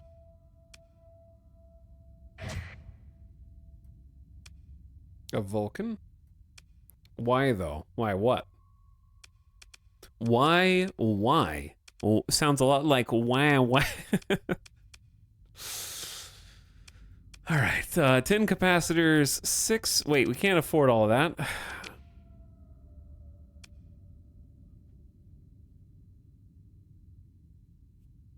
What we're looking to do on here, expanded cargo holds will just give us additional cargo capacity, but increases maintenance supply use by 50% for civilian hulls. And what we probably want, if we get militarized subsystems, we get that maximum burn back up. But the burn for this is fine. The max burn is 9, so that's what we're shooting for anyways. So for the this guy right here, I like that it's called the Risks Reward. That's a great ship name. This is the guy that we have civilian grade hull on, right?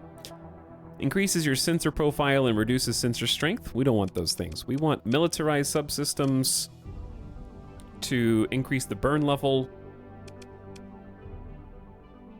I don't think I can't change the civilian grade hull, sorry, but I don't want the max speed to be 8.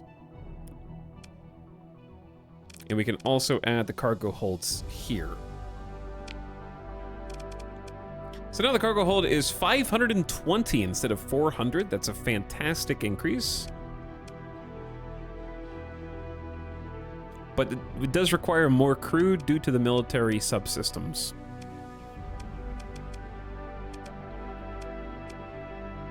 Okay. Looks good.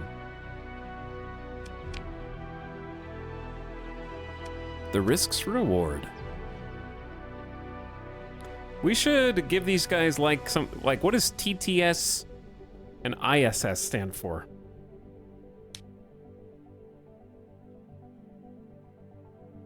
I know this game. What's up, Godly Ollie? How's it going? Also, Zard, thank you for the 22-month sub. Super Dingler says Bezo Bucks incoming. Hey, thanks for the baker's dozen. Welcome back, Super Dingler. Otter Cog says he may be able to squish Jeffs, but he will never crush the idea. Defender of Jeffs is online. Hi, Ottercog. It just stands for Tritachyon Ship. Unfortunately, you can't... You have to delete the entire name.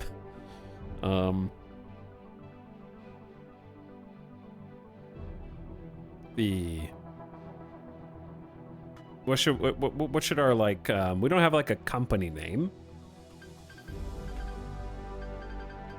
So we're just a loose aggregate of people who work together. I hate this one, though. Interstellaration. That's a stupid name. You want it to be called the Cashew? Okay.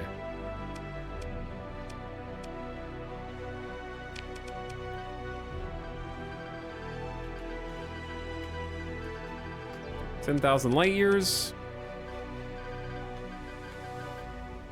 The Star Witch. The Aetes. There we go. Okay. So this is done. We can put a PD laser on it, but it's fairly pointless. And then if we take a little off the top here, we can give it bonus ox fuel tanks. We need 5. Increases max fuel capacity by 30 or 30%, whichever is higher. For civilian grade hulls, increases maintenance supply use. So it will take more, but it will hold more, which is fine. So that's 390 fuel capacity, which I'm quite happy with. Okay, good. We now can hold some supplies. So we can start hoarding.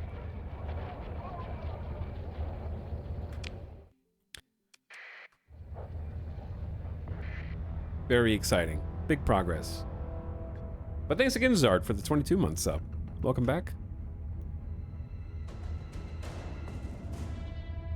Good thing the bad luck for renaming a ship is just because the ocean is evil and does not apply to starships. But I didn't rename the ship. I just changed its designation. Is that a Shrike?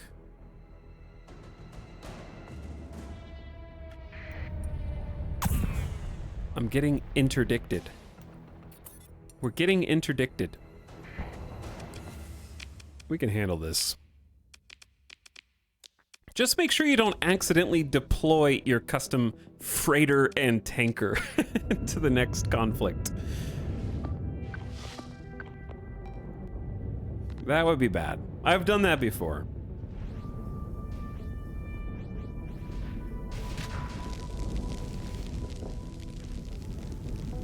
All right, is it me versus this? I think he's winning.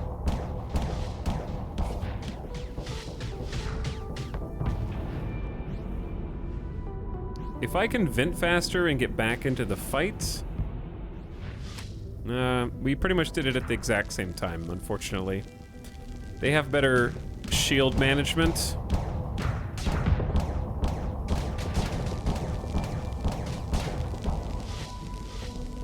So we kind of just need more people. So here's what the plan is. We ignore them. Take out the weenies.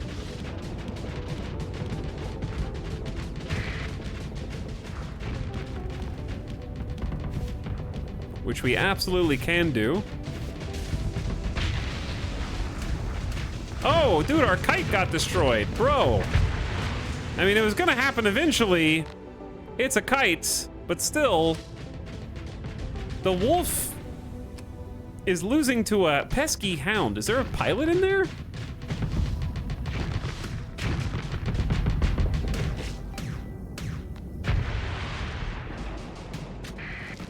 Okay, let's try this again, shall we?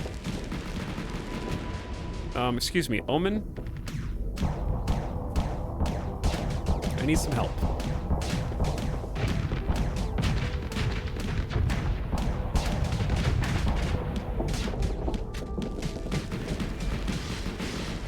All right, he's almost dead.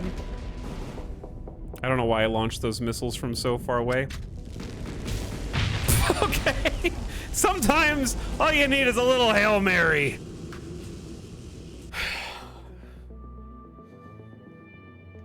Where was the point defense? I miss so much Star Sector. What's up, Bucky? How's it going? I think I just need to be a little more aggressive with my missiles. I feel like I'm always holding onto them for too long. To be fair, there was a bad demod, like a compromised hull, but now it has structural damage and degraded life support. I think we just ditch the kite now, unfortunately, and try to replace it with something. That's a lot of bad demods. Goodbye.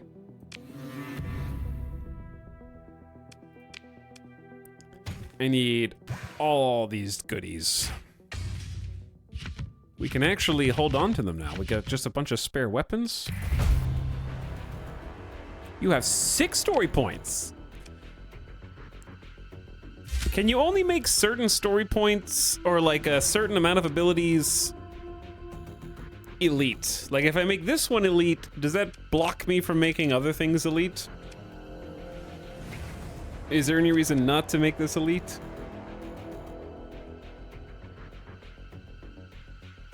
Because it's just free top speed and free zero flux boost. As long as you're not generating flux or overloaded. Seems like it's just good. Unlimited for player limit, 1 for officers unless you take a skill that increases the limit. Ah. Okay. Who the heck is chasing me? I mean, it's 3 kites, a drone tender, and then 1 scary destroyer. Save between battles now. I feel like we can probably handle it. I've been wrong. Been wrong before.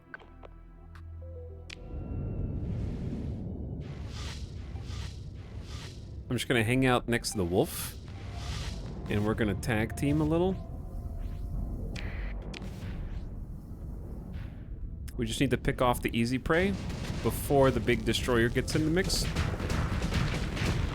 Like this guy.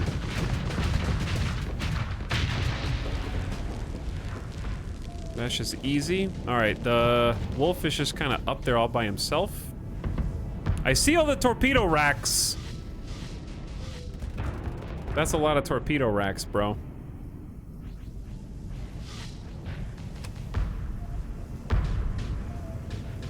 And we're pretty fast now. Let's just go for this kite since he's trying to start something up here. I need one more phase.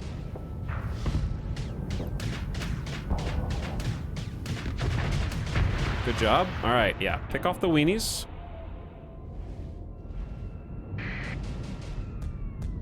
I hear he's got the boosts. Look, we might need like a avoid this button.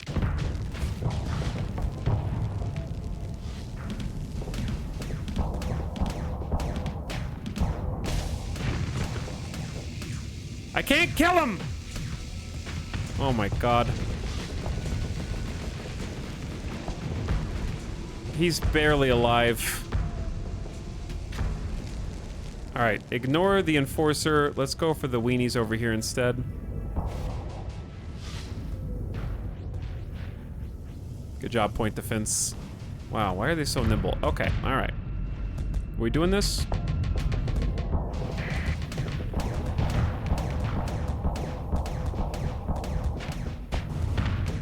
Oh, both my missiles just got totally shredded.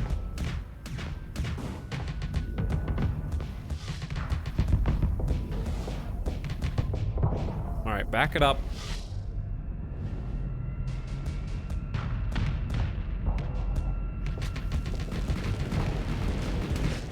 Oh, the Omen is coming in strong. Oh my god. My flux! Chat, my flux!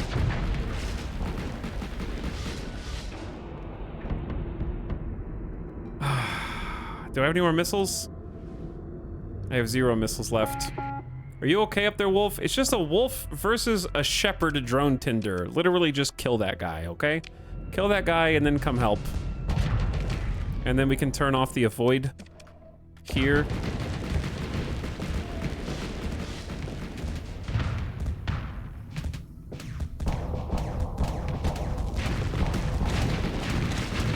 Yeah! Finish it! Nicely done. Dude, the Omen is killer. Great wingman. Hell yeah. Omen EMP, true friend. That's so good. I didn't realize it was that strong. Are you really unable to kill the drone tinder up here? I will say the one thing I always do is overestimate wolves. I'm always like, the wolf, it's such a strong ship. It's so good. And then it blows up inevitably. Or just can't finish the job taking out one drone tinder before it escapes.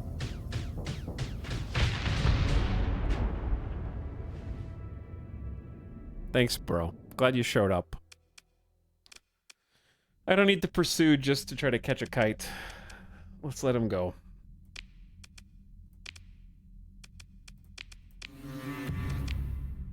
Well, we're getting a great stockpile of supplies and fuel and some... I love getting the weapon armory slowly collected. Getting some good XP for our pilots. I can also mentor them for story points as well. I forgot about that. Mentor an officer, increasing their experience gain and giving them a wider range of skills to choose from, and optionally influencing their personality. Can only be done with an officer below maximum level. So right now, they are both steady. And if you mentor them, you can make them go 1 down or 1 up in terms of aggression. I personally think that at this stage, steady is totally fine.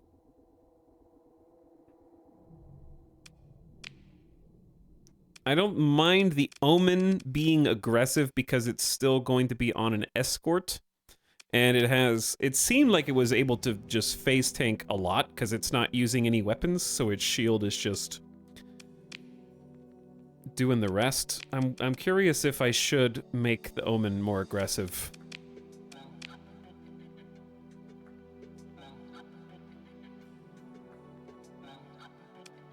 We can have the Wolf pilot be steady and the point defense pilot be aggressive. I don't know. We'll try. Okay, we can mentor both of them. Let's leave you steady. They get 100% bonus XP. Or do I get 100% bonus XP or do they get 100% bonus XP?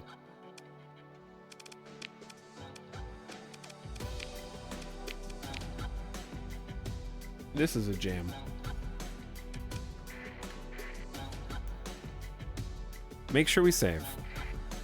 What's up, Mr. Cranky Pants? We're just playing with Nexarellan because this is my first time playing since the last Big Star Sector update, so we're keeping it simple.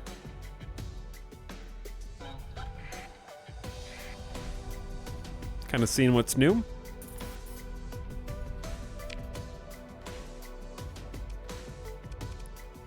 Okay. I think it's time. I want to go back and check to see if there were any ships. The Omen was a fantastic addition, but we're definitely needing another frigate right about now, that besides just the Wolf. The Wolf by itself is struggling.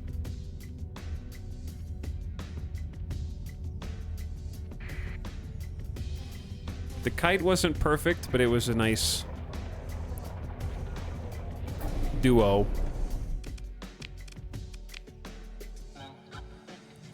Not much here. Tritachyon doesn't like us enough to buy from their military stock, but man, a Paragon or an Astral would be so much fun.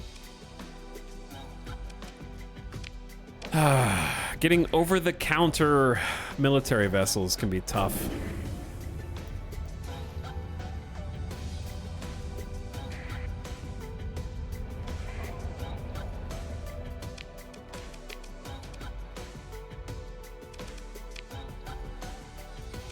They do have an Omen on the black market.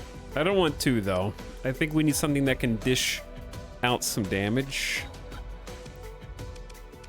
Or we can just leave and go explore, because there's really nothing in this system for us.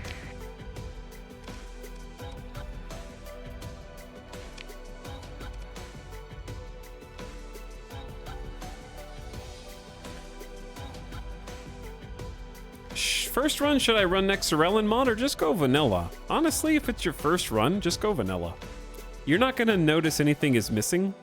The mods just add to the experience after you think you've gotten a handle on things. Let's go back to where it all began. Go back to where we spawned. Back to the home system. We'll find some goodies there. Ooh, what's all this? Battles?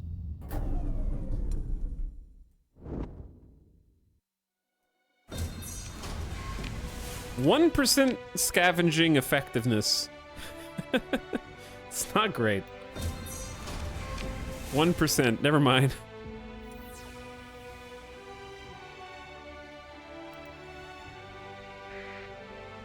Okay, yeah, let's just leave. We got plenty of supplies, we got plenty of fuel to get us over. Turn off the transponder. Get the sustained burn on.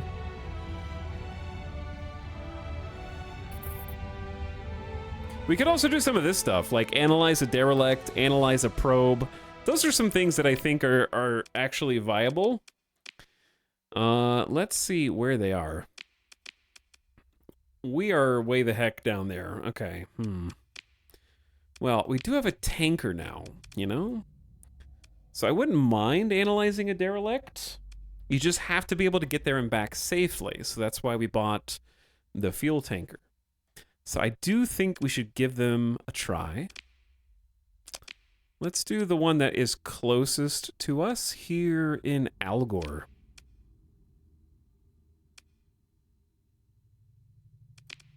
Okay, just making sure that that's right.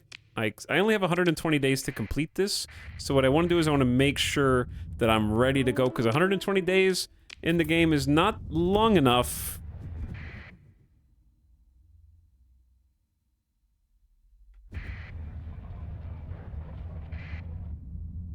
Those are the best newbie missions. They are, but they can also be noob traps if you haven't outfitted your fleet to be able to go.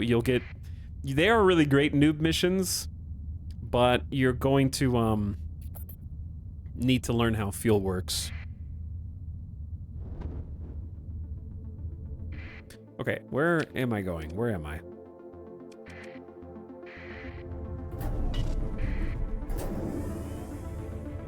I'd like to get one more frigate, at least.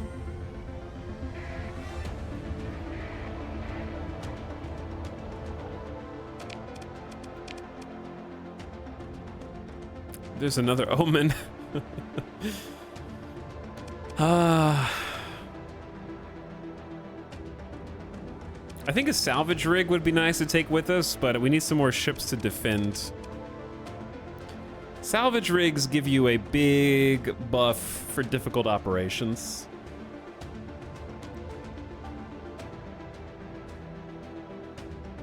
Increases non-combat salvage gained with more difficult ops, being able to make use of more rigs. The rig itself has no cargo or fuel capacity and requires ample supply to maintain. That can be a problem.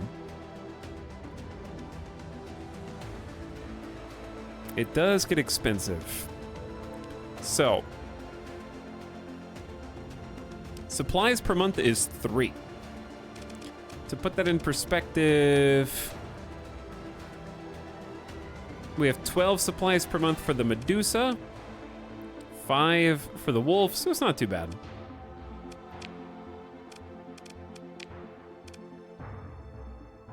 There's a Harbinger on the black market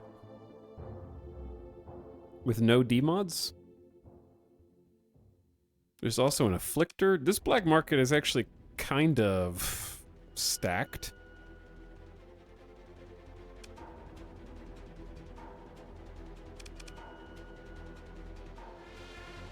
A phase frigate with a weapons loadout powerful enough to bring down much heavier ships. The Afflictor possesses a device which exploits a unique modification of its integrated phase coil array to project a field anomalously amplified entropy. Basically, it can go invisible and things can pass through it, chat.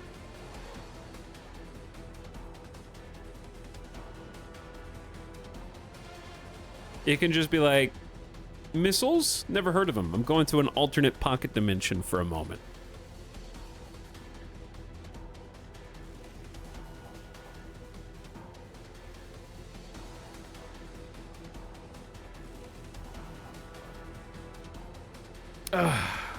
Tempting. The Vigilance got buffed, did it? I always liked the Vigilance. I did always like the Vigilance. I enjoyed it. Hold on.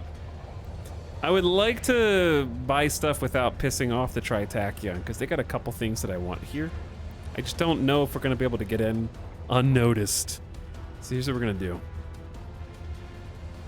We're going to go over here. We're going to sit inside the asteroid field. Pretend like we've been here all along. Okay. And then we're going to go dark. Go into sneak mode. I still have a 270 sensor profile. This is kind of a long stretch of empty space to hope that Tritachyons don't just spawn from the station. And now that we don't have our transponder on, we can actually make whatever black market purchases we want, and they won't know who did it. So we won't get any faction suspicion, and therefore we won't lose any rep. I am buying the Vigilance.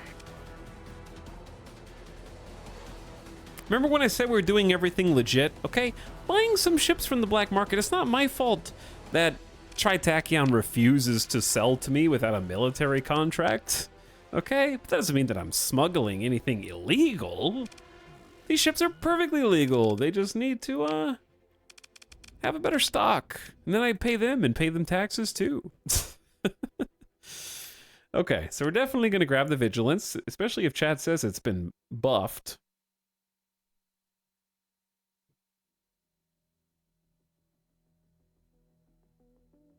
What was the other one I wanted? Well, we only have 106k, so... Have I ever even used a manticore? I don't think I have. I've never flown one. Should we... If we got the Afflictor, it has a small energy, 2 small hybrid, 2 universal. What's the best kind of loadout that you can put on an Afflictor?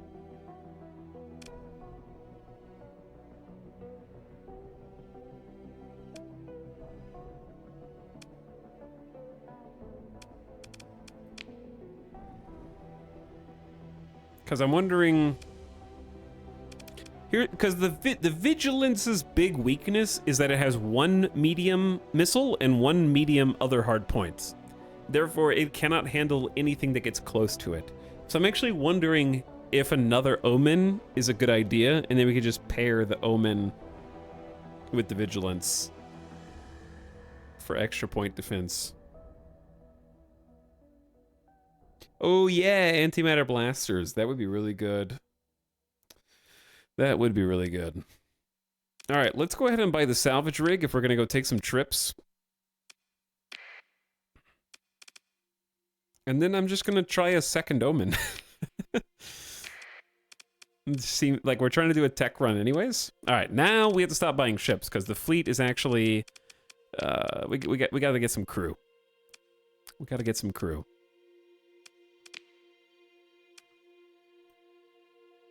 We also got to find a new soundtrack.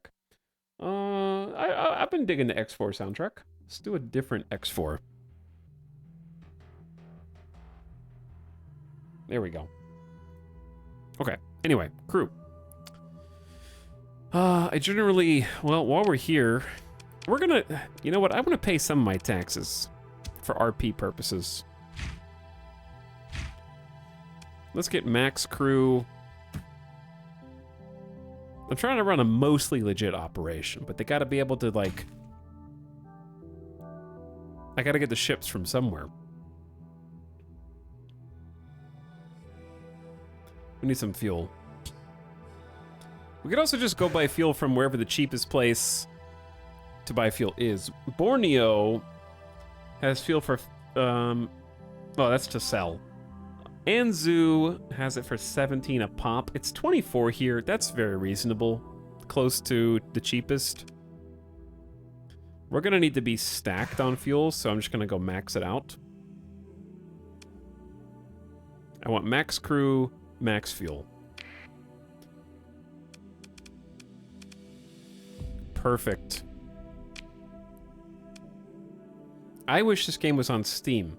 Did you know that gamers from before, right when Steam was invented, would be like, look how far we've fallen. This person is publicly wishing for DRM on their game. Ah, we have failed as a whole, gamers. I'm sorry.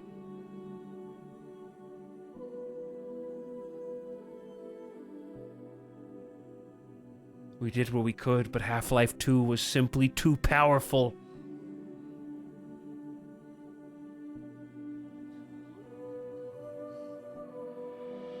If only it were on Steam, I could do a single click to launch the game instead of double clicking the icon. Oh!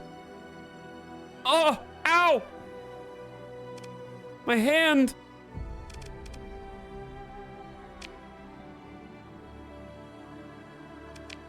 Hey, remember when we saved that Harpoon MRM pod? We have a place for it to go. Harpoon MRMs are crazy because they shoot 4 missiles at a time. And it's actually 12 ammo. At least I think it's 4 at a time. They also have the Breach SRM pod. fast missiles with good guidance, specialized at anti-armor. Okay, then the medium hybrid can be a big boy. So if this is going to be anti-armor, because it's high explosive damage, it does 200% versus armor, we want something that helps with shields here. Unfortunately for... oh, that's spicy. They have a phase lance here on the black market. That is spicy. I generally like putting a pulse laser. It's a nice catch-all, puts good pressure. A little bit flux intensive, but I think it's a nice pick. Graviton got a little buff. I just don't like one Graviton. Single Graviton doesn't do anything for me. Pulse laser has much more versatility. More than one Graviton might be worth. Okay, so we need to add...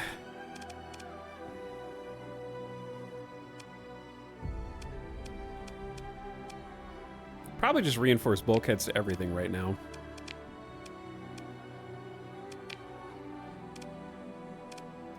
And then, I don't remember what some of these things do. This is top speed. Interferes with weapons targeting and vulnerable systems, reducing non-missile weapon range. Okay. So if you only have missiles, then unstable injector is insane. Safety overrides, reduces peak performance time by a factor of 3. Drastically reduces weapon range. Hardened subsystems. Increases peak operating time. What is our peak operating time on this ship? It's about 240 seconds. Flux bonuses. I think flux bonuses whenever you have pulse lasers is good. So let's do... honestly, max fins, max capacitors is generally also fine. So capacitor is just your how much flux capacity you have, and the vents are how fast you can vent it. Which seems self-explanatory, but you'd be surprised. Okay, that looks good. The salvage rig doesn't have any weapons whatsoever, and comes with salvage gantry. Increases the resource gained from salvaging abandoned stations, derelicts, floating hulks, and other such by 10, 25, 30, or 40% depending on hull size. Chat, what is the hull size of a salvage rig? Destroyer. So that's the second tier. So it would get the 25% bonus. So we get 25% more resources from salvaging. Great. Fantastic. Just for being in the fleet. Only affects the recovery of common resources such as fuel and supplies, and not rare items like blueprints. So salvage rig, salvage gantry gets us more supplies so that we can keep on going. It's especially useful when you're in deep space, you're exploring, and you're depending on some salvage of stations or derelicts or whatever to kind of stay afloat when you're far from the local gas station. If we added a second such ship, we get diminishing returns, but it'd still go up to 44%, so it's still great. And what is there anything that we can even add to this that makes it better? It has a civilian grade hull, so I think if we look at its max burn, it is an 8, so I think we give it military subsystems, so it can go a little faster and keep up with us. Is there anything else that I'm missing out of what we have available? I don't think so. All right, and the new Omen. We don't have Pulse, but I do have LRPD, which I guess is not as good. I guess I'm just gonna put those on for now and try to replace them. And then get another Swarmer, huh? I don't know, I'm gonna check these just to make sure I'm not missing out on any potential missiles. Swarmer for anti-small craft. That'll help because our vigilance is basically incapable of fighting against enemy fighters, and this little guy is gonna be around to help slow them down.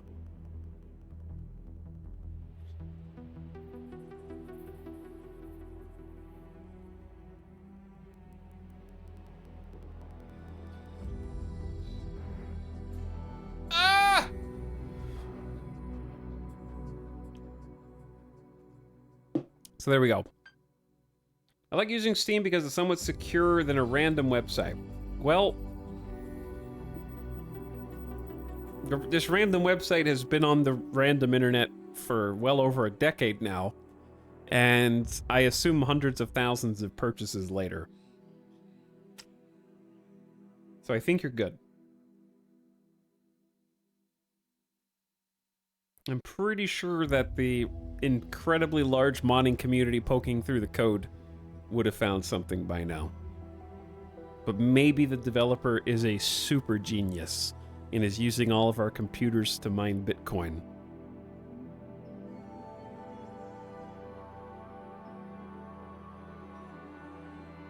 But also, I've seen the things that go on Steam, too.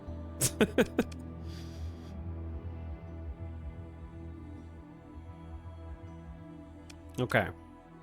Let's add ditto reinforced bulkheads on everything right now. Reinforced bulkheads is like choosing gifted in Battle Brothers. You just do it early game.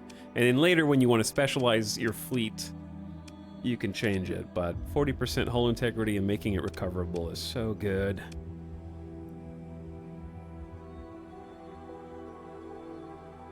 I installed Star Sector and all I got was a stinking video game. No cool bonuses at all. That's so sad.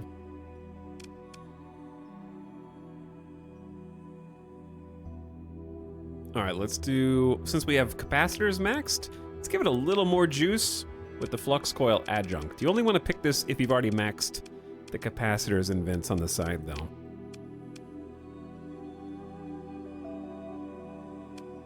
Okay. We're good. Well, hold on. Weapon groups? Boom. Oops. Caps lock? What are you doing on? The Free Enterprise. This ship is just called Lightspeed Plus. Great name. I also noticed there's a reroll name, which is awesome. All right, our fleet still needs some crew. Or does it? I think maybe we just need to unpause, actually. We need some more pilots. I don't want mercenary officers, though. Oh, we're still in the black market, so if I wanted to buy some weird items, I could. Like, I think always it's just worth having a few extra pulse blasters or pulse lasers.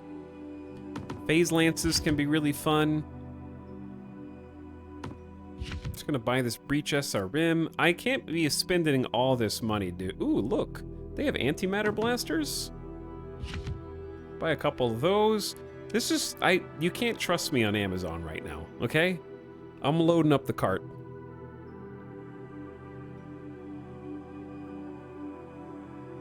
You're missing exactly one guy. All right, that's it, I'm done.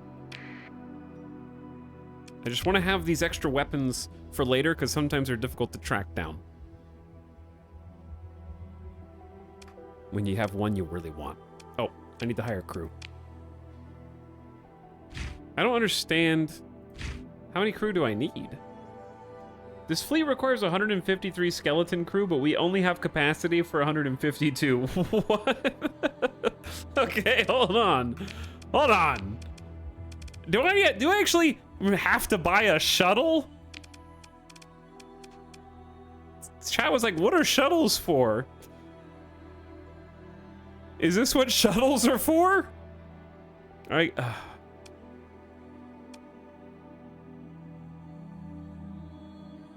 That doesn't seem right, but I've never encountered this before. This is very odd.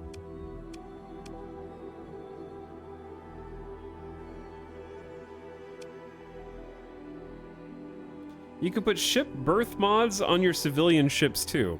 Okay, hold on, that might be a good idea.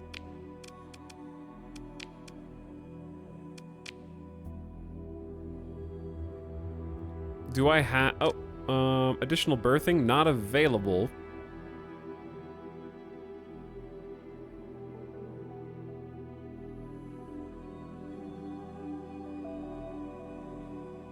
Why is it not available?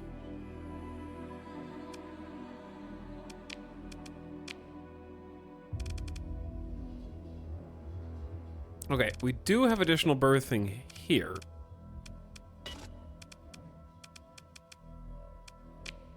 Do you guys want to go stay on the, do you want to go stay on the tanker? Oh, because you already have 2 logistics mods. Oh. How do you tell if a mod is a logistics mod?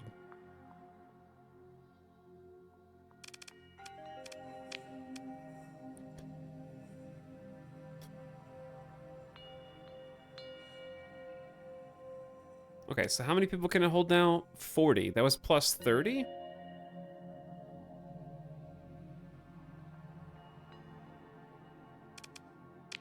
And then the salvage ship can also have additional berthing, but it's much more expensive.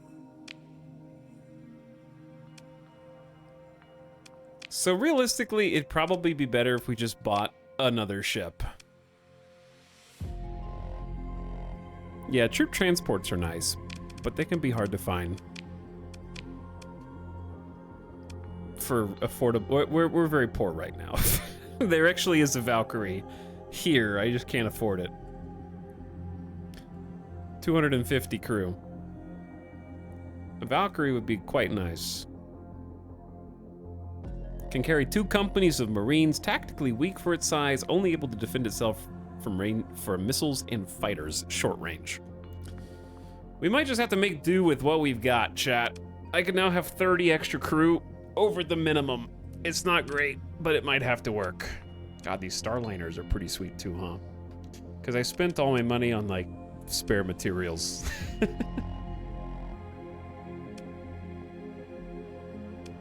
Okay, what was I gonna do? Hire crew.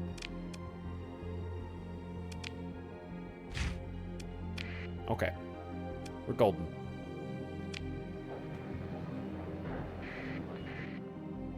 Military subsystems on the salvage rig cost 20 crew too. Yeah, but I can't talk. The alternative is lowering the entire fleet's max burn speed by 1. So, I'm not willing to do that.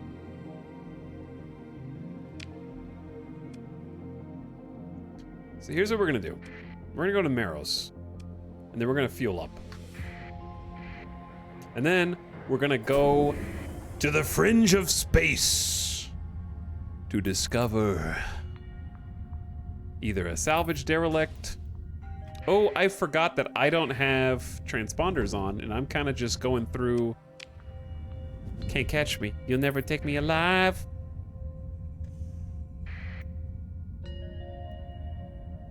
I'm much happier with our fleet composition now. And the dust has definitely settled as far as the for science incident earlier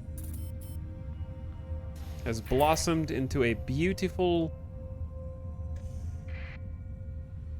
burgeoning fleet.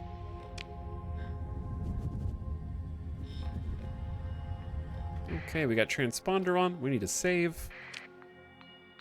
We are looking for pilots. Oh, back at the murder habitat. But we're also here to buy fuel.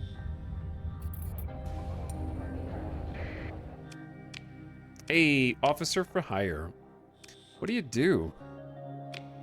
Missile specialization? Reckless. I don't know if you want reckless and a vigilance, but I can mentor them and bring them down to aggressive.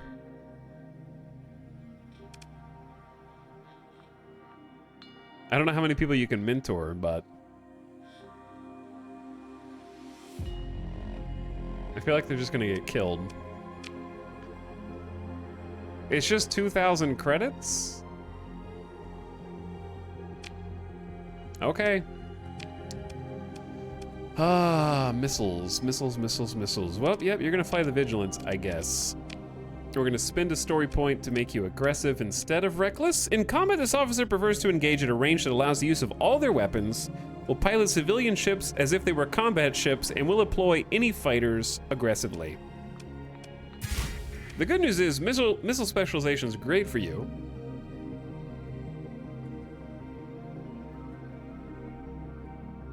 I could swap you with the wolf pilot. But it's fine. Plus 100% weapon ammo capacity. That is going to be incredible on the Vigilance, because the Vigilance has the Harpoon MRM pod, so they can just spam the hell out of those MRMs. It's going to be great. All right, we have 4 pilots now. Now we can look at all the ships that we can't buy because we're broke.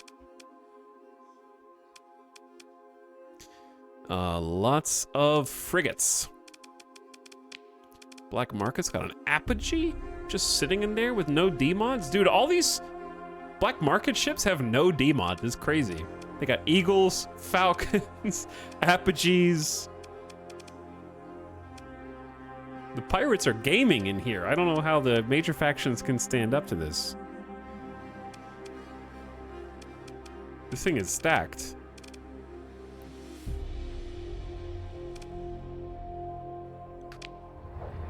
Okay, we should see how much gas is here. Oh, I already filled up. Never mind. We'll just fill up again. Now I have like less than 10 grand.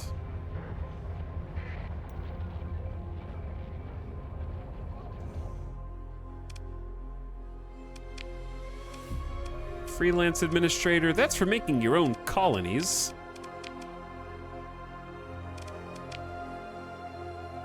There's a Sunder, a bunch of salvage ships.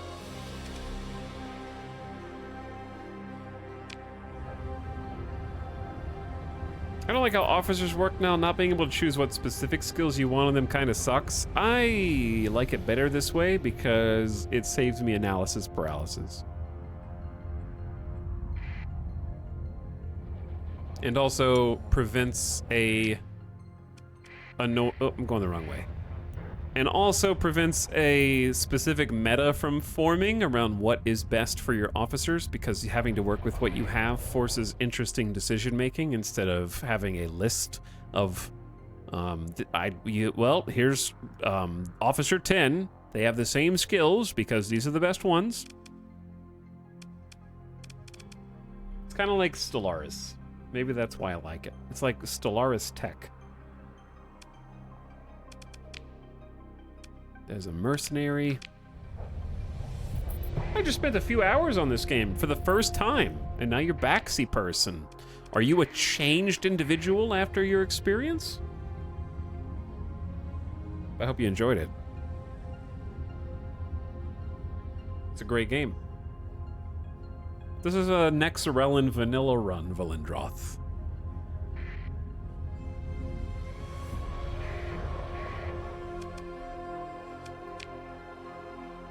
I don't want mercenaries. We're just poking around. There's another Vigilance. Ooh, a Tempest. God, I love Tempests. Probably my favorite frigate in the game, which I know is the opposite of a hot take. Let's try the Tritachian world. How does refit work? That's a big question. Refit is how you change equipment on your ships. You typically want to be at a station or a planet to do it, and that's how you choose what goes where.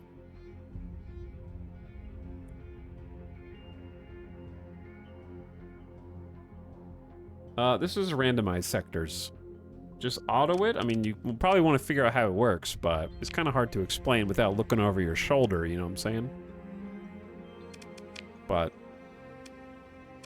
you want to fill in your hard points. Everything that you do costs ordnance points. You have as many ordnance points to work with as your ship allows, and you decide how you want to allocate those, using capacitors, vents, hull features, or weapons. And then when you're done, you can, before you even do it, you can run a simulation, pick a ship that you want to fight against, and then test the ship out.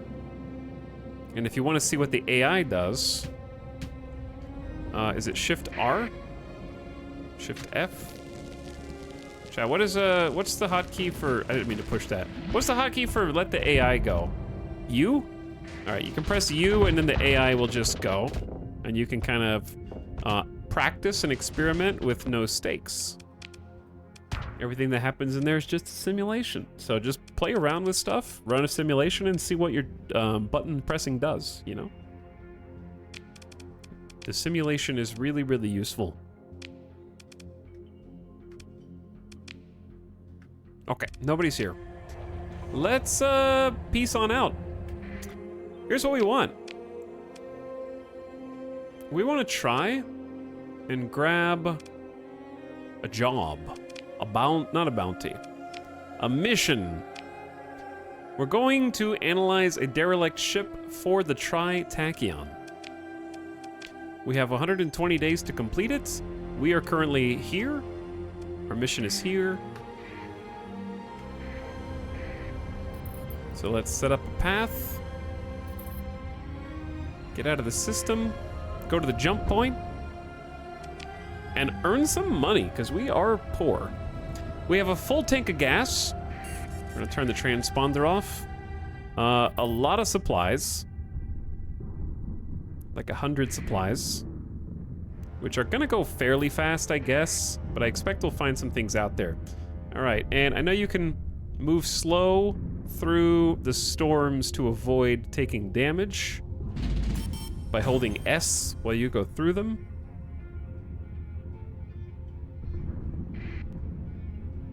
Well, we just got a little bit of money, I guess. Your fleet has been hit by a hyperspace storm. One of your ships has taken damage and its combat readiness has been reduced. It can also knock you off course. Oops. I tried to go slow, but now we're just in the storm. Whether we want to be or not.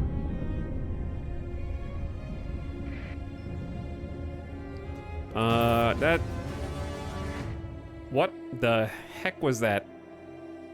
Market captured? Oh, hi. Previously Ludic, now hegemony. That's the AI has captured a base.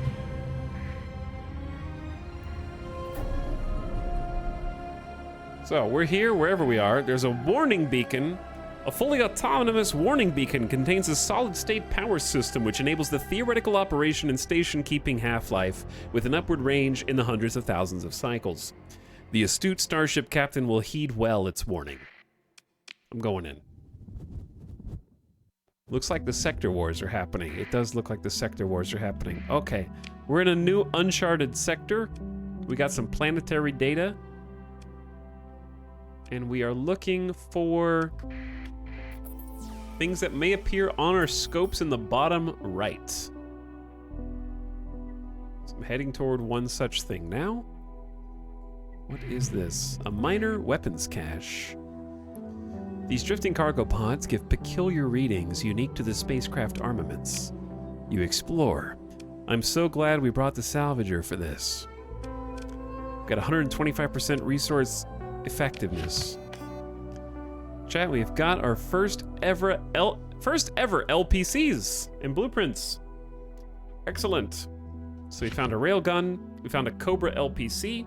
Basically the way that things work in the world of Star Sector is the DRM apocalypse happened. And long story short, companies now have these DRM blueprints where you can basically get them and have the full rights to make those ships. But okay, DRM actually caused the apocalypse in Star Sector. That's the lore.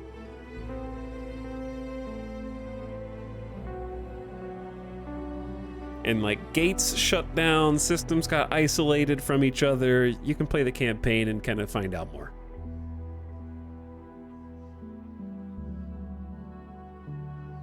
But the short version is enough stuff got DRM'd that it's kind of like if you lock something up and then lose the key. How do you open it again if you can't call the lock-picking lawyer? So there was all this technology that was lost to time. They had it right there, but they couldn't unlock the file. So this is a Cobra LPC. So occasionally we just find the key to certain things. The Cobra is a type of fighter. So eventually we might be able to produce those ourselves. And this is the claw wing blueprint.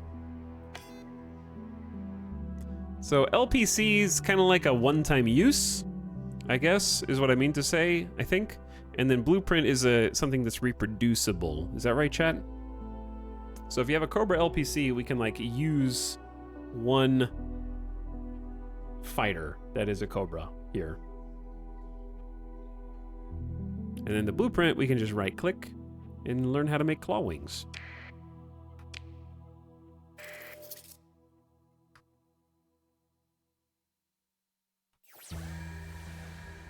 There are some things... Yeah, the LPC is like a CD key. The blueprint is like a ripped torrent. That's a good way to put it. There's something around this jump point. It is an unidentified mysterious fleet, and I found a derelict Onslaught-class battleship.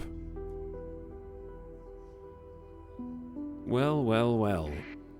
First, let's poke the redacted.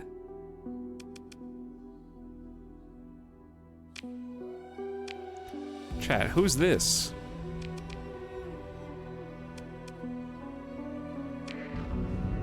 Redacted? I think there's supposed to be something on my screen that I'm fighting against right now, but it's all blurry. Like when I look at it, I can't see it. It's like somebody is hiding it from me. Like I know I'm shooting at my target, but like I can't see what it looks like.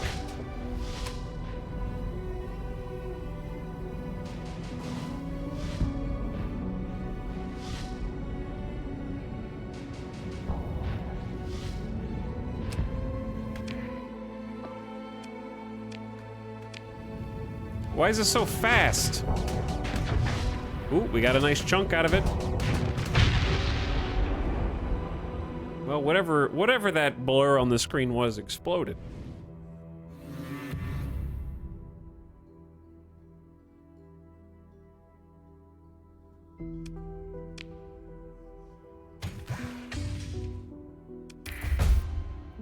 Granted 1 story point. I'm remembering to save now. Your fleet approaches a derelict ship. It's an Onslaught-class battleship drifting through space. It is battered, though determining whether it's recoverable will require examination. A cargo manifest found by the salvage crew is sent to the ship to indicate the presence of a quantity of volatiles, likely to be found if proper salvage is conducted. You can consider whether special measures might be taken to recover the ship. Sometime later, you hear back from your chief engineer, who mumbles about being a miracle worker to someone off-screen, before noticing you've picked up the call. Commander! Looks like we might be able to pull this off. Though, I'll say you're not going to find what I'm going to do in any manual, and it wouldn't pass inspection. But then again, we're not the hegemony fleet. It'll fly, though. Make a decision. 3D mods. It has degraded shields, a compromised hull, and faulty automated systems. An onslaught with compromised hull is pretty rough, because the hull is kind of the entire selling point, and then you have degraded shields on top of that. So, that's an oof.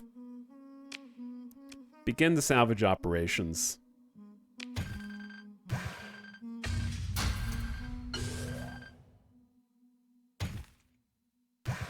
So, we get some fuel, we get some supplies, which again, we need because we're out here in the middle of nowhere. Don't forget how far away we are from civilization right now, in the fringe of uncharted space. But, still cool to find those things, and you can find all sorts of stuff. How hard is it to remove demods? Think about it like this. How hard is it to get insurance to cover a totaled vehicle? Is it easier to just let the scrappers take it for parts or rebuild it from scratch? You can do it, but are you willing to pay that much money?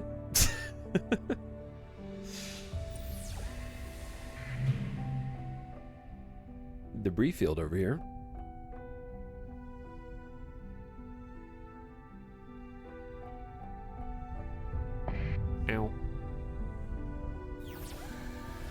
Well, there was something over here. Now I see a flying redacted.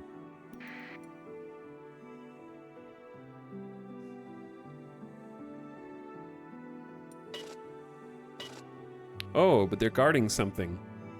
There's something near the local star. Two somethings, in fact.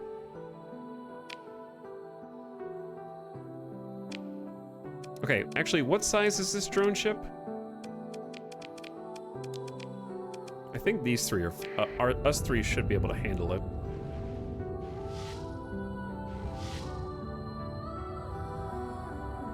Big boy. Easy.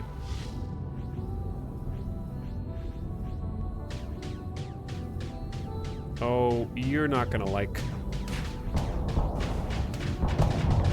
I should not have shot those missiles.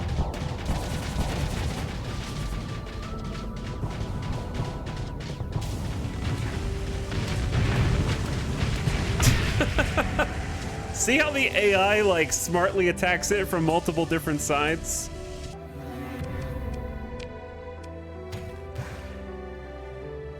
Got some typhoons, ion pulsars, what was peppering us, a harpoon. More experience. I have leveled up. Captain Flisselbin, ready for another wonderful skill. Probably want to start doing some industry stuff now.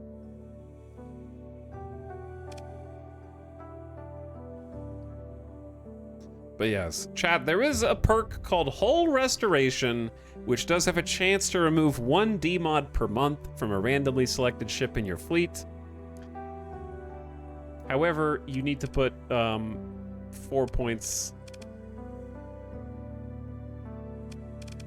in industry minimum to get there, so 5 points total. Yeah, this is the X4 soundtrack.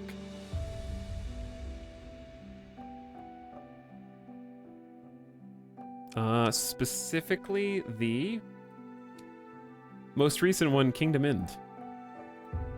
It's a great soundtrack. Good space vibes. Okay, for industry,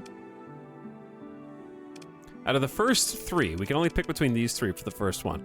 Cargo capacity, fuel capacity, and personnel capacity. That would have been very helpful. Increases the burn level of all non-militarized civilian-grade ships by 2. That also would have been very nice. Though militarized subsystems...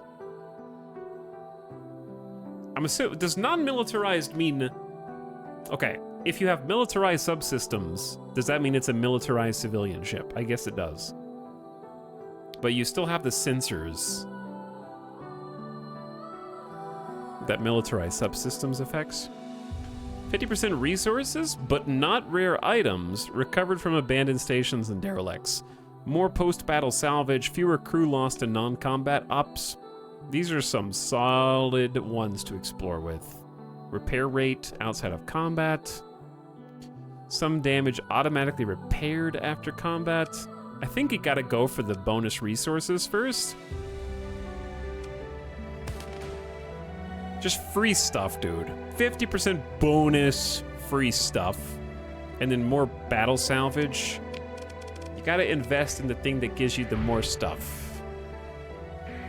We found an equipment cache and a research station.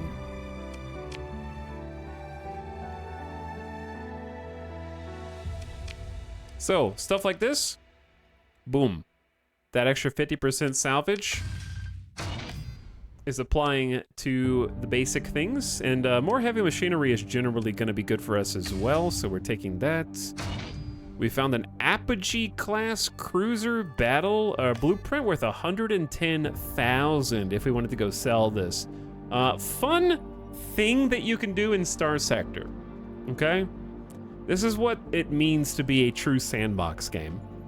If you have an Apogee class cruiser blueprint, because of how DRM works in the lore, and how blueprints work, and how the AI works, if you were to say, go to a pirate station and sell the pirate faction an Apogee class cruiser blueprint, the pirate faction can now produce Apogee-class cruisers. And they will start to use them in their fleet if they get production going for them.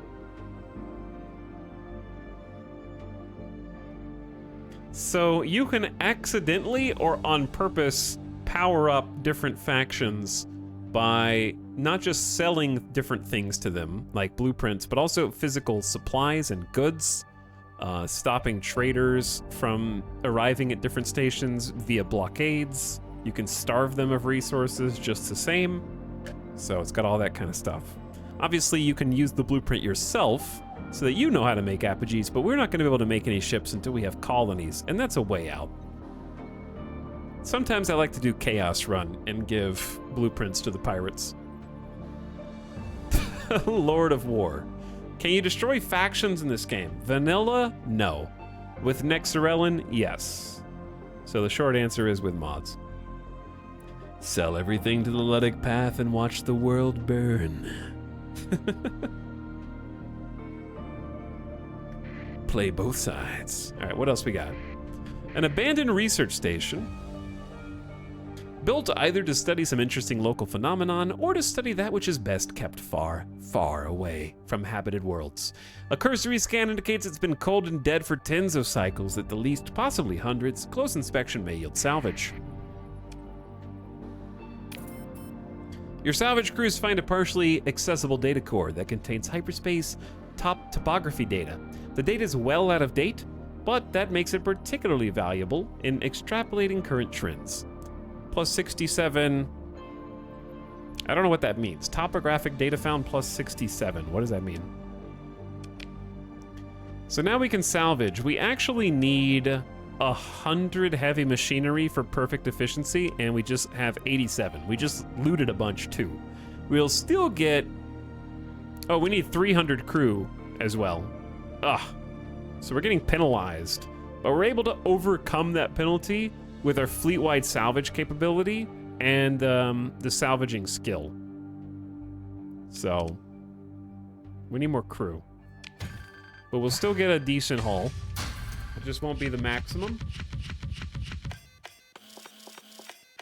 Okay, that is a Griffin missile cruiser blueprint worth 95,000 credits. Thank you. Good find. And then mod specs we're probably going to be using for ourselves. Got another Cobra LPC and a Piranha for some fighters. We're going to take all this stuff. Some large weapons here. Top off on fuel, get some more supplies. Okay, so what are the mod specs? Hardened shields. I love hardened shields. So when we learn this, is there an inventory limit? Yes, it's this white bar.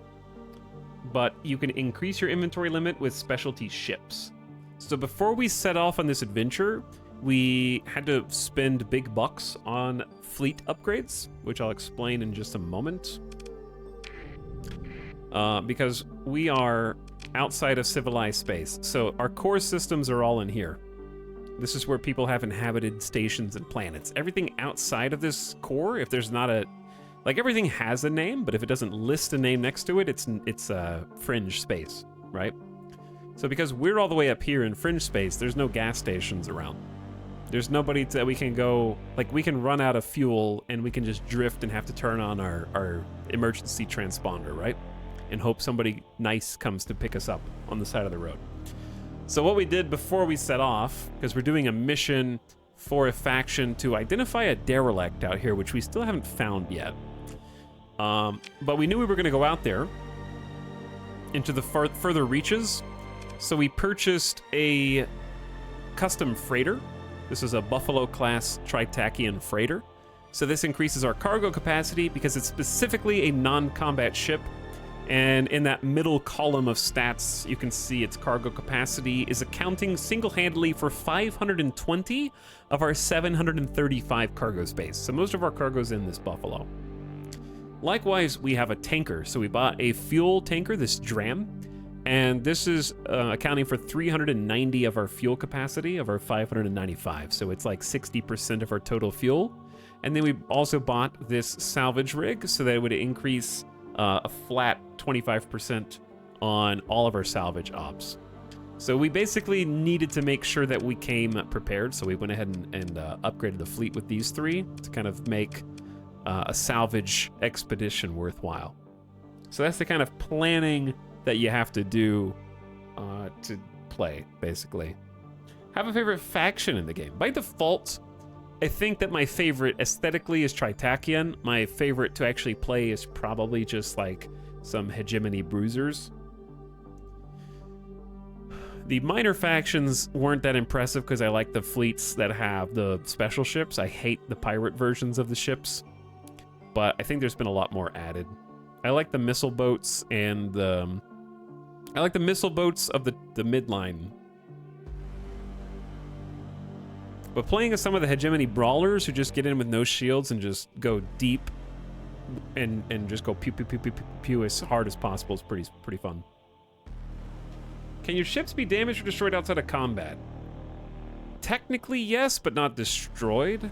You would have to run out of supplies and then they would start to degrade over time rapidly. But usually what happens is you will never deploy these ships to combat. What happens though is if your main combat fleet is destroyed, the AI will then have a separate engagement where they chase down and try to blow up your non-combat ships. So if you get into combat situation and you lose your primary combat ships, they will be able to get to your back line, more or less. If you always win, then your non-combat ships will never see combat. If that makes sense. So we're like 3 Rocinantes cruising around with a support fleet. These are basically the Rocinantes, but we are like a destroyer, so we have a slightly larger ship. So it goes frigate, destroyer, cruiser, battleship. There's 4 ship sizes. So there's still a cruiser and a battleship size above us. But we're pretty good at handling frigates. Destroyers in this game are actually good at destroying. They're quite potent against groups of frigates. Can we do some additional salvage here on this research station? I see if you see the little brackets, typically you can do some more salvage. Low risk, 175% effectiveness. We did lose 6 heavy machinery, but we got 6 back, so it seems like a good deal. Ooh, a Tempest blueprint, 28K. I love Tempests. Another mod spec, another fighter LPC, dual flak cannons, some more supplies. Can you do it again? Your fleet is in a debris field, but it contains nothing of value. Okay. So, what I was going to say about the mod specs were, we have a few mod specs, such as hardened shields. So when I use this, boop, we have now learned it, and then we can respec various ships. Like if I wanted the Medusa to have that as a mod spec, it is now here. Cost 10 ordnance points, so I'd have to free up 10 ordnance points to be able to use it, but now it's just there. Damage taken by shields down 20%. Also reduces the chance shields will be pierced by EMP.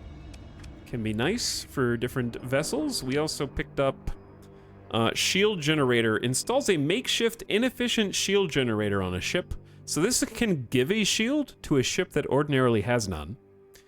The emitter is locked in a forward-facing position with a 90-degree arc. It draws much power from its engines and reduces your top speed by 20%. So there's a trade-off. We have accelerated shields, which means their turn rate is up 100%, and the rate at which they are raised is up 100%, which is really useful when you're spinning your non-static shields around to block missiles and people on different sides. AI uses it really well, I think, as well. Solar shielding.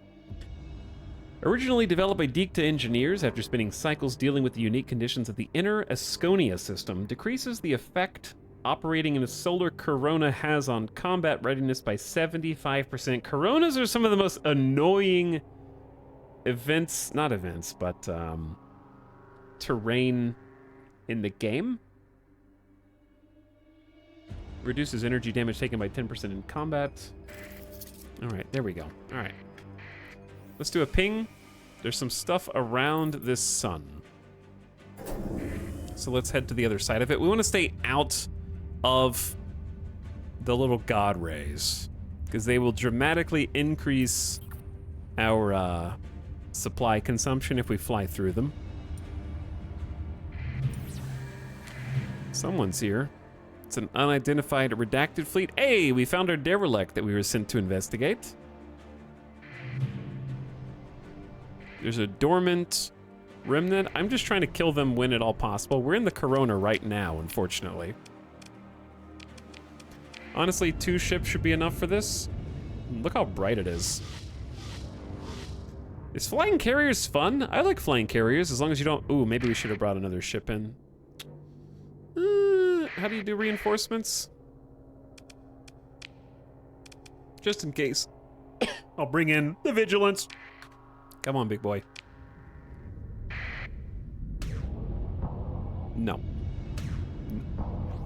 Don't do that.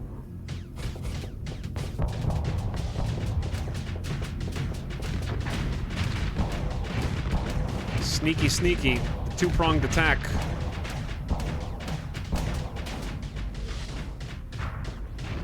Thank you, point defense. Ow! I just took those hits in the side. For no reason.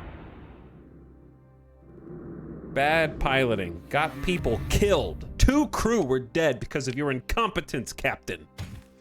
Yeah, they were using heavy blasters also.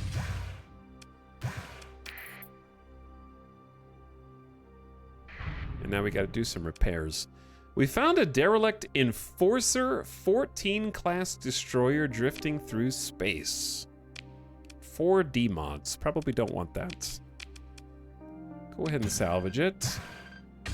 The good news is we have more supplies by a factor of 2 than we even came in here with, so repairs should be pretty straightforward. Let's get out of the Corona for just a moment. Make another save. You can look down here to see our total fleet-wide combat readiness. They can give you an idea of what you want to do. All right, let's do the Mud Skipper now. Your fleet gets in range of the derelict that you've been contracted to run a black box sensor package on. Run the package. You tap a button to execute the black box sensor package and wait for it to finish. On completion, it provides an escrow key that authorizes the agreed-upon payment to be transferred to your account. Presumably, it'll transmit the scan results on a secure channel when you're near a comm relay, and then delete itself from your systems. Okay, well, I scanned it. Now, let's scrap it. I'm rich. So there's another dormant fleet there. Ooh, something is to the right. I like that we were at 200 some odd supplies and now we're down to 167 already. This is interesting. A debris field. There are 3 ships, including a Dominator heavy anti-CV cruiser. With 3 D-mods. Degraded engines, faulty automated systems, and structural damage terrible.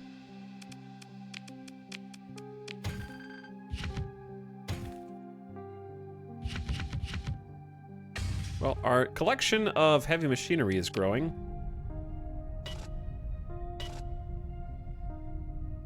And I saw something up here. Somebody asked what stable locations were. They're just spots that you can build various buffs if you control a system. If you don't control a system, you generally don't need to worry about it. Though there are some instances in which you do need to worry about it. But long version is there's a place where satellites and stuff... Dude, a Legion class battle carrier is just floating out here? Hello? 2D mods. Degraded engines and degraded life support. That's not bad. The Meatball Mark II. Or is it Mark III now? I don't know. The ship is massive. It needs 750 crew. How do we find this every single time? This is a capital ship.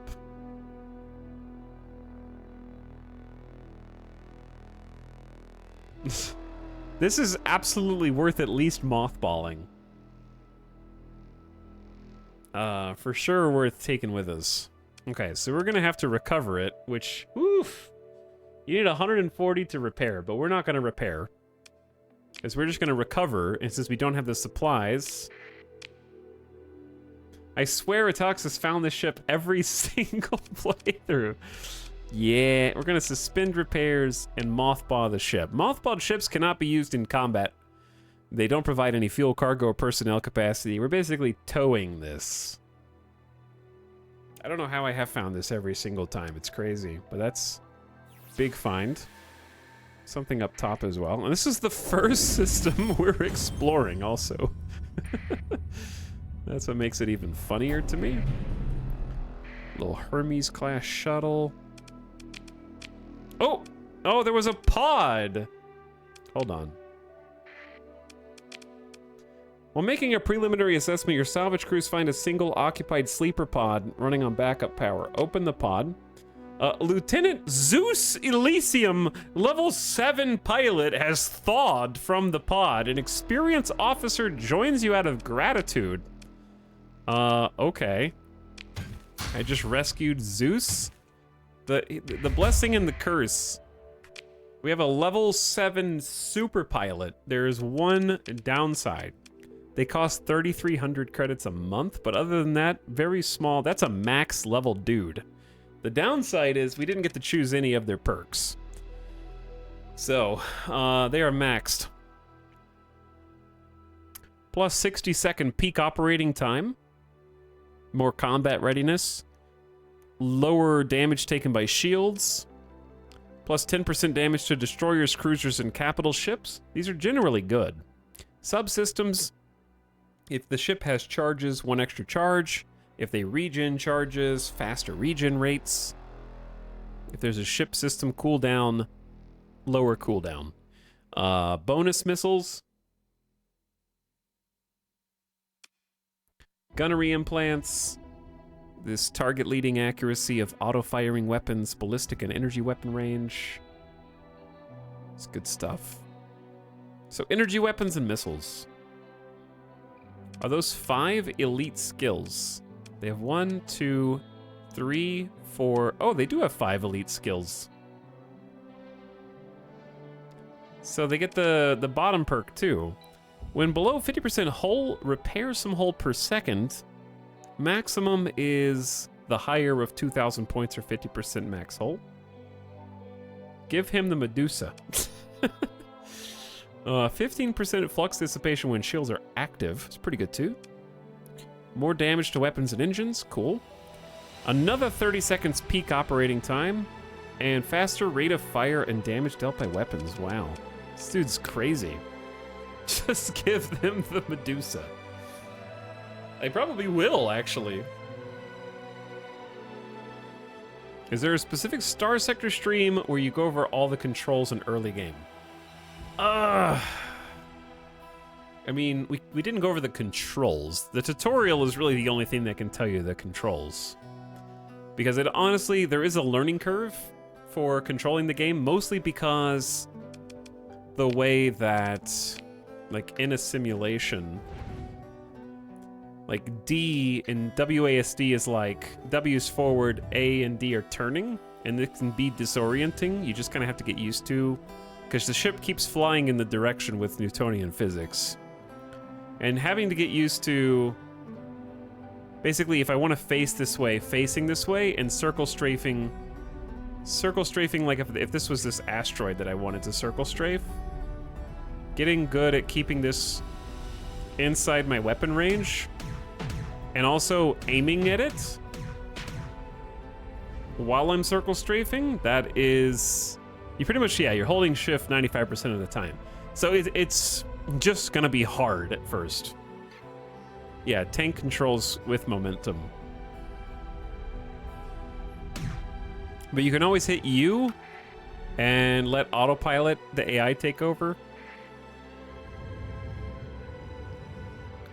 But you can also just make ships that have a bunch of weapons on automatic. It's got some very simple systems with the flux and the hull, but they're complex in practice.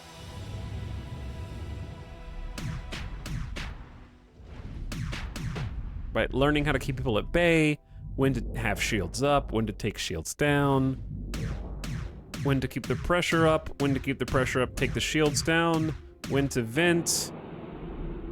I love the graphic update to that. There's a lot of skill involved, actually. That's a lot of the learning curve. The tutorial will take care of a bunch of the other little things, but a lot of it is just figuring out terminology and phrases of what is what. Like, what is flux? How many capacitors and vents are you comfortable with? When to add hull features versus putting all the ordnance points in there. Like how to balance the ordnance points. Fly the unimportant ships in your fleet while you get the hang of it. Yeah, that works too. What's up, Shadow Healer? I would say this stream has a lot of the early game, except there's at least a 45-minute section where I died and then reloaded saves and then ranted and then had to kick some people from the stream. So you can skip through that part, but otherwise this would be the early game coverage stream about how you handle it.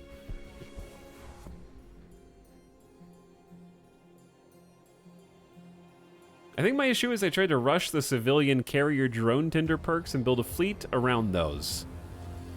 Yeah, early fleet perks can be make or break for sure. I typically like having helmsmanship in general, and then navigation for the max burn level, gotta go fast, is really important. And then I just pivoted to salvaging since we're doing all this extra salvaging. Just make sure you quick save a lot. That would be my #1 tip. Save at every opportunity. If you're new. But highly recommend Star Sector, especially if you've never played it before. You will be quickly addicted. Because there's a lot of fun ships and a ton of great mods.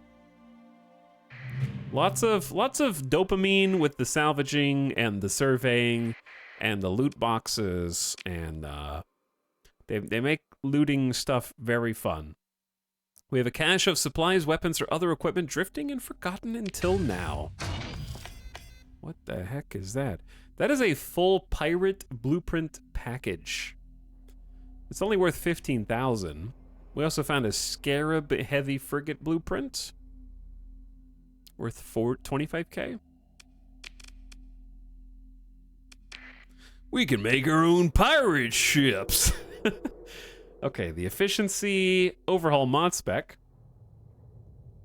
is reduced supply use for maintenance, fuel use, and minimum crew. Reduces combat readiness, recovery, and repair rates. So efficiency overhaul is good to put on civilian ships, I think, sometimes. So we'll use that for sure. Okay, I can't guarantee we got everything out of this system, but what I can tell you is we got everything that counts. So let's peace on out.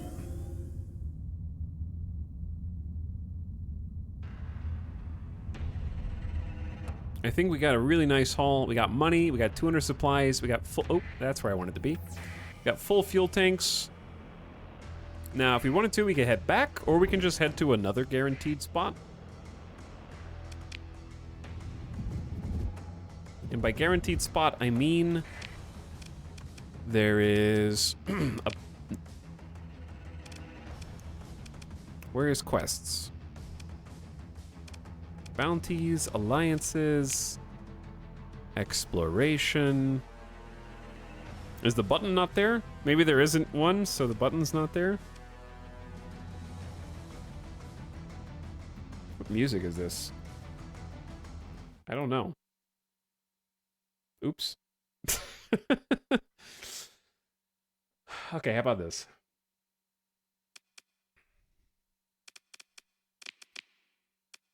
Officer promotion candidate. Oh! A junior officer has distinguished herself recently as a worthy consideration for the command of a ship.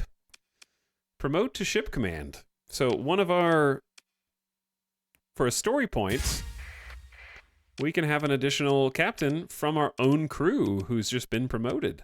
They come in with target leading accuracy for auto-firing weapons, and they get bonuses to ballistic and energy weapon range and lower recoil.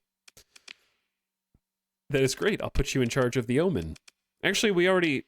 Wait, we have more captains... Because we have that level 7.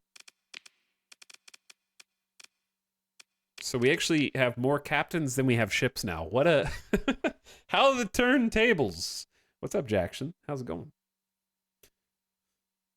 Pirates, do you want your blueprints back? I can give them to you.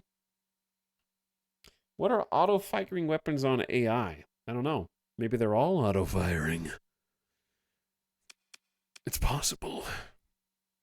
I forgot what I was doing. I was looking for a mission, but I was excited that there was just a random person who wanted to join us. If we wanted to do a bounty...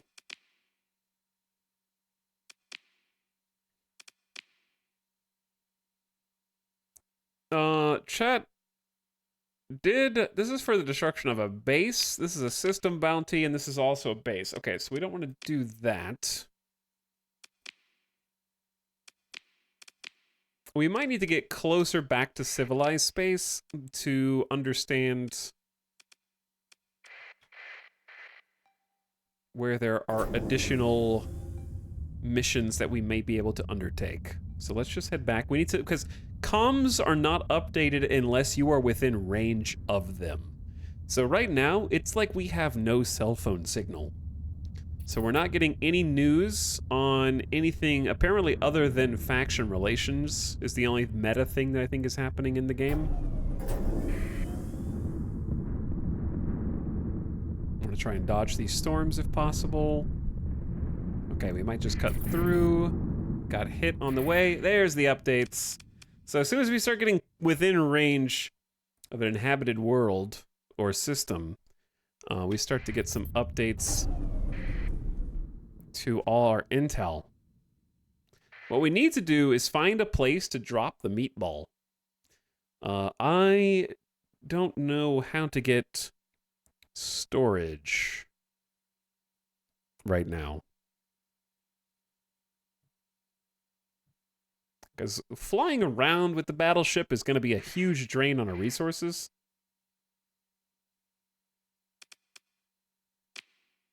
I believe we can, like, get storage from factions.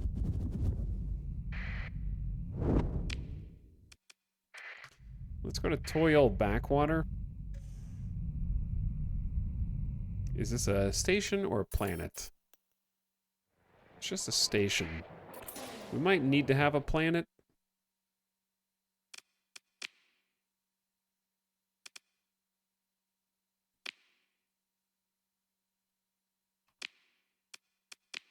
Oh, nope, this is fine. Okay, 5,000 credits.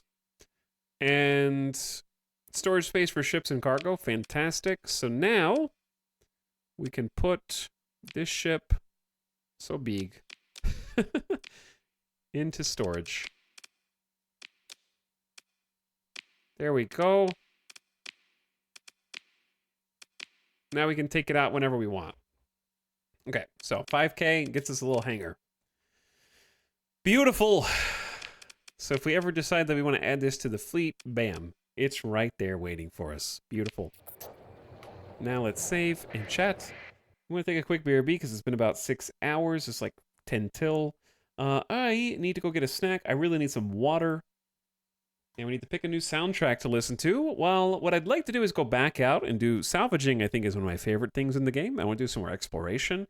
And maybe we can do like a bounty if we get a slightly larger fleet. But I'll be back in just a minute. Thanks for hanging out tonight. Hope you guys are having a fantastic Saturday. I'll be back ASAP.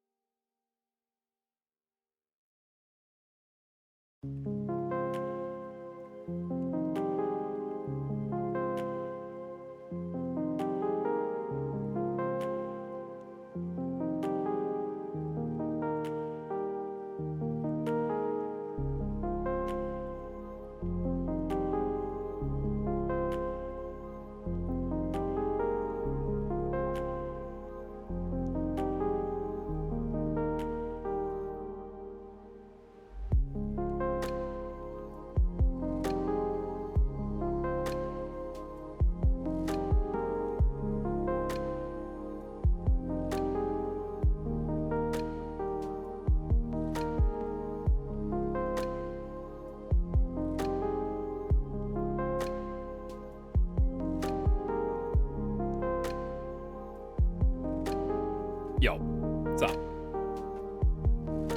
Okay. How you doing, chap?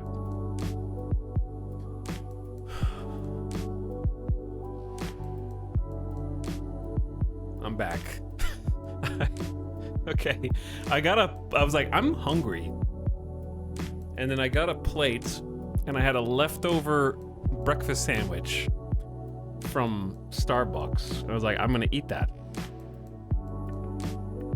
I'm hungry. So I microwaved it. And then I took 3 bites of it. I was like, oh, this is good. And I was like, wait a second. I need to eat dinner later.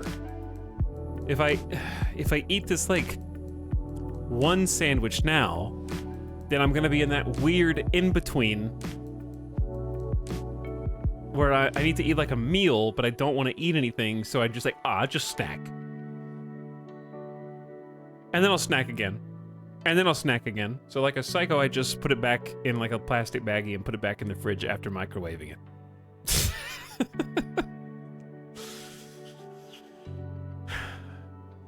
So I did all that and just like, I'll just put it back in the fridge. So I'll just eat it reheated like 3 times. It'll be heated up by Starbucks, then refrigerated, then microwaved, then refrigerated, and then heated up again. Right? Okay. Too late, Gamer Death Bot. We're already ahead of you.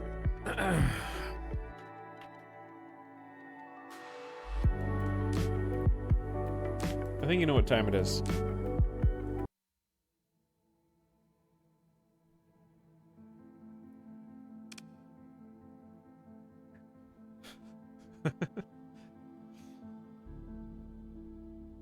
Where am I?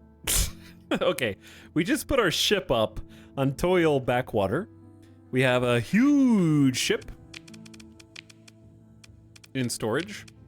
Huge! The Legion 14 class elite battle carrier. Somehow I get this ship every single game of Star Sector. We've been playing so many space games, Chad, and they all start with S. Starbase, Stellaris, Star Sector. The other one.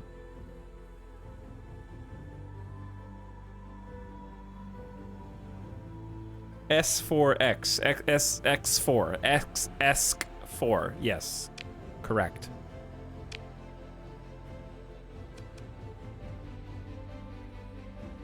Here's what I want to do. I want a mission to analyze a survey cache.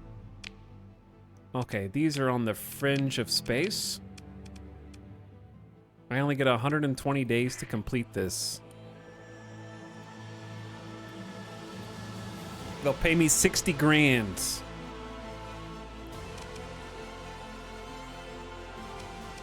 I accept. Let's buy some fuel. Oops. What do I want to do with all this? Hold on, I got a better idea. Storage. You can't chat. How do I get rid of this without using it?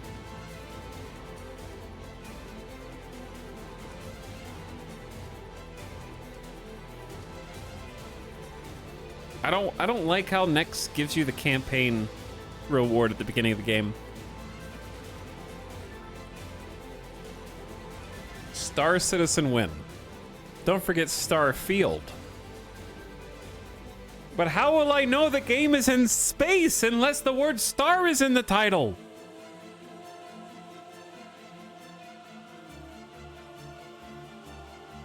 Star Wars, I'm looking at you. You can't stash it.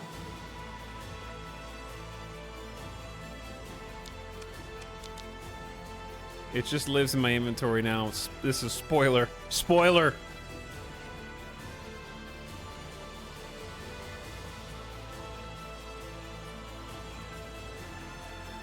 Okay, let's just hoard all this stuff. We can just keep it. Well, does it take up space? It takes up 1 space. Chat, what happens if this station gets exploded by another faction? Do I lose all my stuff on the station?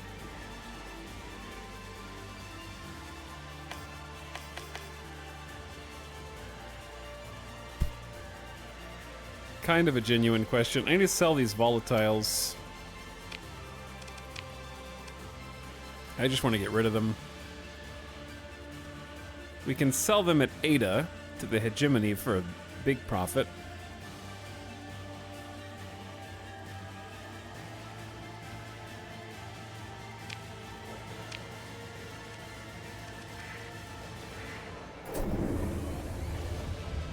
All right, let's go then.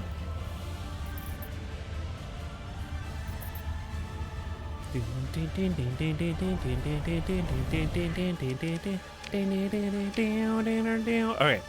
goodbye volatiles. Thank you for the money. We may need to free up some more space. Let me try and sell some of the crap guns that we have. Some of them are just necessary to hold on to in the event that we get a ship that I might want to use them on.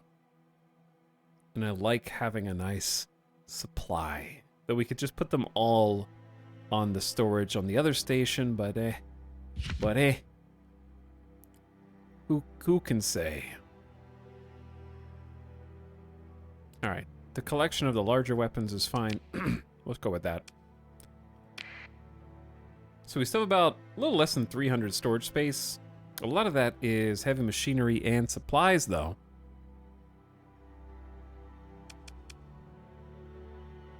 Chat, get him. For what? What are you getting me for?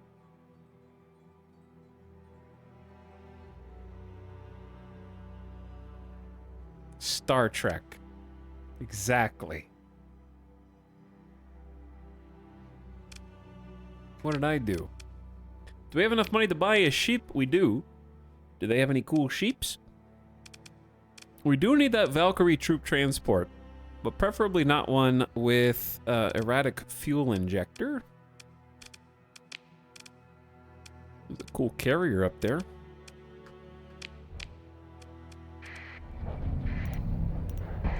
Bonk. Ow. Oh, are you taking issue with the pronunciation of the word hegemony? Take that up with the dictionary, my friend. That's just the way it sounds.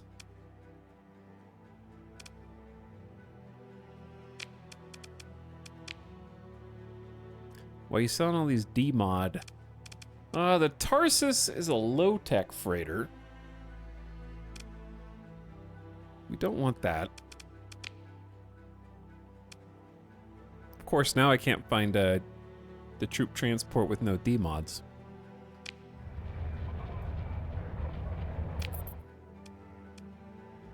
I'll go back to the Persian League one more time just to check it out. You can trade with the pirates, you just have to be able to land without your transponder turned on. And then they'll actually do business with you. So sometimes you can get better deals there. You don't have to pay tariffs or taxes either because your transponder's off and they just think you're one of their own.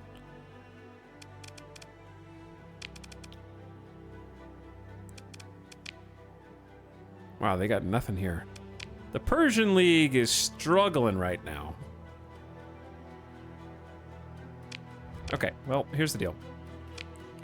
We gotta go all the way somewhere down here. So we're gonna start by going to like Anzu.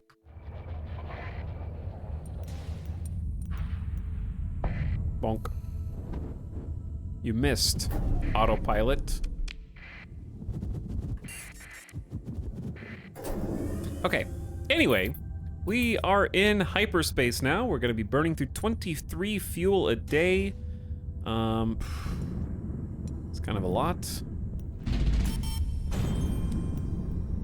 Fun fact, as our monthly income dwindles to 3,165 credits. Who the heck? Running from your fleet. Get those guys. You got freighters, a tanker, freighter, a vigilance, a wolf, a hound. That's it. You're just hiding here. Okay, so our wolf did get struck by lightning, but we're gonna deploy the rest.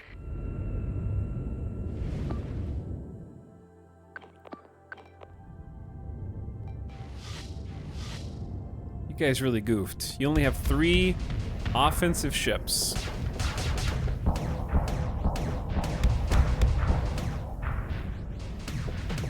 Starting with this annoying hound, zap that guy. Oh yeah. Can't even move. So sad. Shout out to my good friend the Omen for being a gamer.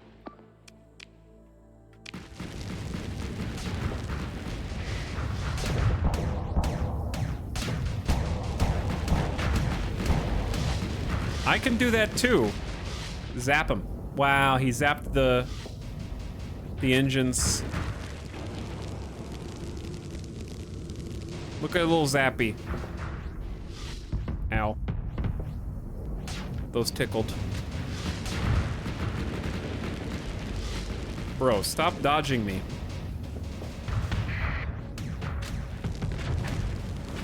Let's shoot some missiles his way.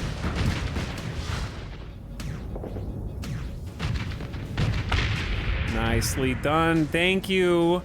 The 2v1, too strong. I love our little Omen friends.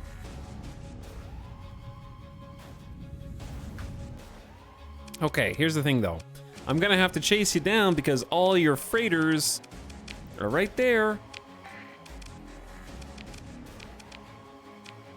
So, just you deploy left. And we just gotta blow up as many of these as we can before they get to the other side. And then it's just free stuff.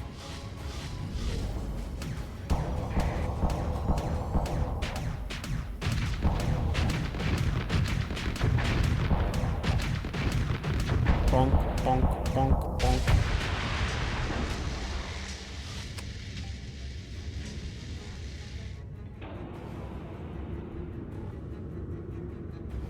All right, where is our friend? Go ahead and eliminate that guy. And then eliminate that guy. Give him some orders.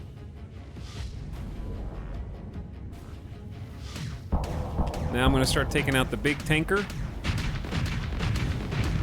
Because he should go up real fast. And then I'll get to work on this little buffalo. Is this a buffalo? Yeah.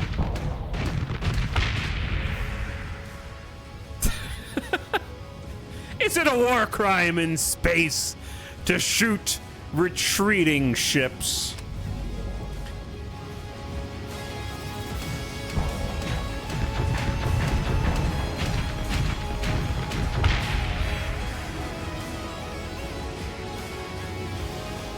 Oh, hell yeah.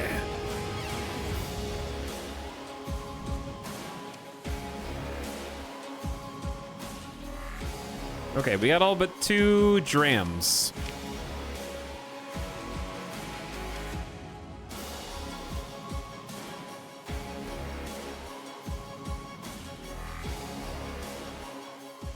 Chat, what do you think about recovering a hound? Pointless?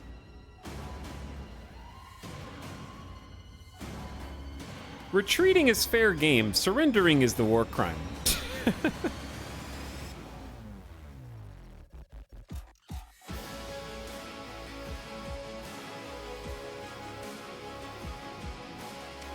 I say meh. We're going for a tech run. Scrap it.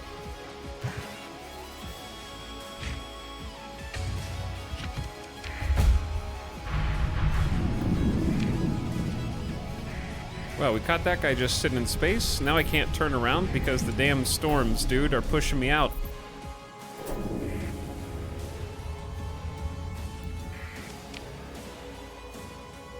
Ah, there's some new analyze quests. I already took one down here that I have to finish pretty fast. Because we only had like 120 days, and days go by pretty fast. Woo! That's a lot of ships. I almost got.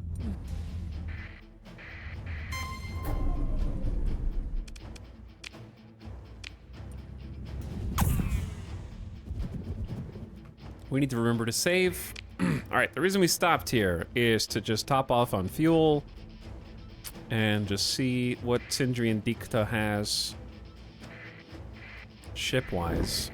They usually don't have much, but they can have some interesting stuff. I think that that's one of the things that got updated in the last big patch.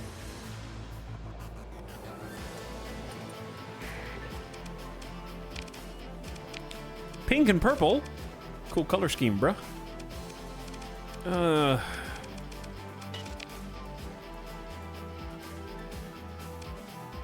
They've got a pirate mule combat freighter on the black market.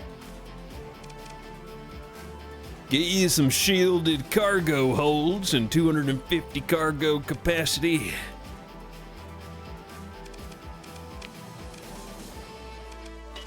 Very cool. All right, what's the price of fuel here? Very overpriced. We need to go to Anzu Station.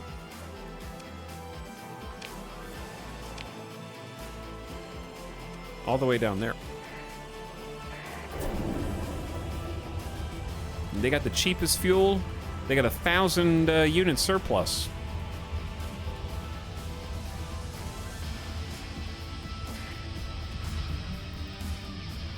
Maybe they got some cool ships down here too.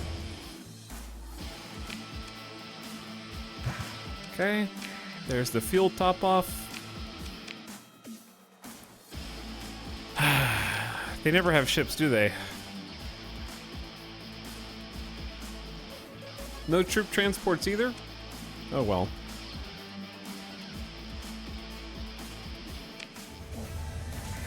Yeah, I haven't seen many of the new ships yet. I've only seen like one so far. All right, let's head out.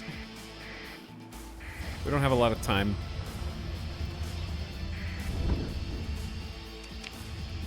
Hyperspace jump. Turn off the transponder. Analyze the supply cache. We need to set a course for Atasaya, the blue giant. Atasaya. Something like that. It's way out there, literally the edge of the map. Oh no, space is actually a square box This entire time. Let's go slow through the storm. Because I really am tired of having to make repairs. Market captured! Takata is now under Ludic Church control. Previously hegemony, they couldn't hold it down.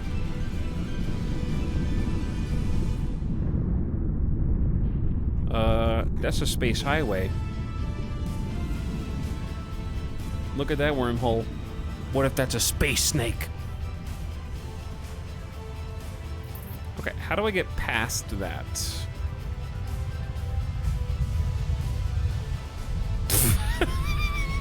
Oh no. Oh no, it's like I'm playing Candyland. I'm playing Chutes and Ladders. I didn't want to go down the chute.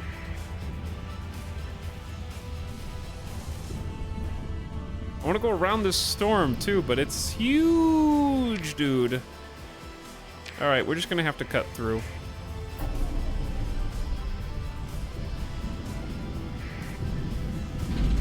We can take this speed at monthly expenses. I'm losing money. We're also losing fuel. We're also losing supplies. I'm sure it's fine. Swim diagonally against the current.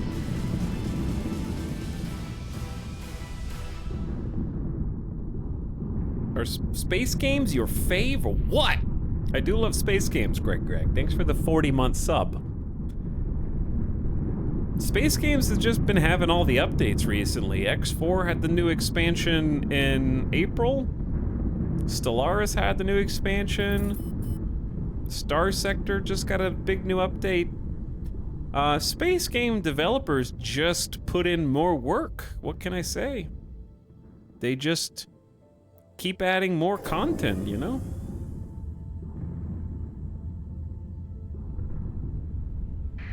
They're never done. But yeah, I do like space games. I do like simulation games.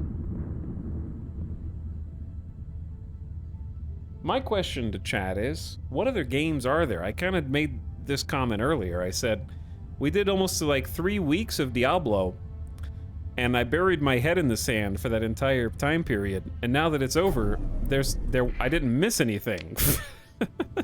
Like, if I hadn't have done that, I don't know what I would have done for 3 weeks. So my question is this: what do we do next?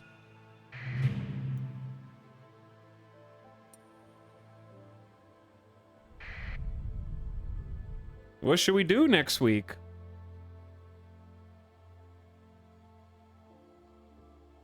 This year has been dead. I think that this year has been jam-packed with AAA games and basically no major indie releases, in my opinion. That's not supposed to be a slam against other people who have released games. It's just there hasn't been anything that's caught my attention, indie-wise. Normally, by now, there's at least 2 or 3 kind of long-form games that you can get sucked into.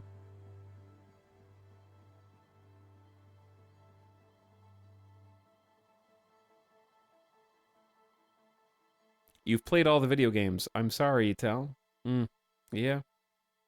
I mean, my off-stream time will just be occupied by Diablo for the foreseeable future. I'm thinking about doing Final Fantasy 16 this next week. Just because at least it's something else new. And it looks fun. And I loved Final Fantasy 7. How long is... We don't know. We don't know how long Final Fantasy 16 is supposed to be, I guess.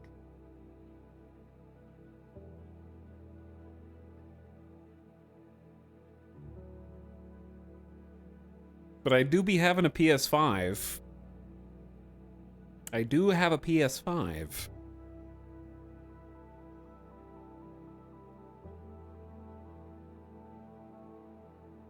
Go through the entire Final Fantasy franchise. Oh no. Oh no. Zelda looks like a lot of fun. I just haven't played the first one yet. Okay, we got an equipment cache. Show me big loot. That is a Harbinger class phase destroyer blueprint worth 80k. Not bad. And 50 heavy machinery. See you in 2046. What, doing a Final Fantasy franchise playthrough? I just need something to get excited about. I need something to get passionate about. I need something to get that addiction going. Something where I like start early and stream late, and where has the time gone? It's a derelict buffalo, and from the memory banks we've extracted an ultra-rich rare ore deposit, possibly for colony building.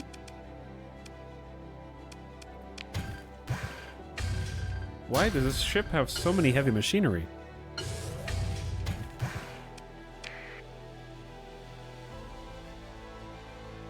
Etal's waiting for Breath of the Wild 3 before he starts the trilogy. Here's the thing. Let's go near the star first, because I feel like that's the most likely place to find our mission objective. Have you considered developing a Metal Gear Solid addiction? See, here's the thing. I stalled on playing Metal Gear Solid 3. We already did 1 and 2, and they were great. But I stalled so long on 3 that they've already announced a remake. So what am I gonna do? Play 3 now that it's like literally a remake on the way? Who is this? These are just neutral prospectors. That's cool.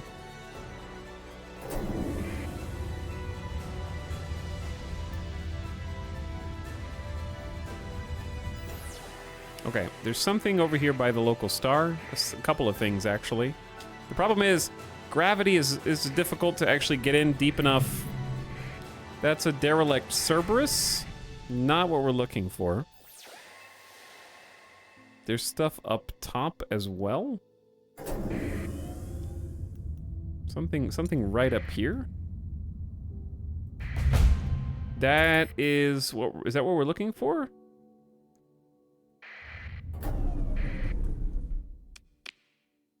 It is not, but we'll salvage the resources anyways. Keeping us alive.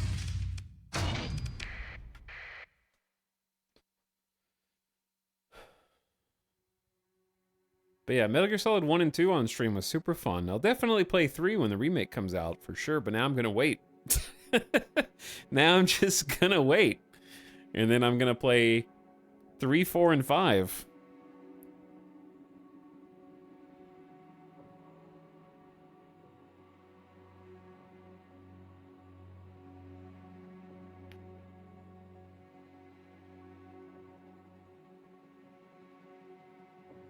I think someone in this chat got me hooked on Endless Sky.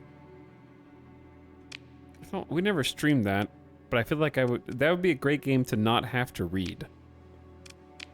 Okay, there was just a supply cache somewhere here. There's just too many things in the system because there's like other prospectors. How many hours do you have on Star Sector? Not enough to know the metas, but enough to know how to play the game. I've played it off and on since 2012. Your fleet approaches a mining station, a source of wealth and industry to feed the worlds and works of humanity. A cursory scan indicates it's been cold and dead for tens of cycles at the least. The banks of its memory are partially accessible. You get a free class 4 survey data, some XP, and you can salvage. Come on, big money mining station. Well, it has rocks. I don't know what else you expect. Avid got me playing Clanfolk recently. Clanfolk's amazing. We played it a bunch on this stream. Clanfolk's really good. Phase coils are less able to maintain a connection with normal space as the ship's flux levels rise, resulting in greatly reduced top speed. This modification allows coils to handle higher levels of hard flux, increasing the threshold at which speed bottoms out. For standard design, this takes the threshold from 50 to 75%. So you can have more flux before you lose speed. Is this the year of clearing franchise games? Possibly. I just need to be really emotionally invested in it for something. Like, if Starfield had prerequisites, like Witcher 3 did, I would absolutely do it. But we already did a full New Vegas playthrough, and I don't feel like I need to play Skyrim before I play Starfield. That being said, I'm not saying no to a Skyrim something down the road. I just don't know what I would do in it. I need an objective.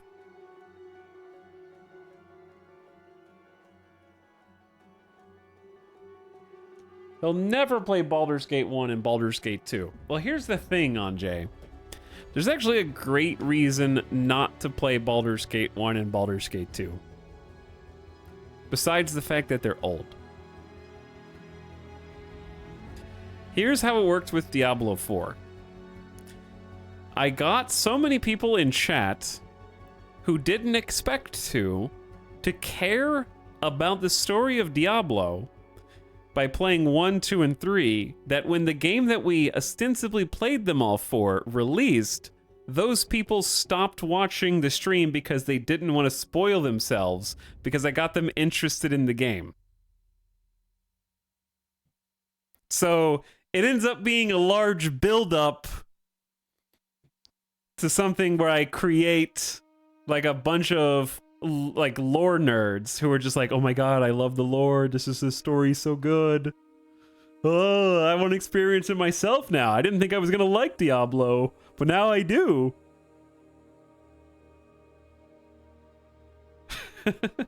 Influencer too good at influencing. Yeah.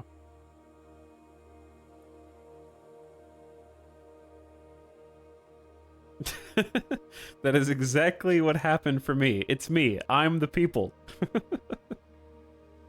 Because I got so many people coming in and be like, hey, I'll play my first Diablo game thanks to you. I just want to say I appreciate it. Goodbye. I don't need you anymore.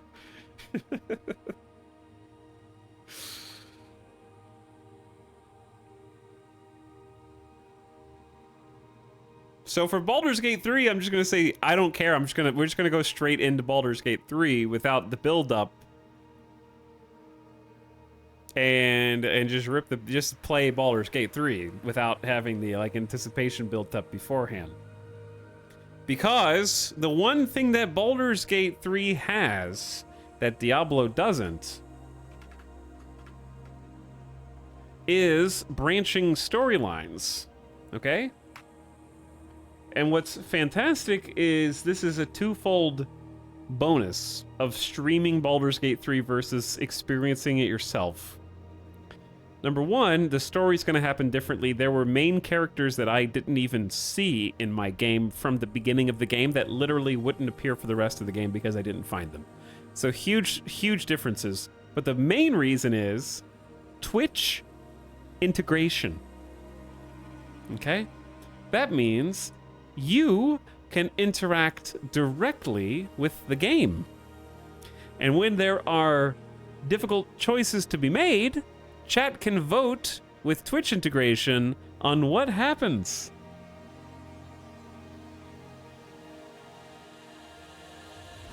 So, more of a community storyline. And we can put the vote to chat in order to roll the dice and see how our story goes. So we're going to have kind of a shared experience there.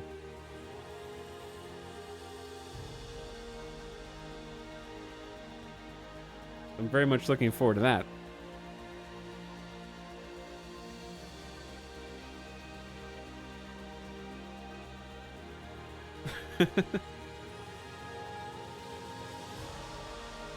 Now, Final Fantasy has a separate thing.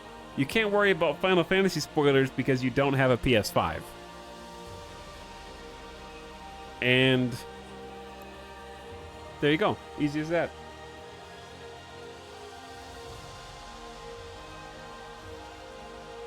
Okay, where was I?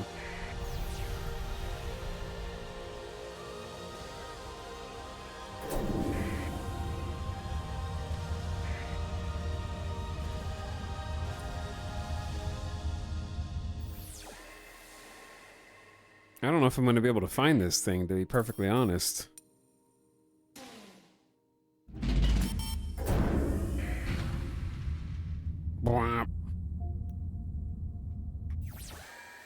Okay, there's a cluster of stuff up here. The mission might expire before I can find what I'm looking for, unfortunately. We found some sleeper pods running on backup power. One by one, the pods open as the thawing process completes. Unfortunately, it's been too long, or something went wrong. There are no survivors, but none with brain activity anyways. Get 5 harvested organs.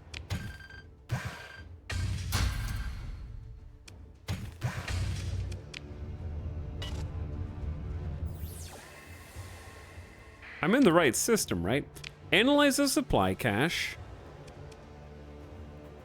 in the Atasaya system, which is exactly where we are. Yeah, playing previous games wouldn't matter with Final Fantasy anyways. It's all self-contained. Here's the other thing. I'm waiting for the PC version. Okay, true or false? Final Fantasy 16 story is going to be so nonsensical that if you watched it 4 times in a row, you still wouldn't understand what was happening.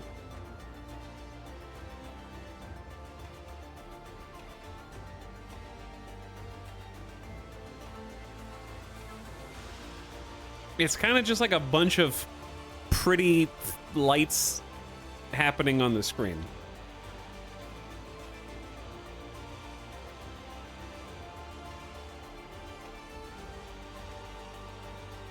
What is this game like?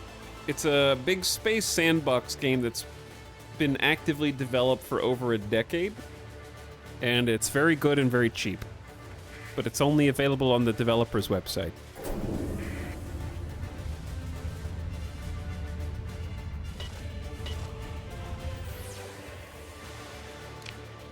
We need to check near all the planetary bodies, I guess. I think we're gonna run out of time.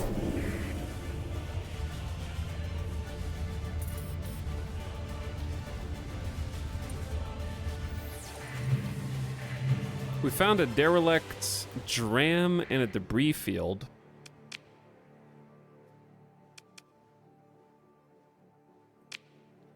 We found a level 5 lieutenant named Canada. Lieutenant Canada has joined the fleet.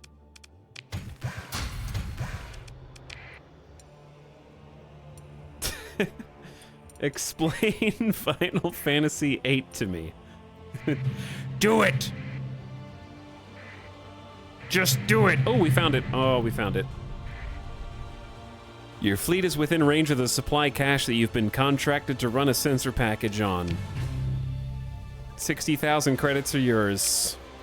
Now, we can take the cargo manifest. It is stacked with heavy armaments, some plutonics, some fuel. We don't really need this many heavy machinery. What's like a normal amount of heavy machinery, chat? Like 250? I realize this is just leaving money on the table, but we should probably get more supplies. Who the heck is this? Spoopy large fleet. Another pod? Another lieutenant? Osiris? Okay, we need to fire the level 1s.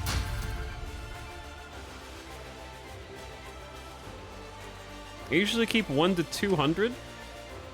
We can drop another. Oop, I didn't get the fuel. There we go.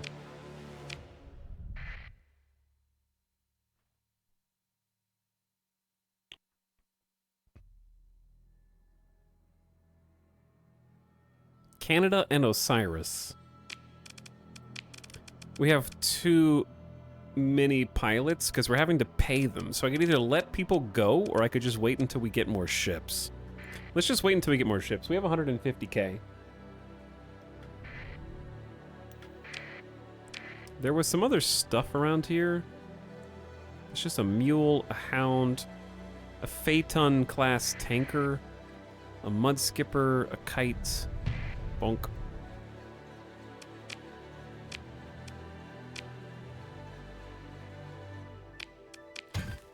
Salvaging fuel tankers is good because fuel. Okay, we actually have full tank. Excellent. And there's some illegal harvested organs there. I don't want the organs, okay? I'm gonna get like... Someone's gonna scan my cargo hold.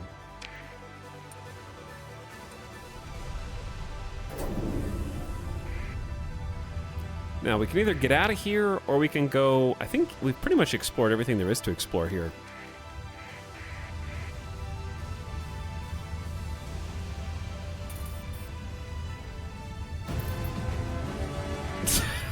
Dun, dun, dun. Tritakians have captured a market from Sindri and Dikta. The wars are happening. We need a cruiser. We need like a... I'd like one more combat frigate, because we have like a wolf. Probably gonna end up getting rid of the wolf long term. We can honestly just go to another system nearby.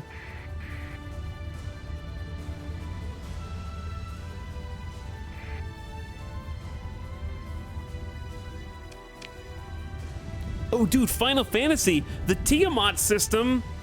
Oh, dude. We were talking about Diablo and Final Fantasy, and now we've been to the Lilith and the Tiamat systems. Oh my god. What is that?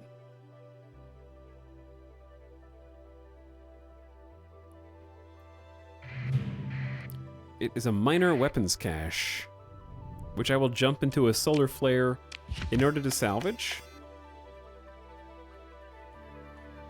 SRM pod blueprint and some fighters. Nothing special. Sometimes there's just not gonna be much. As there is not here. This is this is the most empty system possible.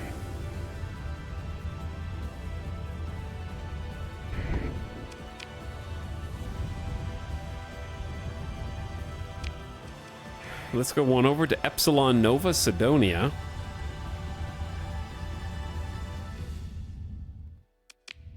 Because we got so many supplies and so much fuel that we can just kind of poke around. So in each of these, like, unsurveyed systems, you get this planet data, which is just vague planet data that tells us, hey, there's a molten world there, right? But if you want, you can actually go up to it and then get the details. So this is a volcanic world. And if we wanted to, we could perform a survey for the low cost of supplies, which can actually become quite a high cost.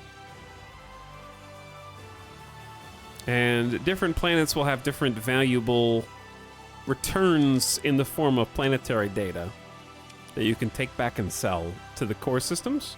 Or you can use that data to inform where you want to settle to make a colony yourself, which is also useful. We're not really looking to do any surveying right now because it takes Omega supplies. And I don't want to get stranded out here. Have you played Park Beyond? I have not played Park Beyond. I saw some people doing sponsored streams of it, and it looks like a roller coaster game.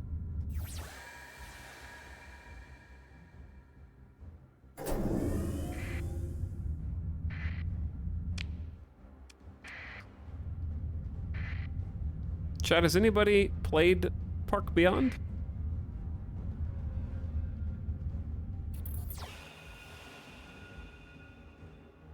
Alright, let's just transverse jump and get out of here. So, this is a special ability that we've unlocked with one of our skill points. Jump into hyperspace. The use of a jump point. It's basically just flat consume some fuel and some supplies without having to go search for a wormhole to take us back out. Goodbye. It's a really nice escape tactic, especially when you're smuggling stuff and you don't want to go by the authorities who might be guarding the gate, or whatever you call it. Only in my dreams, just have watched a few hours? I have not. Well, nobody's played it.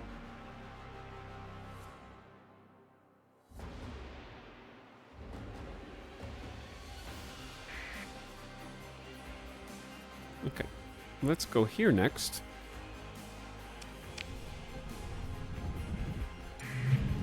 Someone's ooh, lots of planets here. Discovered an equipment cache, a debris field. Is this game still getting content updates? It just did, yeah, like a month or less ago.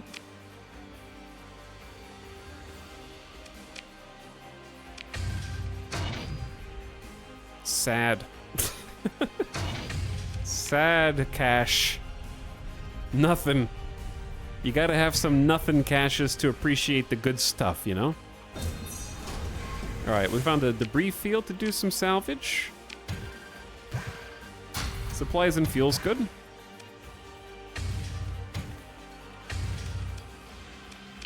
Wait, did I just leave all my supplies there? Hold on. There we go. Okay, stuff up here to the top right and bottom right. I think the bottom right might be a little patrolling fleet.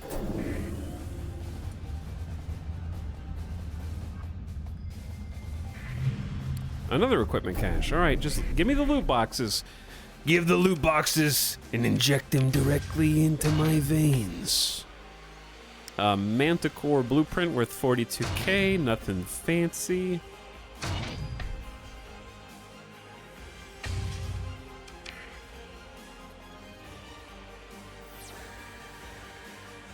Okay, everything is down below. We're being pursued by a very large fleet.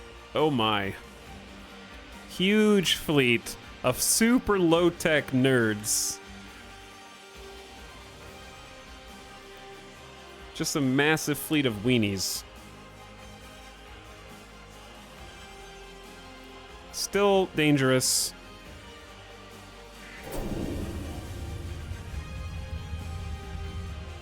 Okay, I thought we could get away. I thought I could get away. I thought I was gonna speed up in time. I guess I'm using the story point. Because ain't gonna survive all these Eradicator cruisers.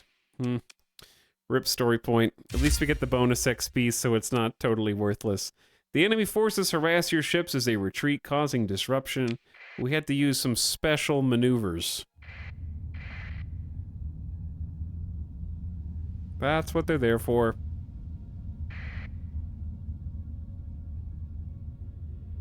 If only we had a couple more ships. If we had like one more destroyer, one more cruiser. Alright, they're chasing us now, so we're just gonna peace on out. And let's head to Sun Wukong.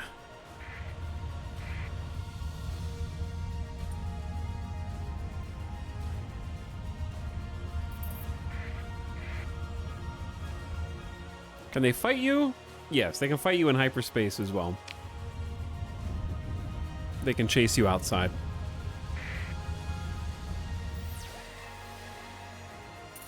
Okay, literally nothing on scopes. Sometimes there can be stuff inside these little purple clouds.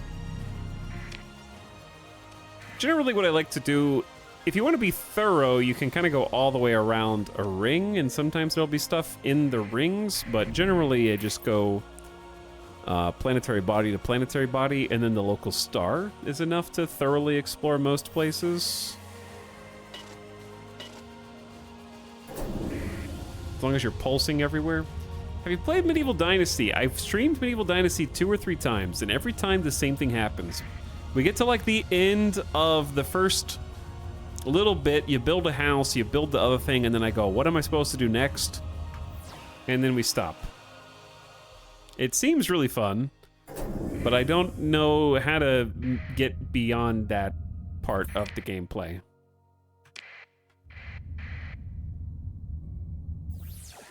Okay, there is nothing here at all, so let's go.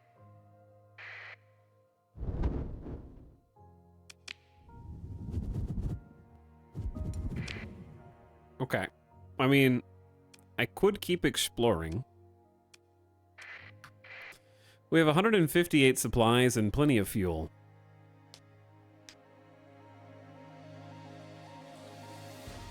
I gave up on Medieval Dynasty after I started a village and realized the villagers don't actually do stuff and just give you ticking resources. Yeah, it was an ambitious game.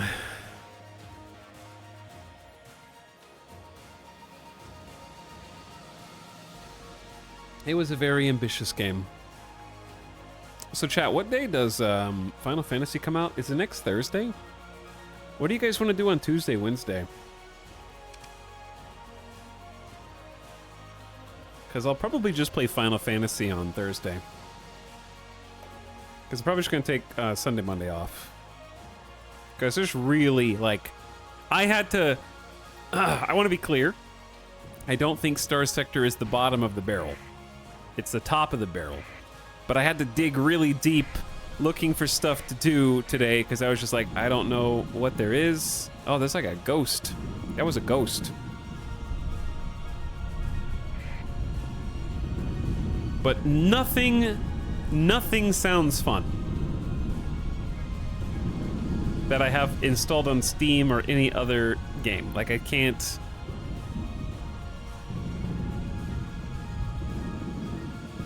More Star Sector, and that's an option.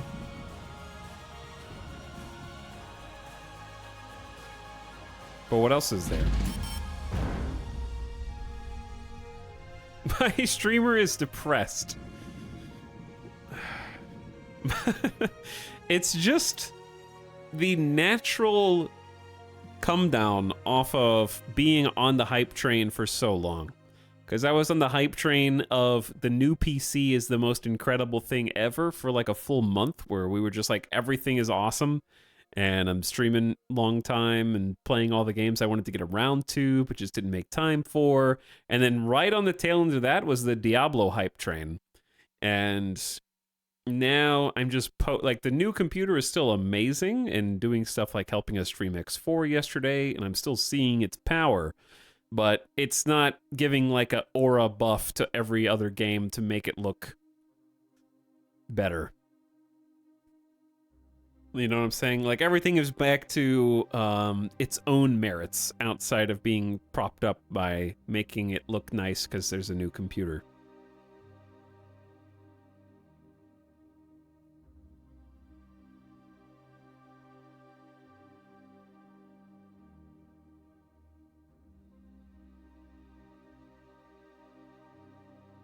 Has that game that was like RimWorld been updated? There's like a dozen of those, so you're gonna have to be more specific. Speaking of the new PC, are you planning on trying out the Chaos Wars in Total War 3? Probably not. Not anytime soon.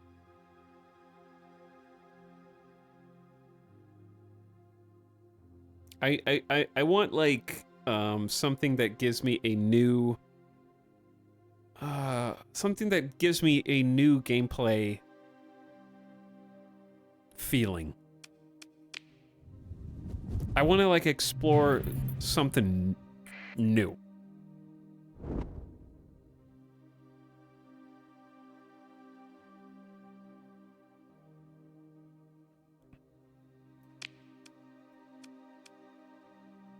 Don't we all? Like, lately what I've been noticing is I'm doing stuff that I've done a lot of, like Crusader Kings or Stellaris. And because I've done them so long, the honeymoon phase is over, and I start to see what Crusader Kings looks like when they're not trying to impress me anymore. You know what I'm saying? There's an orbital habitat here. An abandoned orbital habitat. A cursory scan indicates that it has been cold and dead for tens of cycles, possibly hundreds.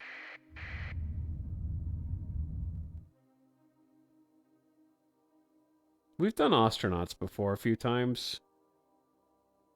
Oh, let's just do Kenshi again for another 100 hours. Make it 600 instead of 500. I'm sure I'll find plenty to do on that static, unchanging, unrandomized world that I haven't already done before. And then I can just act surprised whenever I see the beak things again.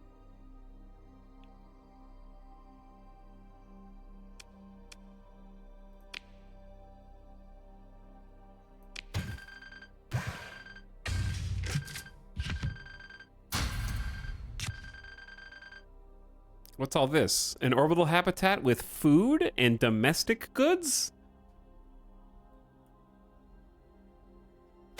But no, Kenshi's a fantastic game. I'm just using it as a shield so that you understand the reason. Like, there's a reason why I never became a Minecraft channel that did a mod spotlight twice a day and a let's play simultaneously. You know what I'm saying? Like, if I had the brain, and it's nothing against any of the games, it's just the way that my brain is wired. I can't do the same thing forever. The dopamine stops, and it's like something I think is objectively fun and good. It just doesn't. The video game drugs don't hit the same way.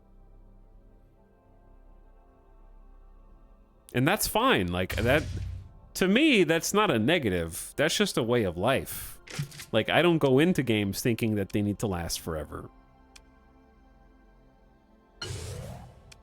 I very much would like to even see more short form games. Like I think games nowadays are coming out and they gotta like, they feel like they have to be 3,000 hours of content. Some of my favorite game experiences are one and done. And a lot of them are on PS5, and some of those are still too long. Like God of War 2018. I don't need to play that ever again, but I loved it the first time I played it. I'm sure it's a little dated now, like 5 years later. Death Stranding, if I never played it again, that was great. Like, I love those self-contained, and those aren't even short games. Those are like 30 to 50 hours. But some of the really short indie ones, yeah, like Little Nightmares 1 was great.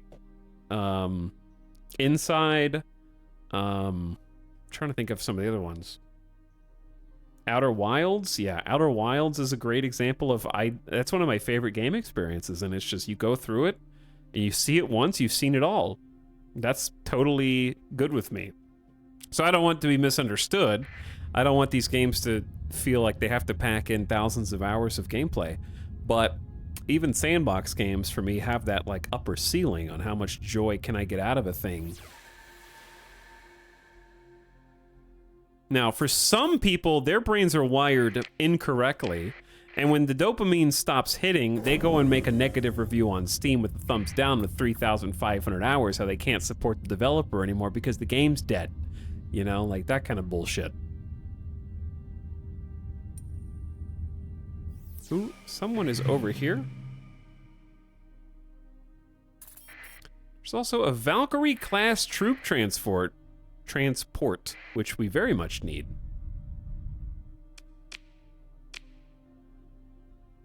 Consider whether operations might be taken to recover the ship. It has 3 demods. Maintenance, compromise, storage. Your entire purpose is you hold people, and now you hold fewer people. So, let's just go ahead and salvage that.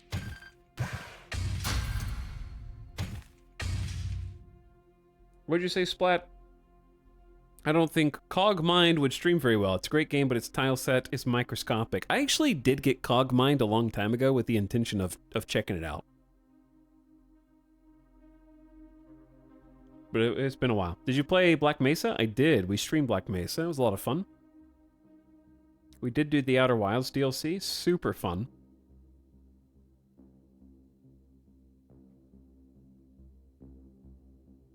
Have you seen Transistor? I have played the Supergiant games. No, I can't. I'm not You can tell I'm trying to be careful. I really like Hades. I love Hades. Hades is one of my favorite games ever. I don't actually really like the rest of the Supergiant games. But I don't think that they're bad. They're just not for me.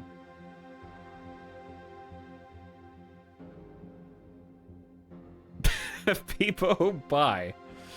Have you played Cosmeteer? Yes, I played Cosmeteer before you could even buy it. Way back. I did that when I had a YouTube channel. He's going to be on a sponsorship blacklist by the end of this stream. No, because the sponsors have new games. And I want to play, that's what I want to play. I want to play new games. I am just like, okay, chat, when a new game comes out, it's like being a rat in the experiments where the rat is allowed to just hit the dopamine button. That's what my craving a new game is. I just want to be there. I'm in my little cell, I'm in my little office, and I just want to keep pushing the button that throws a new game onto my computer screen.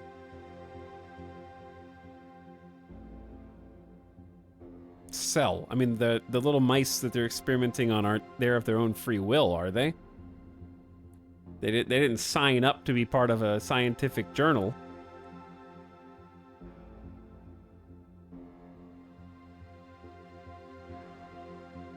There's a new Solasta DLC. Yeah, you would know about that, RNROS, if you came to my sponsored Solasta DLC stream that we did last week. It was quite good, in fact, because Solasta is a very good game. And I'm not because I'm paid to say that.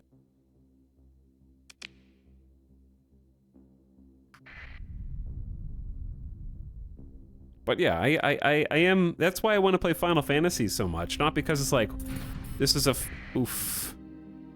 How do I keep running into these dudes out of the fog? Like, they were right here. We are in an uncharted system. And we just did scans. And this fleet has just appeared 10 feet in front of me, heading directly toward me. That's very unlucky for us.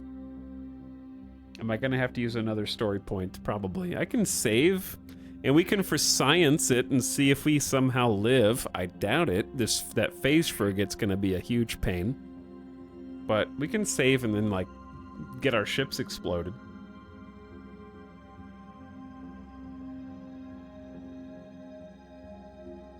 Is Planet Crafter any good? I really enjoyed Planet Crafter.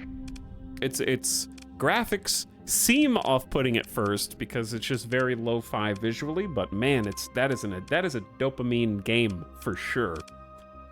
I really liked it.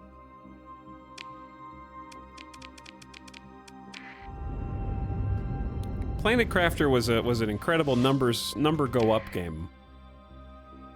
All right, we're gonna take one Omen, go with you. One Omen, go with you. And I'm gonna try to hang out. And we're just gonna see how fast we get blown to hell. That's a cruiser, so not ideal. Spearheading.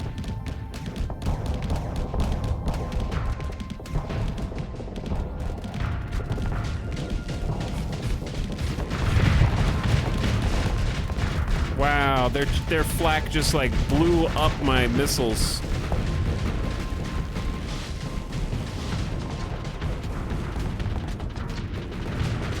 Our double Omens are giving them some problems though, so that's pretty cool.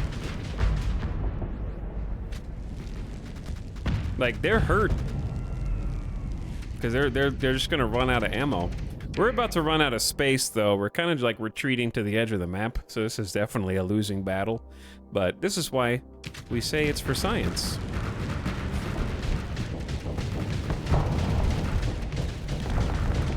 Get those guys.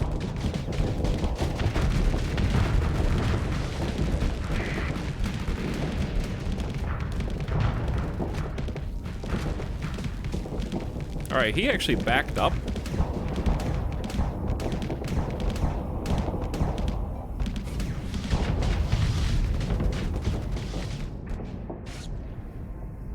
We are at the edge of the map now, aren't we?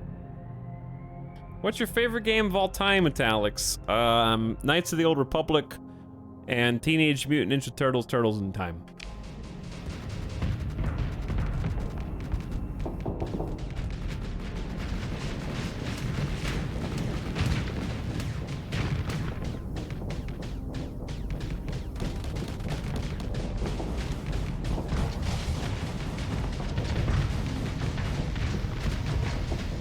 Okay, we're kind of rotating around.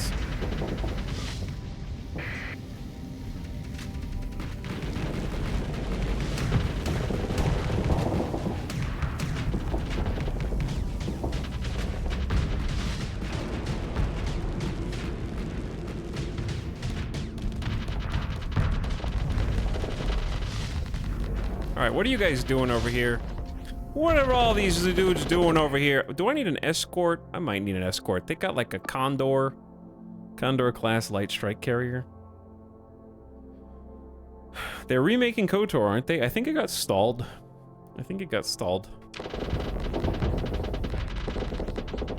Alright, there's a lot of fighters. Just being a pain. Point defense is doing its best.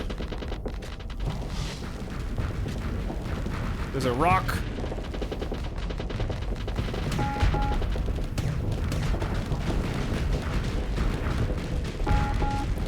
Combat readiness will begin decreasing soon.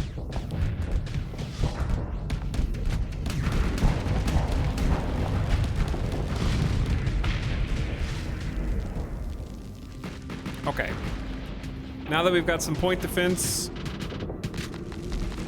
we can go ahead and vent. Maybe help out. He bonked me.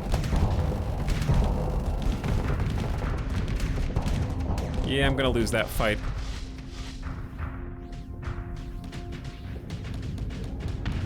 Ow. Chad, I'm going the wrong way, dude. My ship's kind of on fire. The fighters are coming in from the left.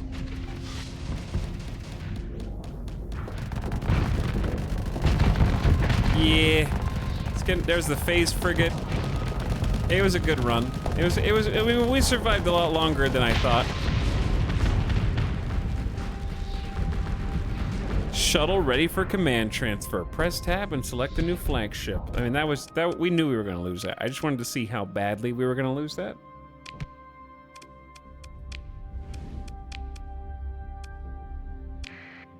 Because, I mean, look how big their fleet is. It's a 4-star danger threat. We need something that has a little bit more punch. Like, if we had one cruiser, this would be a totally winnable fight. What do you think about the new Marvel Snap Conquest mode? I haven't even tried it. I haven't opened Marvel Snap in the month of June. It's... they lost me. I fell off. I haven't even bought the season pass. Like, I saw that they released weekend quests, and the weekend quests didn't even work this weekend. So they're just giving people some free currency this weekend or something. Like, it's just, it feels like problem after problem. Like, if something can go wrong in Snap, it will, technically. 1 out of every, like, 4 cards is bugged on release. And then the pay-to-win mechanics are awful now. The token system is awful.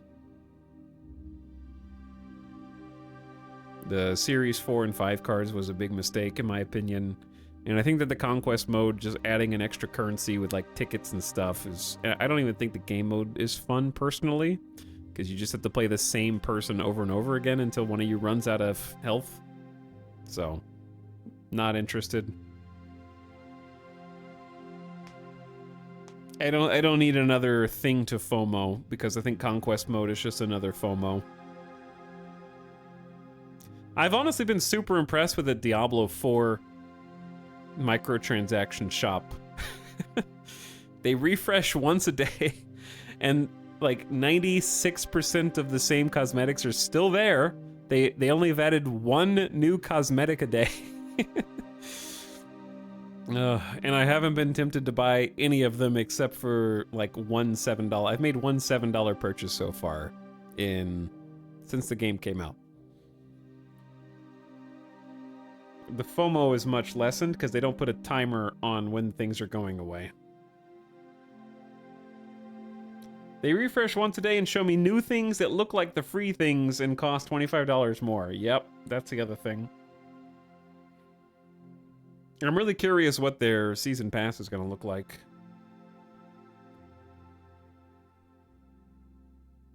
Conquest mode just makes battles super slow to fight the same person over and over. Yeah. Good snapping and retreating. If you just retreat for 1 cube, then you just keep doing that over and over. It doesn't look like fun to me. Okay, can we even get out of this? Nope. Alright, I have to disengage with a story point. That is my penance.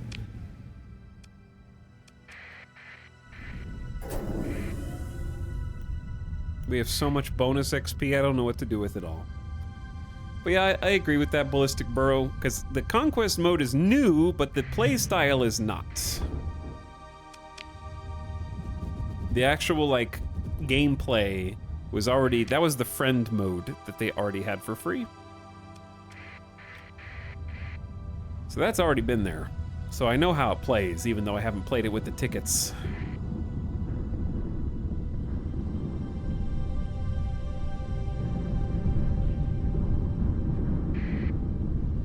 If you're into deepish sim games, you could give Cold Waters a shot. Submarine sim with neat meta layer in the campaigns. I've been thinking about playing a submarine game. Trying a new simulation game. The problem with simulation games is if you if you're like, oh, this is a great idea, and then you start streaming it and you realize that it's the kind of simulation game that requires you to watch a YouTube video to figure out, and it's too late because you're on stream and now you can't figure out how to do anything, and you might say, well, just watch the tutorials beforehand. But some of the fun of playing a new game is the discovery of different features and experiencing that with people.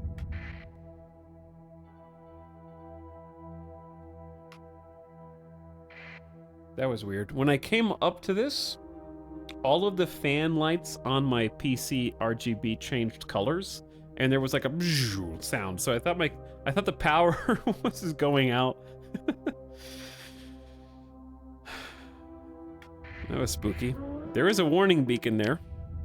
It says medium danger. I believe you.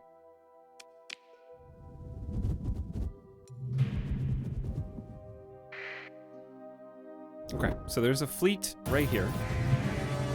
Goodness gracious, a rebellion? Tritakian has taken control of a market. Oh, there's a remnant fleet. Okay, this will be a fun fight. This will be a nice one.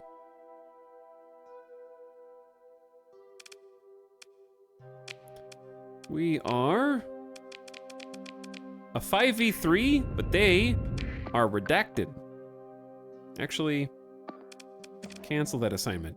You go with me, you go with Vigilance, and the wolf will just kind of be hanging out. How much do you interact with planets in this game? You can colonize them. So you can, and you can survey them. So you can interact with them a fair bit. All right, these two big ships are problematic. Let's dodge the torpedoes.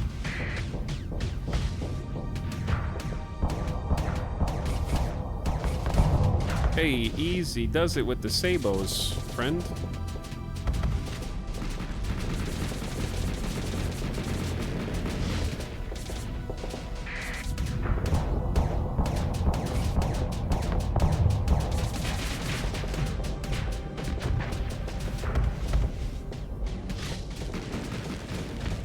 All right, we need all ships to work together here. I can't shoot my missiles. Ah. All right, this is definitely the one that we need to polish off first.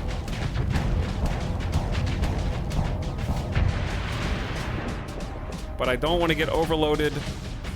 Oh, that's a big rocket. We're good, we're good. Okay, what's going on down here? Big ship versus the Vigilance. Vigilance is taking some hull damage. We might need to reinforce. All right, let's go ahead and flux. Let's go down here and try and help. Take some heat off. Vigilance is ill-equipped. All right, help is on the way. And it's overloaded. Excellent. Stay alive, Vigilance. Well done.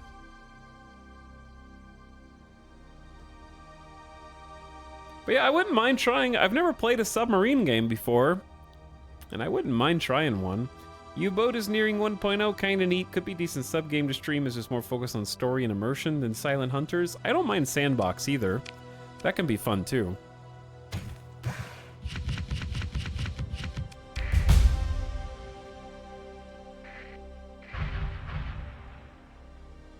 Hey, we got a skill point. Excellent. So if we wanted to keep doing industry, we could get faster repair rates and some immediate repairs after combat, or we could get the cargo and fuel capacity. I'm actually tempted to grab this one because more personnel capacity helps us, and I always want to hold more cargo and more fuel. Okay, there are multiple fleets in systems, so we might be a little in over our head. But that was a good fight. 48% scavenging effectiveness. Give it a try. We lost 7, One crew died. That's sad.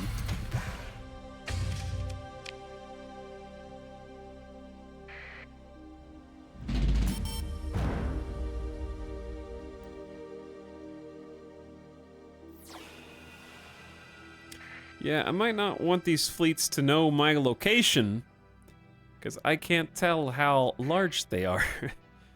That's why I'm gonna make a save and go find out. Someone right next to this gate. Or some things next to this gate. Ooh, you guys want to see a really scary ship in combat? Is this the Brilliant class? Yeah, that's the Brilliant drone ship cruiser. This thing is sick. So this is not a real fight. This is a science fight. I just want to show you the ship because at one time we had a Brilliant in our fleet and it was my flagship and I loved it. And I miss it very much.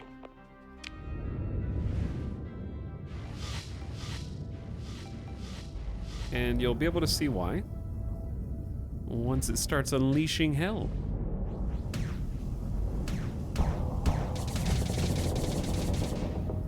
Dealing with all these little frigates is actually difficult enough on its own.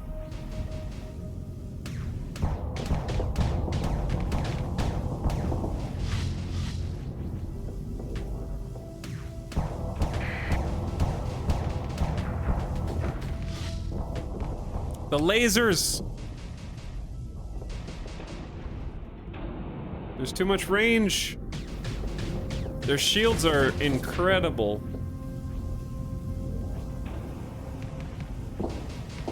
I like the little charge it does. Me too.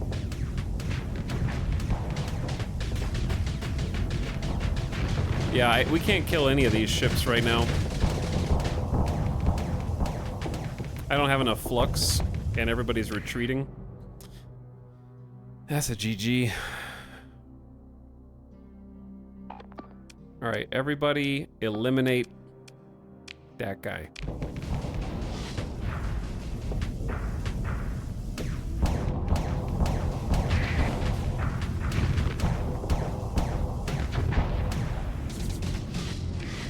Yeah, and they're like in a pack of 3 too. All right, I want to see the Brilliant, not the little weenies.